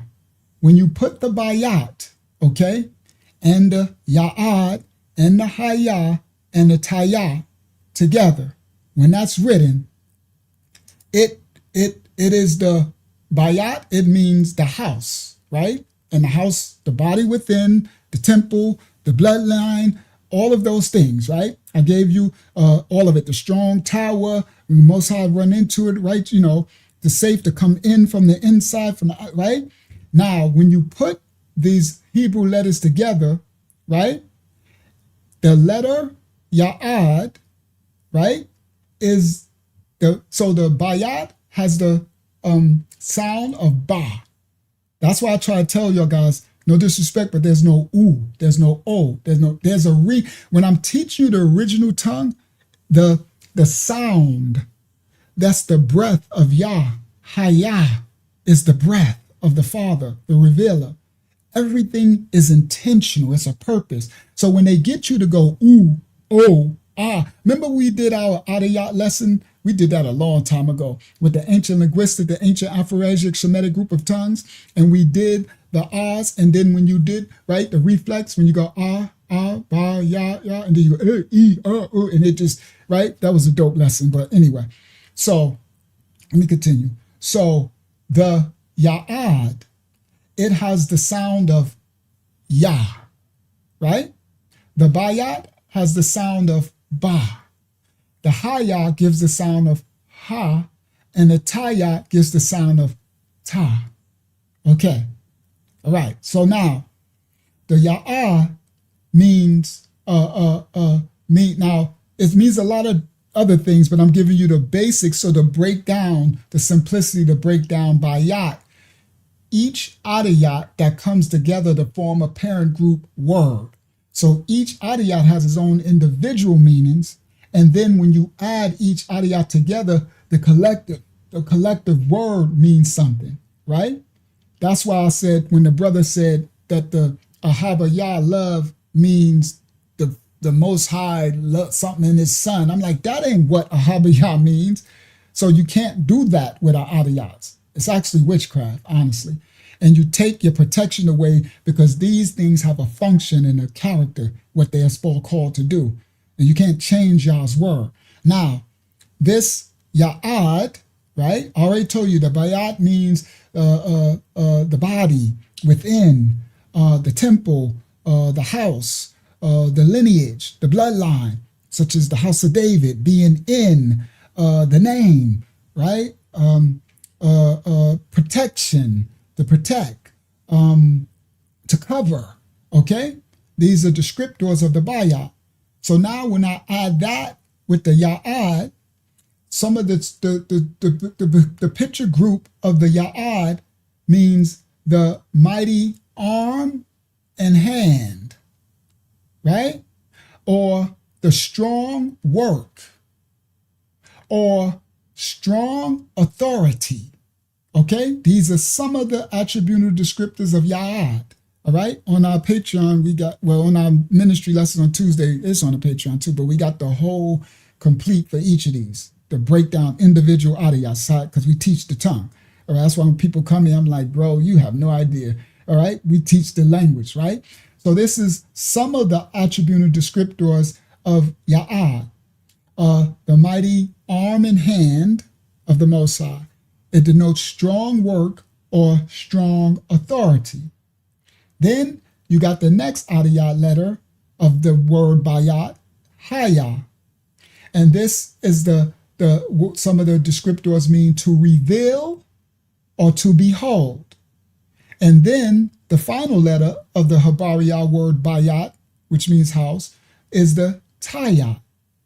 And it's the picture group, a word picture of a cross, or the mark, or a sign, or covenant, okay, or the completion.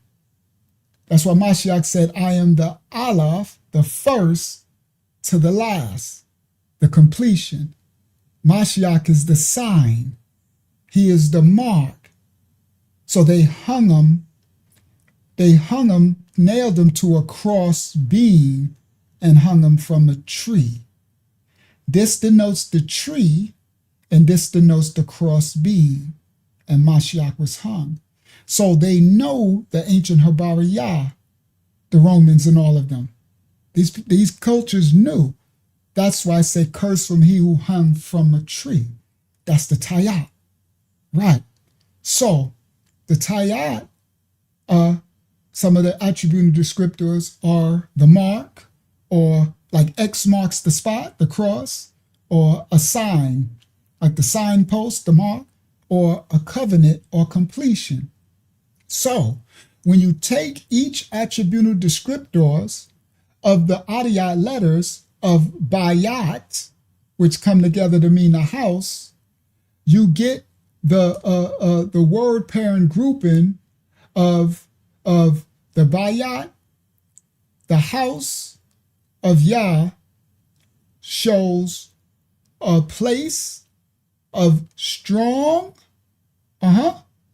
covenant authority, strong authority where revelations are completed, or the completion revealing the signs within. So the Bayat parent group comes together to reveal. So that's why I say the Habariya language is so powerful, because not only when you put the letters Adiyats together, do they form a function, a character, something done, right? Concrete, but each Adiyat has its own attributal descriptors, and they have a positive and negative connotation depending on what spirit you're in. This, guys, is why you can't change Hebrews' names. You can't change Yahweh Shah. No disrespect. This is where as much as I want everyone to have the election, I have to meet people where they are. So listen clear. This might sting a little, but I don't mean anything. So if I write the Messiah's name, right, and I put Yahweh Shah, I know what the Ya'ad is, the Y, here. I know what the Aliyah is, the A. I know what the Shayan is, the S. I know what the Wav is, right? And the Aliyah. So I can give you each attributal descriptors, and when I put his name together, it means Yah is salvation. Yah saves, he who delivers to the Father, he, right? But if I take Yahweh Shah's name, or Yahweh Shah, and I put, no disrespect, I put a U, there is no U in this language. If I put a O and I say Yahweh Oshua, I know what the Yad means, I know what the Aleph means, I know what the Hayah means, but what is this O? You see, guys? You can't. You just put leaven. That's Canaanite. That's the part I'm trying to get you to understand. Now, these things are not salvation issues, because the Most High's grace cover us for our ignorance, right? But when we were his children, we did as children do. So if you were granted the election to start watching these studies, then unfortunately for you, things will start to be held against you, right? No disrespect, it just is what it is. Too much is given, much is required. So if the Most High called you to find us through the shadow band, and you to sojourn and sit through, and you don't start to empty wineskins and come to, because we supposed to, he said, my children receive me in spirit and in truth. You don't just stop because there, all right? Now, is that a salvation issue? No, but you'll open up things to come against you, okay? When you reject the knowledge. The Most High said, my people are destroyed for a lack of knowledge, not because I didn't send it, because they rejected when I sent it. You understand? I don't reject. I used to call on all your Osho. Well, I didn't call, but I used to say Shalom, S-H-A-L-U-M. That's how you say Shalayam or Shalom, S-H-A-L-A-M is how you say peace and blessings. That's, and the wish people say Shalom with an O, right? That's Phoenician, right? And then some people later in the Israelites started to say Shalom. I remember around 2000, I think it was 16 or 17, they were saying Shalom and I stuff, but it sounded funny to me. I'm like, Shalom, Shalom. I'm like, what's this U? But I'm like, well, I guess the U is a little more ancient than the O. That's correct. The O is Phoenician. The U is actually the first vowel. That's Akkadian. But this is the funny part. It's more ancient, meaning I'm going back further to the original, but I'm still at the Canaanites. See, that's the difference. Now, again, wherever you at, I'm not offending anyone.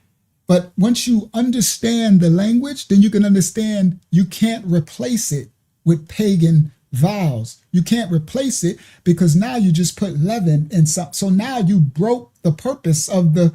Now Yah's grace covers us for our ignorance. This is why they added the vowels in. This one, what does the Bible say, guys?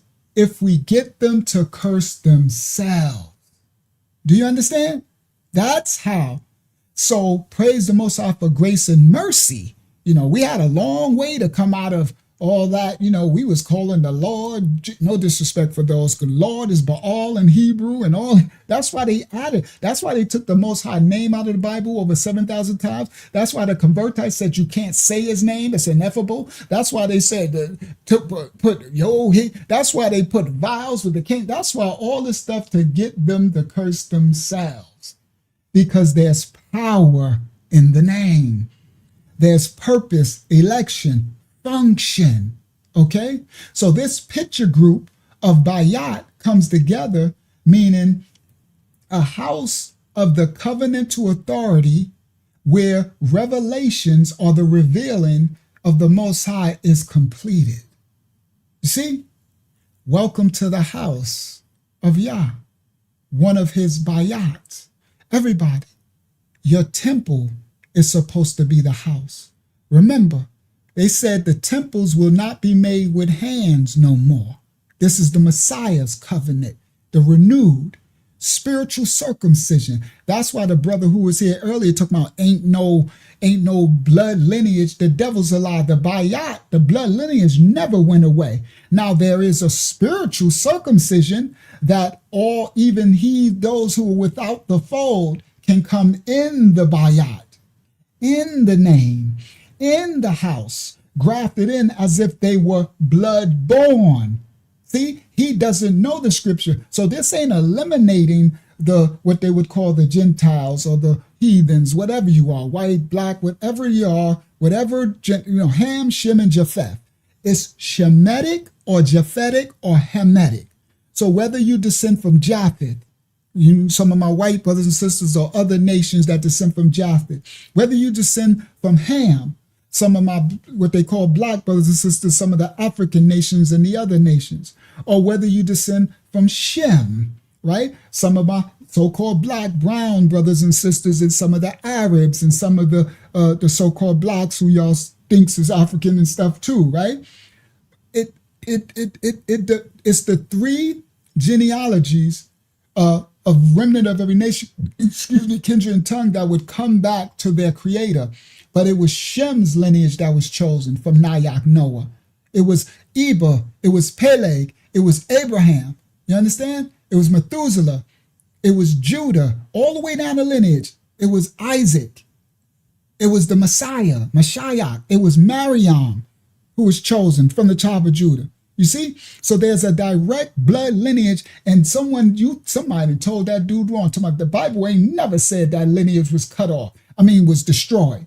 The Most High, that lineage was tracked and will always be tracked.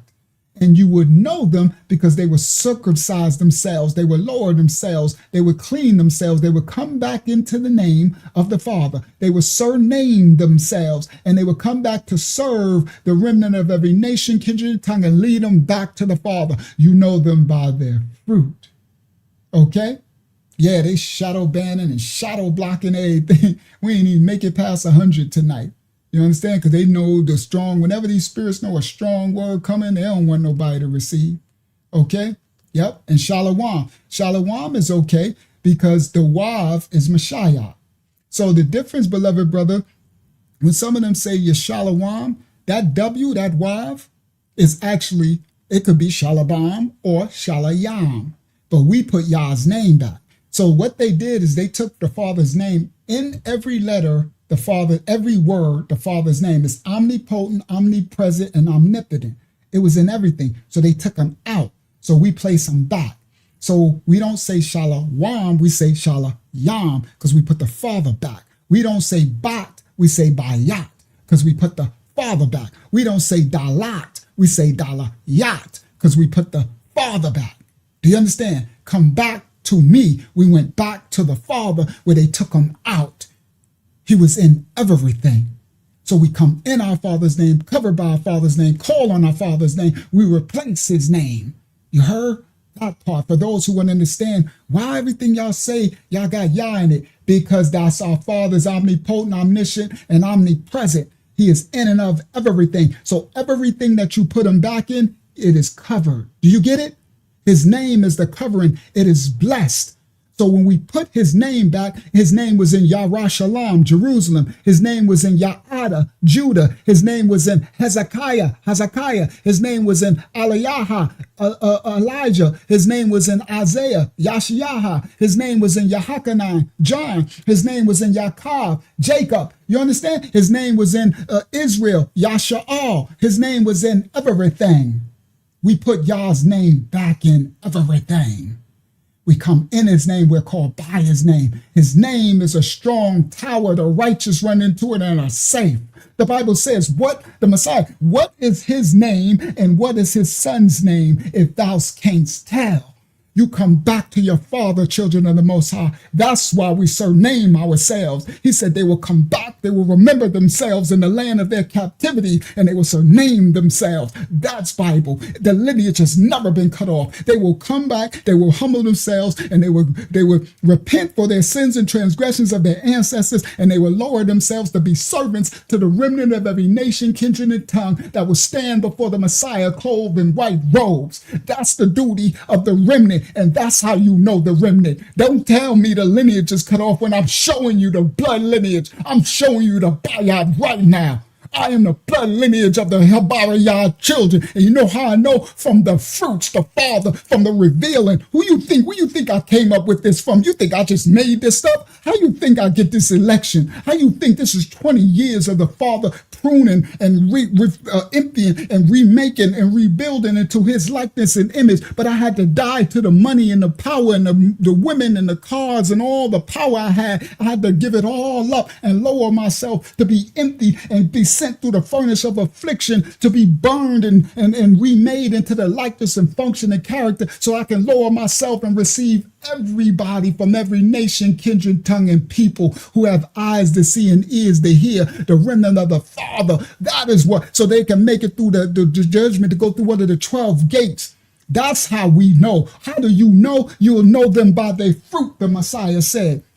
So when you think that you won't know who the remnant is, the blood lineage is, that means you have the lack of understanding. You don't know the Bible. You might think you do, but if you really did, you would know that you would know them by their what? Ayadah, their works. If you don't believe what I say, believe me by my works. I'm in the image of my Messiah, who comes in the image of my Father. He is Ahayad, one. So my temple, my Bayat, is what? The house of the Most High to reside within here, so that the Most High, when you see me, you're supposed to hear my Father. When you hear me, you're supposed to hear my Father. I'm supposed to be in this likeness, image, nature, function of the Abba, the source. You understand? The source, the Father. This is how we know we are the lineage. It is by the works. It ain't by nothing else. It ain't by man's hand. It's by the Raya Hayakadash, the great revealer. That's the Hayah. That's that what with the hands raised up, giving praise to the Father. That's the Raya Hayakadash, the Holy Spirit. So you can't come here. I understand you could go to other channels. You can go to these Israelites, these lying,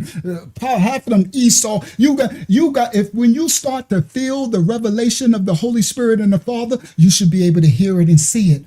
Outside of man's working hands is something that you would feel in your rayach, in your spirit. You understand? No man can duplicate that. That is the grace and the mercy, the power of the Father. Let me show you another Habariyah word. Watch this. This one right here. Watch this. Let's do it, y'all. Come on, Father. Teach your children. Teach your children. Share screen. Window. This is the most one of the most powerful, well, the most powerful. Hold on. Y'all see this? I know y'all like, what is that, huh? Yeah, this is ancient Habariyah. That's that mighty arm and hand. It's just, we start to draw it where you can see it, right? So that's the mighty arm and hand. That's the A. That's the ox head. What's that? See, y'all learning. That's Hayah. That's the man hand raised, giving praise to the Father. What's that? The ox head. The A again, Aliyah. That's the mighty arm and hand again. That's a Yad. That's the Aliyah. That's that Ha again. You know what this says? Yah, Yah. See? That's his name. Now, if I reverse it, right? And it's Yah, Yah, right? Now, this means I be Yah, or he is Yah. Well, so if I do Yah, and then this is Hayah. See? That's a Ya'ad and a Aleph and Hayah. He is Yah. He be Yah. Yah exists. Or I could say Y-A-H, Ayah. That's I am. A-Y-A-H. I be Yah. I exist. I am. The great I am. So this is the ancient pictograph. So if you would see this on a cuneiform tablet or a stone somewhere or written in a cave, you would know, listen guys, if you had been in ancient 3,000 years ago, 2,000, you walking around and you see this written on you know how people write graffiti, and you know how you go through a hood in California or New York or somewhere where there's gangs in Atlanta and stuff, and people write graffiti and you in the blood hood, right? They might have sex, money, murder written or something, right? And if you was walking in ancient whatever, in whatever land you in, Arabia, Desert, wherever you at, and you go past a cave on a signpost and you see this written on the cave, you would know that some of the Hebrews, and you would actually know which, how can I say it, the election of the Hebrews, because this is the original pictograph. So you would know that they know Yah, Yah. Whoa. That means that those are the Hebrews that descend from Abraham, and they go way back. So if I seen this and I seen a paleo with squiggly lines, I would know, ooh. And depending on what they wrote, not, ooh, come on, y'all teach. Listen, guys, if I saw this, right, but it said Yahuwah, no disrespect, y'all listen, right? It wouldn't have the original picto, first of all, but because there's no you, right? And because the Wav was never a you, right? So that would be a Wav, right? But that would be Yahweh, right? Yahweh. But anyway, so let's say if I saw this and somehow they had a you, right? And it was, I would know that where these Israelites, I would know these are the Israelites, but they were in Acadia. So depending on which generation in Acadia and what though they were doing, that could be really dangerous for me. You see? So I would know what hood I am. If it said Yahoshua, I would know, oh, that's much later. So it would be a much later time, and that would be some Phoenician. You see? So depending on what is written, I know the time frame. I know who you serving and where that comes from. Once you understand the historical context, the linguistics, you would understand by what was written, which time period, and what nation's kingdom they're serving under. You see? I would know. Okay? You would know. They would know. This is the election. Okay? So now let me show you. I got something else. Let me go real ancient for y'all. I think did I show y'all that? No, I showed that. Let me show this. So this right here is really ancient. I showed this before, but not just it'd be a lot of new people who haven't been with us for years, right? So stop share screen, right? Window, bang, share. So this is a Shemitic script chart, right? I know they put Semitic, right? And this is some of the ancient, right? So you see that ox head again? And you see it says Egyptian, and then it says Canaanite, and it's pre-2000 BC, and then it says 1500 BC, and then it went to some Paleo script, and it's Canaanite, and then under it got Hebrew, and that's the Aleph, the ox head turned to that in Paleo. That's when they started to become mixed with the Canaanites, okay? Now, what this is missing is this would be Habariyah, but people don't got the election. So up here with the Egyptian Canaanite, you could add Suma, the cuneiform. You could add Habariyah, the one that was taken at the Tower of Babel before he confounded the tongues. So here, he did it better. It says ancient. That's the ox head. And look, he got Canaanite, Egyptian, and Hebrew. Facts. If I go to the ancient Sumer, it's different lines for the cuneiform, right? But the ancient Mitzrites, ancient Kemet, ancient Canaan, and the original and the ancient Hebrews. Then look, when you go to 50s, you get Phoenicians and Hebrews. And then you got South Arabian. Okay. Now, when you go down, you get Greek, Aramaic, Punic, and Hebrew. Now, everybody look. You see this Hebrew A? It's not an ox head. You see this Aramaic A? That's the same letter.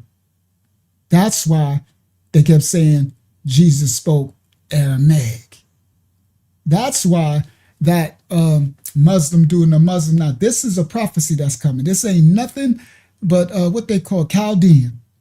This is why they're going to come later and say it wasn't the Hebrew. That Muslim dude said it was written in Greek and Aramaic. And you see why I said that's foolish, because the Greek and Aramaic is sister language to the Hebrew. So when you scroll further, the Greek letter became the A, Latin the A, Aramaic became, now this is later Aramaic. That's what they're speaking now. They're not speaking the ancient, right? So that's where they're going to run into a problem with me anyway, right? Because they don't want to, if they did go to the original Aramaic ancient, it will defeat their purpose. They'll lose their argument. So they're going to stick with the modern because they can change. And this was the Arabic, Samaritan, and Hebrew. All right? All right, now that's that later when they start coming, I don't know where they as when they're doing this stuff, right? And this the pre-Islamic Arabic early South Arabian, right? So there is certain levels of election, okay? So when I showed, hold on, bang, stop share. I'm just showing stuff just so others won't think, like we tripping. No, we just making up nothing. No, there's years of study and election going on. And a lot of this stuff is public knowledge too, right? So you got hieratic, hieroglyphic, Phoenician. And the Phoenician is just like the Paleo-Hebrew. That's that same aleph that the Aramaic was. That cross line is not an ox head, right? And then later, these are the converts. They made this modern stuff. That's right. So again, this is what I'm talking about. That all of these, thank you, Maddie. All of these are black cultures, except for the Greek and the Romans. Okay. So the Egyptians, the hieroglyphs, the hieratic, Sumer. No disrespect to the other nations were out there, they're Japhetic, all right? But that's why when you look it up, it's the Afroasiatic Shemitic group of tongues. That's why when that brother came into me, he's Semi. I'm like, well, you can be Semi. I don't mean no disrespect, but you're not from Shem, because that's Shem. Why you think, guys, that's why they change that. Let me explain. The reason why, no disrespect, they don't say they're from the tribe of Judah or Yaada, and they say what? Jew. And they have a culture. And they were, just like they were black Pharisees and Sadducees, they were them. They are actually Japhetic, no disrespect, but they are, right? And they came and they sat amongst the original Israelites who lost their kingdom and went into slavery, and they took over. And that's where they got a history from. And they followed the Akkadians, the Amorites. That's why they got a Babylonian Talmud and Mishnah and stuff. And they have a language, right? They have a culture. They can, that's why they don't call themselves Israelite, right? They say LLA. See? It's like right in your face, but it's so subtle, right? But the remnants of and they have a right to their culture, right? Now, I don't follow their culture like I'm not going to follow the Muslims, because that Talmud stuff got a lot of little, PDF stuff in it too, right? And it's Canaanite stuff. But you can't tell me my culture, ours is intact. You understand? And it goes way back, right? So see this Phoenician script, right? That's the hair. This later became the hand raised. That's the reveal with the hand raised to the sky. This look like an Afro pick. This look like the metal pick I used to comb my Afro with back in the days, right? The big metal Afro comb sticking in the back of my fro. I used to have a big crazy fro, right? It's an Afro pick. I know an Afro pick when I see an Afro pick.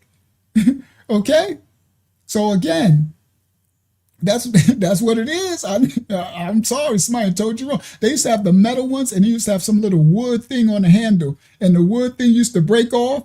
Y'all remember the metal ones when the little wood thing break off, and all you guys a metal thing. You could use that thing that was a weapon too, right? Yeah, it's a wide tooth comb to get through that hair, get through that woolly hair. Facts. So anyway, let me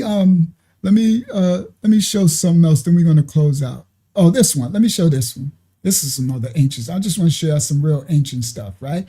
Because, all right, so let's go. Stop share, and then we're going to close out. It's already 2 o'clock. We went kind of long. I didn't know I was going to go this long. But stop share this one, right? Share screen.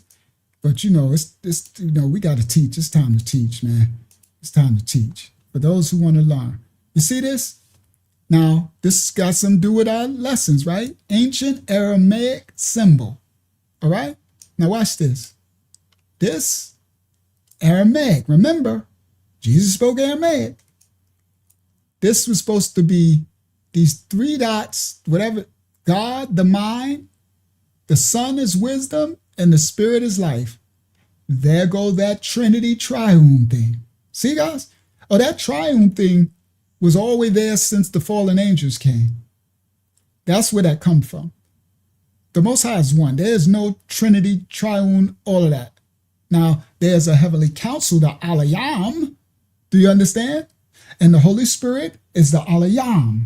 They call it Elohim in the English, in the Canaanite Hebrew, right? The Alayam, the heavenly council. The Aliyah is the singularity of the Father. They call it the Elohah. Elohah and Elohim. Let us make man in our image. Alayam, right? The Bariyah is the word. He's one of the Alayam, like the Elohim. Raya Hayakadash, the Holy Spirit, one of the Alayam. Yahya Sabayath, the Lord of hosts, one of the Alayam, right? Wisdom, all of them, Alayam. Now, in the Aramaic, they call this God the mind, Son the wisdom.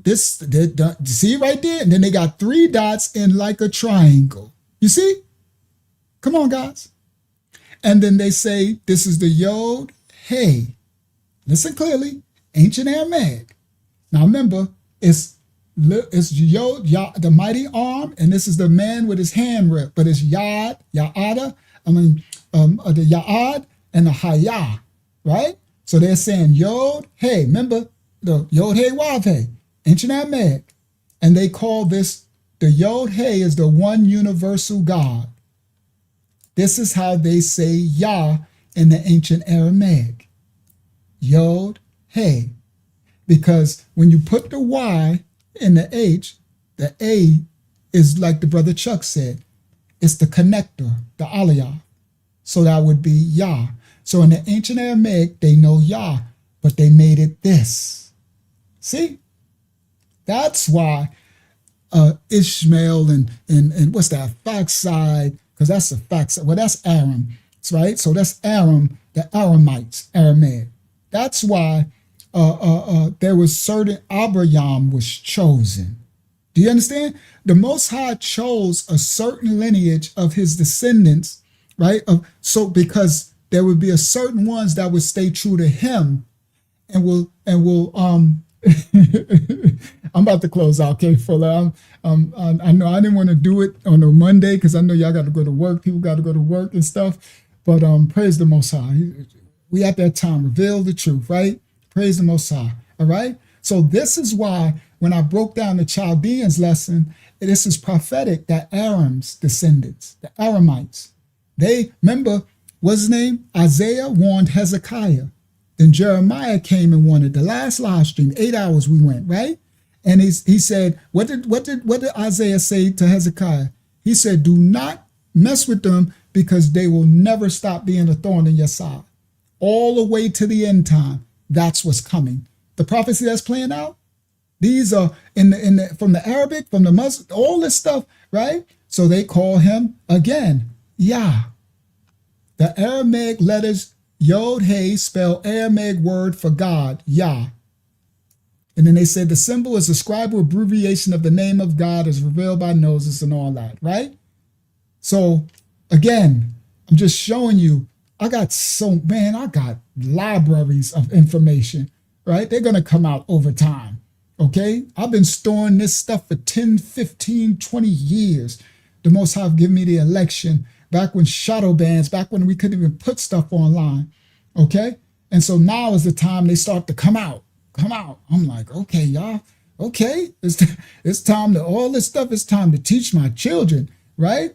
Bring those receipts, right? Ancient receipts of everything, all right? So Taj Baliyah, we're going to do this probably tomorrow, because tomorrow's our Tuesday Bible study. Well, I got a lesson coming for tomorrow, but Taj, we're going to probably get this started unless somebody else take the election to do it. We might start this tomorrow on the Tuesday Bible study. Share screen, window, bang. This, because I remember you telling y'all, it's like we need to decipher this, right? So this is the ancient stones, right, guys? So this is the proof. We got reliefs, right? This is the Ugarit, right? So this is the Aleph, supposed to be the ox, right? The Beth, the Gimel, the Dalet. There get that hay. Ain't no man with his hand raised. And this is where they added fish. That's the fish god. Remember? Yes, last live stream. Enki, the fish god. Dagon with the Pope hat. In Ugarit, everybody listen. This is where the fish came in at. I'm sorry, but the Messiah ain't have no do with no fish. I know they put that in there, but that's a whole nother election. But this where they get that fish symbol with Christianity. In Ugarit is when they added the fish. This Nayan letter, Hebrew, is the seed of man. I mean, the seed of Yah in the man. This is the seed. Where's some fish? What a fish got to do with the seed of man in the Father? And then they added a killing instrument, the fish hook. And they did it for Azariah. So once you understand what this is, you can understand how the other cultures, Canaanites, Ugarit, Phoenicians, added their pagan beliefs, okay? So this is why also later in the Hebrew, Canaanite Hebrew, they got shin and sin. Ain't no sin in Hebrew. Is sin here? Let me see. Do they got it? Nope, it's still shin, right? So later, see? Bingo. Look, guys, that's the U. And look at that cross. What kind of, see? It's the Tayat, okay? It was no U. And if it was, it would have been a Tav or a Taw with a W. But it's the Tayat. That's the sign, the covenant, the Aliyah to the Tayat. And look at that cross. What in the world? And this is the palm. So this is the hand of Yah, the Kayaf. Do that look like a hand? And this is the mighty, see, they got Yad for hand. That's the mighty arm and hand of the, and look, they put a serpent. There we did this on our Bible study. The Tayat, guys, the Tayat is the covering. That's the basket, right? Where the Most High gathers us like a house, a Tayat, right? And they made it a serpent, and they put a serpent in the basket. See, that's Ugarit. See? And this is supposed to be the head. Does this look like a man's head? And later, they added a sin. These are the Israelites. Later. That's, I don't know, that must be much later. I think that became with the modern, that came later with the with Babylonian and the modern convertites, where they got Shin, Sin. Sin is the moon god. See? So that's what I'm saying. What we're teaching We're not just talking out our butt, bro. We're teaching what we know. This is when they added fish, and then they added a killing device, fish hook, then they added a serpent. These are Ugarit. Okay? All right. Praise the Most High. All right, let me see. I think I'm closing. Because, yeah, I think I'm closing. Let me make sure I didn't got one more I wanted to show y'all. Let me see. Oh, I'm going to say that for another one. Oh, that's going to be messy. I don't want to do it now. That's going to be messy. I'll save that. All right. All right. Let me just do it. We're gonna close this. We're gonna close with this. That's gonna be a whole nother. I'm just whetting your shout out to Angie, shout out to Mexico City in the building on Facebook. I'm just whetting your appetite for a future lesson. Share screen, window. That's gonna be too messy. All right. All right. I'm being messy now. The God L. Now I'm being messy. That's when you get messy. Because people love their, no disrespect, but they love Elohim and El Elyon and El Shaddai and El this and El that. That El, that's Ugarit. The El God. But we're gonna go there because look what they got. They got El to mean God, but look guys, they got an Aleph and a Lamed. So how is that L? If the Aleph is an A, Alayaf, ox, built, strength, leader, first, yes. And then a Lamayad is a L. So why you got EL when it's AL, everybody? And that's the Aleph Lamed. And the Aleph Lamed is all. And that is the Most High, the Alayah, the all. So all the Malayites were named all, not L. You either have Yah's name or all, A-L. That's why it's Mayaka L, Gabriel L, Gabriel all. So Gabriel, Michael, Uriel, all the Malayites, their name is all, Aleph Lamed, strong authority. The father's Alayon. And all his children come in the name Yah. Okay? That's the Mayaka all, Gabriel all, Yara all. Okay? So it's a big difference, but they don't know. It's okay.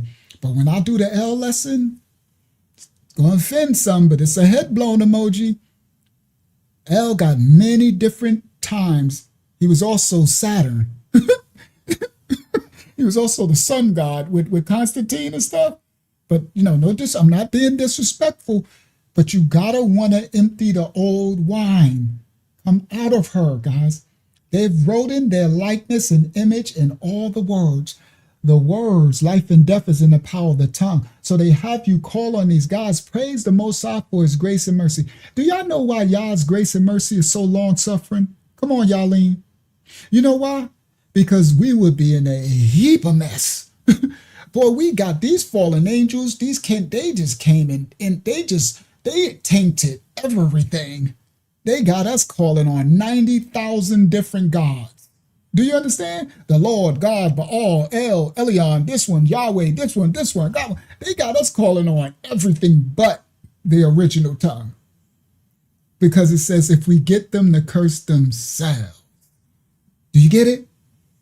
That's why Yah's grace and mercy cover us, okay? But he got a remnant that's going to come back because we're going to come back to the Father, the All, the Alayah. The Alayam is the heavenly council. Ain't no Elohim.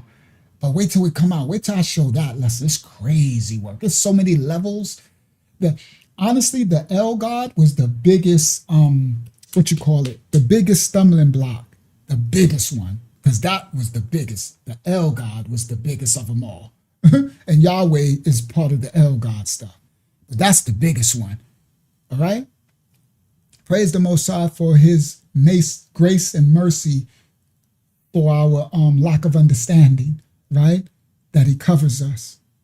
But he doesn't want us to stay in lack of understanding. Diligently seek out the truth, spirit and in truth. For those who have eyes to see and ears to hear, we thank you so much Okay. Oh, porneia. You got to see our porneia lesson. Woo. There's so many deities, bro. These fallens, they got all type of images and, all right. Praise the Most High for his righteous revealing. Friday's lesson, crazy work. I'm still building it together. I'm building it. So it's going to be a mighty work of the Father. Yes, levels. Come on, K. Filler, to everything. And the Most High is going to have us understand so we can take, remember, we went all those levels going away from him, right? That's what they did. They meant us to go away from Yah, away from all to the A, E, I, O, U, L, U, I, E, Oki, Oki, O, E, E, U, O. We name it everything. El, Sha, Oki, Aki, Dagi, Diki, Doki. I'm like, and ain't none of that original languages from any of the first languages. There was no vowels. Go to ancient Sumeria. The cuneiform, no vowels. It's abjad. It's simple. When you look it up, it's there. Anybody, it's there for everybody to see. This ain't no Hebrew Israelite crap we making up. This is studies, linguistics. This is archaeology, science. This is everything. It's history. It's biography. It's everything. Tomorrow we always start at 9:15. Tuesday study, same time. We always 9:15, no matter when we for the Tuesday Bible study tomorrow. All right. Thank you, Hakyama, for your assistance. Do you want to say something before we close out, or are you good, money? I'm good. You want a prayer? Yeah, pray us out. Let me get this L off the screen first of all. let me get L off the screen. No disrespect for those who don't know who L is, but I know who L is. So let me get that God off the screen. What I'm gonna put up? There were also some questions, but if you let's want do the questions. Yes. Okay, let's do that. Let me go to them. This one is from Tammy. Tammy says, that's the bayat. Sorry, that's how you say house, the covering. All right, the bayat. That's why we cover everything in this house, because this is Yah's house, one of his houses on this earth. So we cover all of you. That's why I don't show y'all where I'm getting my stuff from. That's why we keep everybody in order. We keep everybody respectful, because we cover Yah's house. We're called to be keepers of his bayat, his house, right? Tenders of his sheep, his children. So we are called to care and concern for all of your souls. That's why when you come here, you're protected. No matter what I show, you're covered in Yah's bayat, his house. That's why we're so lawful and order in this house. That's why everybody welcomes you with love and kindness and respect and everything, because this is Yah's house and you're entering his house, and his house is in his name. Do you understand? And his name is righteous. The Father name is. Praise his holy name in his rightful order. Go ahead, Hakyama. This one is from Tammy. Wrong one. Tammy asks, have you heard about the third war that will be between Christians and Muslims? It was written in the 1500s by top Freemasons. No. If you could send it to me, I know about it, but you probably talk about something specific. If you can email it to me, Tammy, I would love to see it. I could bring it out. I'll break it down. I'll let everybody know Tammy sent me this, and because I don't got it, but I know. I don't know where I seen it, because I did so much study. I mean, I'm talking 20 years that I've been doing this, so I've been seeing stuff that's not even online anymore, because they wiped stuff about 10 years ago off the internet. They wiped a lot of stuff and stuff, right? Stuff you can't find no more. But I've seen it, and I know about the Muslim, Christian, all these prophecies, right? That's part of Daniel's prophecy too, right? But yeah, I would love to see the information you got, if you could send it to me on my email. Zayana just posted it. Go ahead, Akame. What's the next one? This next one is from Benny. Benny asks, how do you say Holy Spirit in the original tongue? This Ruach HaKodesh is not it. Anyone help? Did somebody write it for him? Nobody wrote it? I think so. Rayat Haya Kadash. Write it again, Hakyama. So if he sees this on the replay, I don't know if he's still here, he can see it. So Rayat with a T, because it's the final spirit. Thank you. Nayel wrote it for him. All right. I figured somebody would. All right. Praise Mosiah. So he probably saw it. Go ahead, Akiyama. Is another one? Yes, this one is from. And when you hold on, and when you put it, it describes, like everything else, it describes what the Holy Spirit is, the function, the purpose, right? So when you put it, guys, it's this. You see, yep. So that's it, right?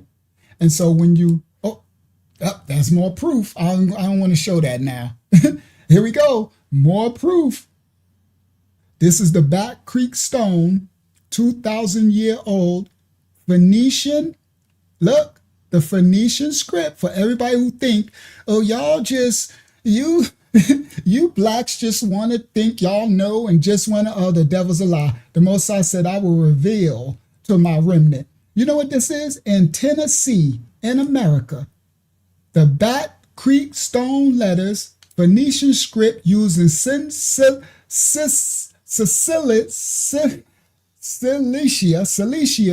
8th century BC, okay? And that's the Aleph, axe head. Look, that's the Hayah. That's the Wayaf. I think that's the Kayaf, okay? So again, right? I got other stuff gonna come out later, right? I didn't even want that to pop up, right? I could pronounce punch you in the face. ABZs. You can't even say ABC. I bet you I could pronounce Diddy, who you are, right? Don't come here trying to be no adversary because you jelly belly. Don't be jealous because somebody took your girl. Don't come here jelly belly. You can get yourself embarrassed. I am definitely not the one. Right? When I was in the street, I bet you I could pronounce punch you right in your lip. I bet you won't say it to my face. All right, there you go. I know Diddy is your guy. You see? That's my point. These Epsteiners come here at the end. Get your little Diddy worshiping out. Don't get mad at me because you gave you a little wee-wee. You got a micro penis. You know, they come here jelly belly because they mad. Why don't you sit down and learn something and have some respect so we can welcome you as a child of the Most High, as a person, and we can learn and grow together, right? Why would you want to be my adversary instead of being my brother, fool? I'll be the one that would have protected you in the streets when people was bullying you, right? These little freaking trolls, you know what I mean? Little Diddy trolls come here because they got micro people. Boy, get your little wee-wee stuff and sit down somewhere with it, okay? All right, Shamaria, I got you, all right? So anyway, this is the Phoenician. You try to say Cilicia. I could say Sia. I could say, right? I was gonna say I could say your mama, but I ain't wanted, you know that. That's why I just said punch you in the face. You know, the old me. But anyway, all right, get him out of here. Get the little Epstein Diddy out of here. All right, get out of here. Oh, he Islam. Oh, you got the what? Hold on, don't get him out of here yet. Don't. But we gonna get him out of here because I ain't got time. We about to answer somebody's question. We doing something real. You missed Islam. Your prophet was a PDF. Okay, so go worry about your prophet with his little 6-year-old wife. So miss me. Okay, you can miss me. We got an Islam troll coming at the end. I thought it was, I didn't know who he was. But if you don't get your own, make up your own culture. All right, get out of my Bible. All right, to find you some culture. Didn't what's his name? Didn't Ishmael found some Ishmael books? Why are you in the Bible? That's Isaac. Okay, get your own. You ain't even got your own culture. Why you didn't tell Muhammad to make his own? Right? He took the Bible, talking about some magic horse rolled him to Jerusalem. Well, I'm glad you rolled in a doggone fairy horse to Jerusalem. You need your own culture. All right. Anyway, guys. So this is the Back Creek Stone. This in Tennessee. That just popped up for accident. I didn't even want to show it tonight because I got other stuff we'll show another time. But anyway, go ahead, Akiyama. What was the where was you at? I was here. The Rakayakadash, the Holy Spirit, right? So that's the set apart, right to left. Has the Kadash or Kadayash is set apart, a Kayadash, somebody put Yah's name back in, right? The set apart, revealing spirit, Raya. That's how you say Holy Spirit. All right, go ahead. Go ahead, Akiyama. This last one is from, let's see. Oh, there's two more. This one is from Maddie. Maddie asks, why would Yah have these 12 gates with the names of the 12 tribes? Because I don't know actually intentional, of course, because I'm not the father, but for my exegete of the text in the manuscript, what I would deduce is that the father knew in the beginning from the ending that he chose a lineage, right? And he chose a lineage that he, from Abraham, and he chose a remnant seed of all nations on earth that he would use, and there would be a remnant of these 12 children, right? These 12 sons that would be used at the end times to, across the four corners, to bring his other children, which are not of this fold, right? The other nations of people, all nation, remnant of every nation, kindred, tongue, and people, that some of the descendants of those 12 children, their bloodline would never be extinguished. That's why I was trying to explain that other one. Now, some might not know who they descend from, but you would know in the work that they would do because they would be fulfilling the purpose of what the Most High prophesied. And a remnant scattered across the four corners from each of those 12 sons would do the work in the end, lower themselves and serve, and will bring all those who have eyes to see and ears to hear back to the Father.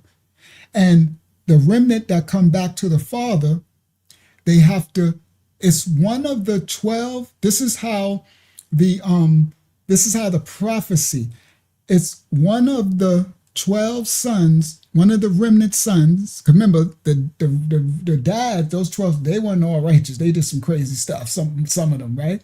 But the remnant, every soul who makes it through into the new kingdom, who stands before the Messiah clothed in white robe, right? It says a remnant of every nation, kindred, tongue, and people. Each one of those, for whatever what you call nation of people you are, white, black, whatever this is, each of you would have come, meaning got guided, led back to the righteousness, truth of the Father through a remnant of one of the blood lineage seed, whether they knew they were physical blood lineage or one of those 12 tribes or not. That's prophecy. That's how the Most High designed it, right? So there will be a remnant of all 12 of them that would lower themselves at the end time, and they would serve and bring, so that this is how the end judgment plays out. So one of those gates, everyone has to come through one of those gates, and one of the children, descendants of those remnant, is how you're going to get back to the truth. However, the Most High allows that to happen. All right? Whether it's through someone who in the spirit believes they descend from the tribe of Ya'ada, the tribe of Gayah, the tribe of Rabayah, the tribe of, right? So whichever one of the tribes, everyone who makes through the kingdom would have went through one of the gates. And each of the gates have one of the names of the tribe. It's prophecy. Okay? It's prophecy. I know in the spirit who I descend from, and it shows. A lot of Judah, Ya'ada, would be the tribe who would be mostly known exactly who they are, because Judah, Ya'ada, would be the ones at the end time that would awaken all the nations worldwide. And how did this awakening happen? It happened with a group of individuals in a place, and the Most High used the internet, and it's spread worldwide, and it's still growing. Now you got those who can actually descend from them, but it still be rebellious, stiff-necked, stubborn, not righteous. It's only a remnant who's going to be righteous, okay? So you'll see some of them that could descend from one of the tribes. They out there cursing people out or whatever. You'll see others. You won't be able to really tell. It's not color of skin or none of that. You understand? You know by fruit, because the genealogies, the blood lineage has been so mixed and intertwined throughout times, only the Most High knows who is who. So for that person that came here and he's thinking the blood lineage, the Most High knows every strand of hair on your head. He know every sand of pebble on the beach. You understand? He know every last one of every lineage that ever came of his children. All right? He knows exactly, okay? And they're called for a purpose. I just answered mine. And I know who I descend from. Mariah, the Spirit tell you. And it's evident. You could hear it, you could see it. That's spiritual warfare. There's things that transcend the physical realm and the spirit realm. You understand? That's why you got to grow your spirit, man, with spiritual eyes and ears to hear and see. People stay in the flesh and they get in their feelings, like that jelly belly that just came here, right? Little Epsteiners, right? You can get out your little jelly belly feelings, right? Come on, I know I'm your outer thoughts. I know it. I've been knew it. You understand? And I roar like that lion's whelp. You heard? It's something, it's genetic. It's in the DNA. You better hear it. You better know it when you see it. You understand? So some of us know because the Raya reveals the great revelator on the screen. That's Raya, Haya, Kadash. That Haya is revealing spirit. It says at the end, the revealing spirit will reveal all things that was lost and taken. This part. All right. That was the last one? We have one more to do it. A two more. Nael said, "Oh, I told Benny it was Haya Kaya. I told Benny it was Haya Kadash Raya. Is that correct?" No. So it's actually this way, the way you write it. So this says the set apart revealing spirit. So if you're going to say this says the holy set apart, well, the set apart revealing spirit. Yeah. So it's this way. All right. So if you, how did he say, how did Naya say he wrote it? Say it again. He said, Haya Kadash Raya. Okay. So revealing set apart spirit. That's what you just said. Revealing set apart spirit. So it is the revealing set apart spirit. Right? But when we're saying the Holy Spirit, right, it will be the Kayadash Raya, Hakayadash Raya, right? The Holy Spirit. But it's revealing, right? Revealer, the revelator. So, right. So anyway, praise you. All right. He said Sharia law can fix everything. Hopefully it can fix you messing with, hopefully you need to fix yourself messing with little girls. Right? Shout out to the Muslims. Well, not shout out to these type of Muslims. Shout out to the Muslims who don't believe in Sharia law. You understand the Sharia stuff. Hopefully it can stop you from wanting to smash little girls. That's what it needs to fix. It needs to fix your sexual addiction. Okay? All right, what's the last one, Hakim? This last one is from Unbothered Movement. She asks, can it also mean I will be who I will be? And I thought a Unbothered Movement was a dude. I don't know. I thought that was a dude. I thought that was a brother. My apologies, I don't know. It just looks like a girl in a little thing. He's a brother. I think Unbothered Movement was a brother. I could be wrong. All right, so it's okay. They know you don't know. So what did they say? Could it be, say it again? I heard that before. Could it be I will be who I will be? And I think that's referring to No, why? I've heard that before. No, why it can't be I will be who I will be? Because the Most High is. Let me explain. That it could never be that. When he says I am, I is, that means he exists, not he will exist. That meant he didn't come yet. You get what I'm saying? That will mean he's not there yet. He always was. So what I am means I exist. Before he created anything, before he manifested anything, he is. Or you could say was, but is. It's not really was, it is. That's why he said I am. He is, he exists. He be, not he will be. No, not will. He be, he exists, he is. Yeah. Praise God. All right. We do have one last one. It just popped up. Larias? Yes. I seen the Bronx. What was it? She says, Alice told Shem, is that the same thing? I'm lost. What's she speaking of? Shem what? What? I think we need more Laria, context. you gotta give us context. You was told Shem is what? What? I don't got context.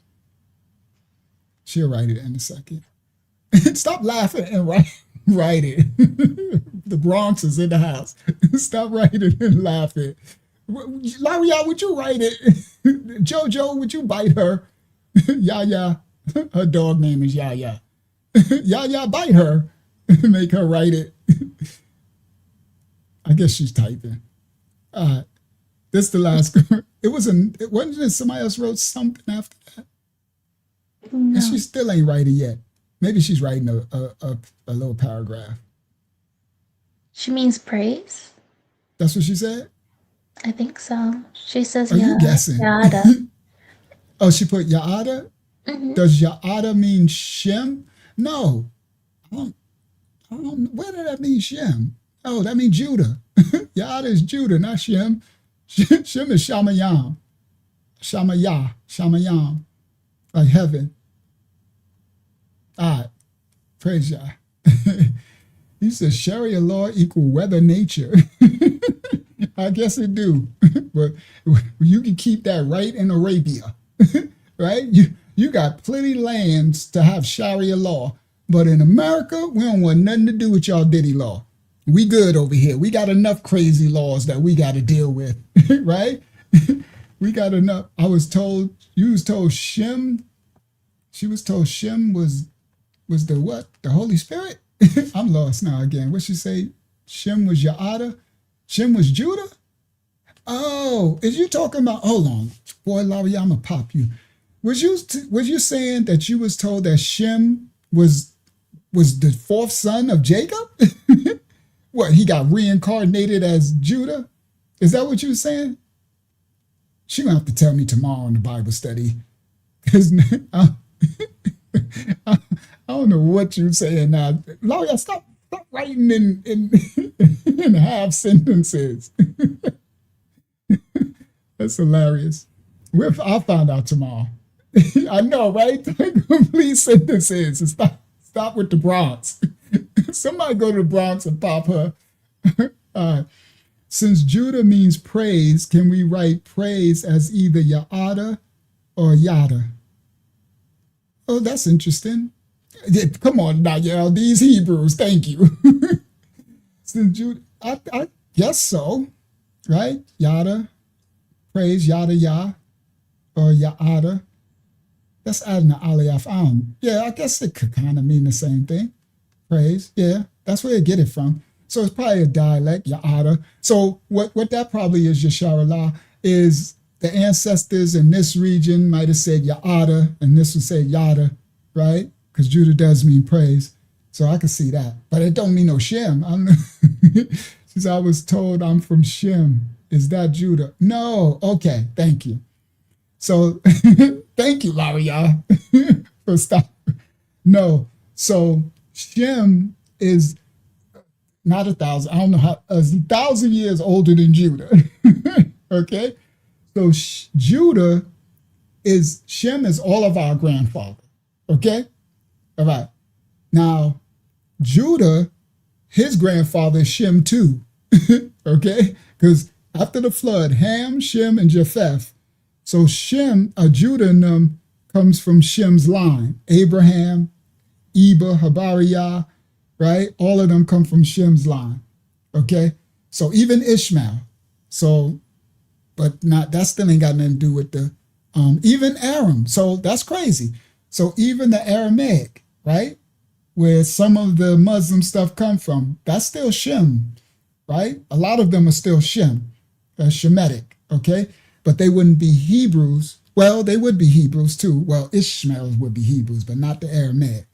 So the Aram's descendants, because you got Asher, Shem's descendants was the Elamites, the Aramites, the Assyrians, the Aramites who speak the Aramaic, the Ludites, and the Aphaxidites. We descend from Aphaxad, right? But Shem is older. Shem is right after the flood, it's Noah's son. So they all Shem's descendants, all right? Shem has a lot of descendants. All right, praise Yah. All right. Time, Elder said, get rid of this Diddy, right? He came at the end trying to drop off some Sharia Diddy law. All right. Thank you, Hakiyama. That was it, right? Praise Yah. Thank you, Hakiyama. This has been, hold on, close out. Not too bad. I don't know how many hours we did. Still 76 people on the live this late at night. So I thank you all for sharing your time with us. I'm so glad we had this time together, right? I'm ignoring her. Muslim Syria. Go ahead. I'm sorry. What? Go ahead. We have something coming from that y'all in a second, but I wanted to ask, how do you spell blessing in Habaria? Because I've seen it spelled differently among the house, and I just want to get clarification. Yeah, Barayak. So blessings. Oh, that was another one. Zayana told me. Oh, so stars. So when I was breaking down on the last lesson Aramaic, when I was breaking down star is kakabayad. That means one star. Stars, plural, is kakabayam. So whenever there's plural, it's always Y-A-H-M, yam. That's how you plural, right? So the stars. So I kept saying stars. I kept saying kakabayad. But that's one star, okay? Not the stars. So that ties into what question you just asked. What did you just ask me? How do you spell blessing in Habaria? Right, so blessings will be barakayam, blessings, plural. Blessing would be barayak. I think it would be blessings, barayak, I think. Or barakayam, that's blessings. Barayak, barakayam, or barayak, barakayam. Barayak, it's hard because, different, letters, iterations. So, barayak, right? Blessing. How are y'all saying it? Because I've seen some people say barayak. Bayakra. No, it's barayak. Okay, thank you. Barayak is blessings. Barayak and Barakayam or Barakam, I guess. Barayak, no, it's be Kayam, because after you put the Kayaf, it's another Aliyah to do Yam. Yes, so yes, there you go. Shemariah. In the Canaanite Hebrew, in the Canaan, it'll be Baruch for blessings, right? So Baruch, in the book, his name was Barayak, everybody. So the book of Barayak, Baruch, that would be Barayak. So blessings in the original tongue is Barakayam, blessings, and Barayak for blessing, all right? And the Canaanites said Baruch in Acadia. That's where we got that U, the U. All right. Yep, there you go, Barakatham. Go ahead, Tamaya. Now that's Barak. So again, when we didn't put Yah's name in, some of the other Hebrews, Israelites would say Barak, and then Barak, but we put Yah's name back in, so right? So Barayak, right? And then Atham. So Atham would be, you would have to know what Atham means for Barak, right? Blessings to you all. I think that's what it means, something like that. All right, so praise Yah. All right. So okay, and then that y'all's. What was it? He says, personally, I say Judah as yada. I know he do, but that's too hard. Broken down. This one? I know he do. Yada. That's too much. Not too much. It's too.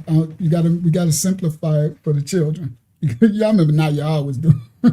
These Hebrews, boy, they'll do too much in a minute. But when you got the election, you can handle the different linguistics for the different iterations of the Habariyah, right? So much is given. So you remember, I used to always have to tone Nayel down I'm like, now you're going to confuse them even much more. Okay? Yada yah means praise Yah. So what we're saying is yada yah. Right? So now y'all have to tone him down because I'm like, we're trying to make it in bite-sized chunks for the children that's just starting to learn the adiyats, the letters. He put mad more more adiyats on them. All right, so I got one more. All right. This is from Kaelia. He asks, so were our people called Yadayam or something Yads? Isn't Yads an English term? I'm lost. He said, was our people called Yads for short?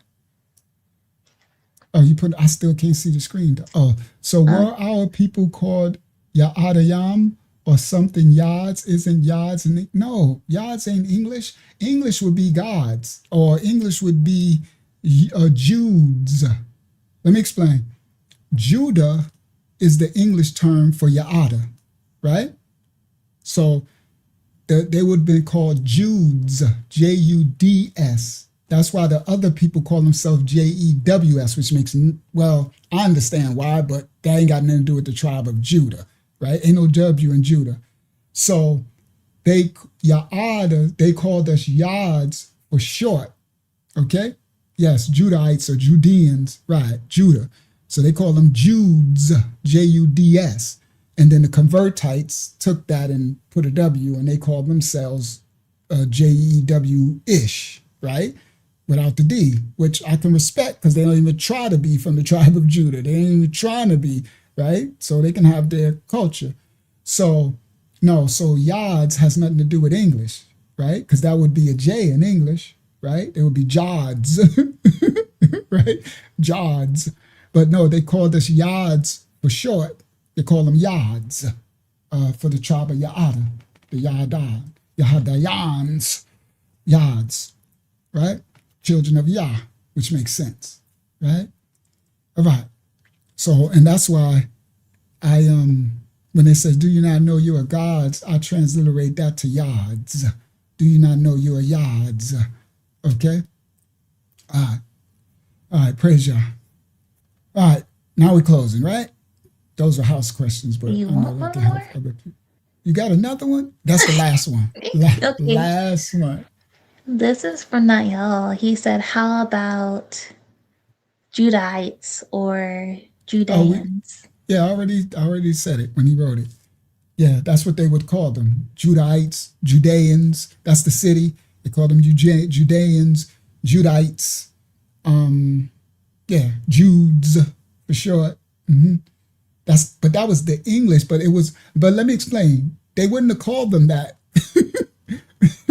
That's a great way to close. Now y'all in Kalaliyah, they wouldn't have called them that because there was no English back then.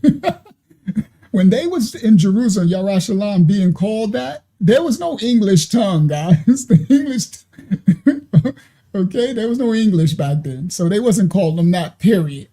Okay? That was later people when English was called reading books about them saying it, calling them that, when they transliterated stuff into that tongue. Okay? So it would have been what the Romans, right? That would have been Latin, and it would have been what the Greeks called Judah. I don't know what that is. You would have to look that up. You can Google that. The Greek word for Judah is probably something crazy, right? Like he called them Egyptos for the ancient Kemites, right? And it's called Mitzrayim in Hebrew, right? Habariah, Matrayam, and Habariah, right? So praise Yah. So, yeah. All right. So, yeah. So, Shemariah is Yada Yah, and that means praise Yah. Somebody write that for her, Yada Yah, because she keep putting Ada Yah, so she can understand it clearly. It's Yada Yah. Yada means praise, right? And Judah is Ya'ada. That's what she was asking about the name. Judah means praise. So she was like, could you say the name Judah as Yada too? Because it means praise. I guess you could, right? Right. But just because something means something don't mean that's how you say it for someone else's name too, right? So I wouldn't change it because my name means praise, that my name is now Yada when it's Yada, right? So anyway, all right. Thank you, Kaladi. I know he like, duh, I ain't even think of that. Me neither. I thought about I'm like, they wouldn't have been calling him none of that. There was no English back then. that language of curses and spells was far from being created back then. All right, so it would definitely been what the Hellenes, right, would have called, whatever they called them. All right, praise Yah. All right, so may the Most High, this has been the Muslim, a little tink on the screen. I feel sorry for that dude. Hopefully he get help for his mental illness, and I hope, it's that religion is a real wicked thing, bro. And more to come, right? May the Most High cover and bless you all. Thank you, Hakyama, for assisting me tonight. Thank you, Elder Tamayah, for your covering. Thank you to the ministry for welcoming anybody new that was here. I'm not sure they ain't let us get to 100 tonight. So we probably only going to be at like 15. We're going to probably be 2,000 views tops on this video. They ain't let us get nowhere tonight, right? I'll dag, bro. What the? This shadow band, that's like crazy tonight. So praise, I don't know if nobody new came, but anyway, if somebody new came, thank you to the ministry for welcoming. Thank you for welcoming everybody who came back. And may the Most High cover and bless you all. Y'all go forth and be the light. I'll see y'all on the Bible study tomorrow, right? For those who got the link on our Zoom Bible study. And everybody else, we live Friday, Eastern Standard Time, about 9:15 p.m. And may the Most High cover and bless you all. From the house of Yah worldwide, hopefully y'all enjoyed yourself tonight. May the Most High cover and bless you all. We see y'all Friday about 9:30 p.m. Peace and blessings. He had secures and hooks us tight, a gift from Yah, eternal life. He sent his son a sacrifice to show how much he loves us. You are loved, you are loved. You are loved, you are loved. You are loved, oh, you are loved.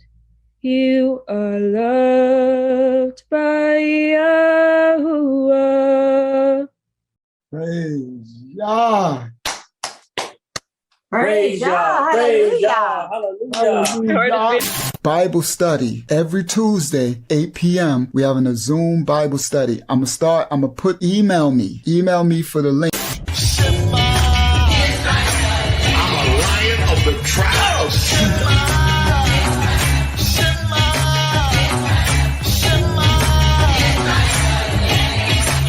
Say it again.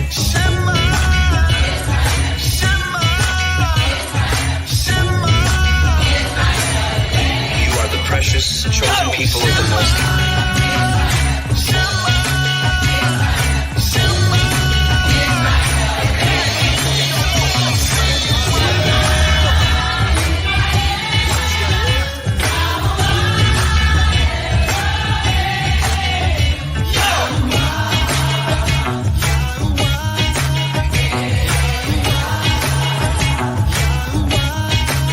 You got that right. We hope you have a good time watching our videos, and we'll see you in the next video. And we'll see you in the next video. So like and subscribe. Our channel. Yeah.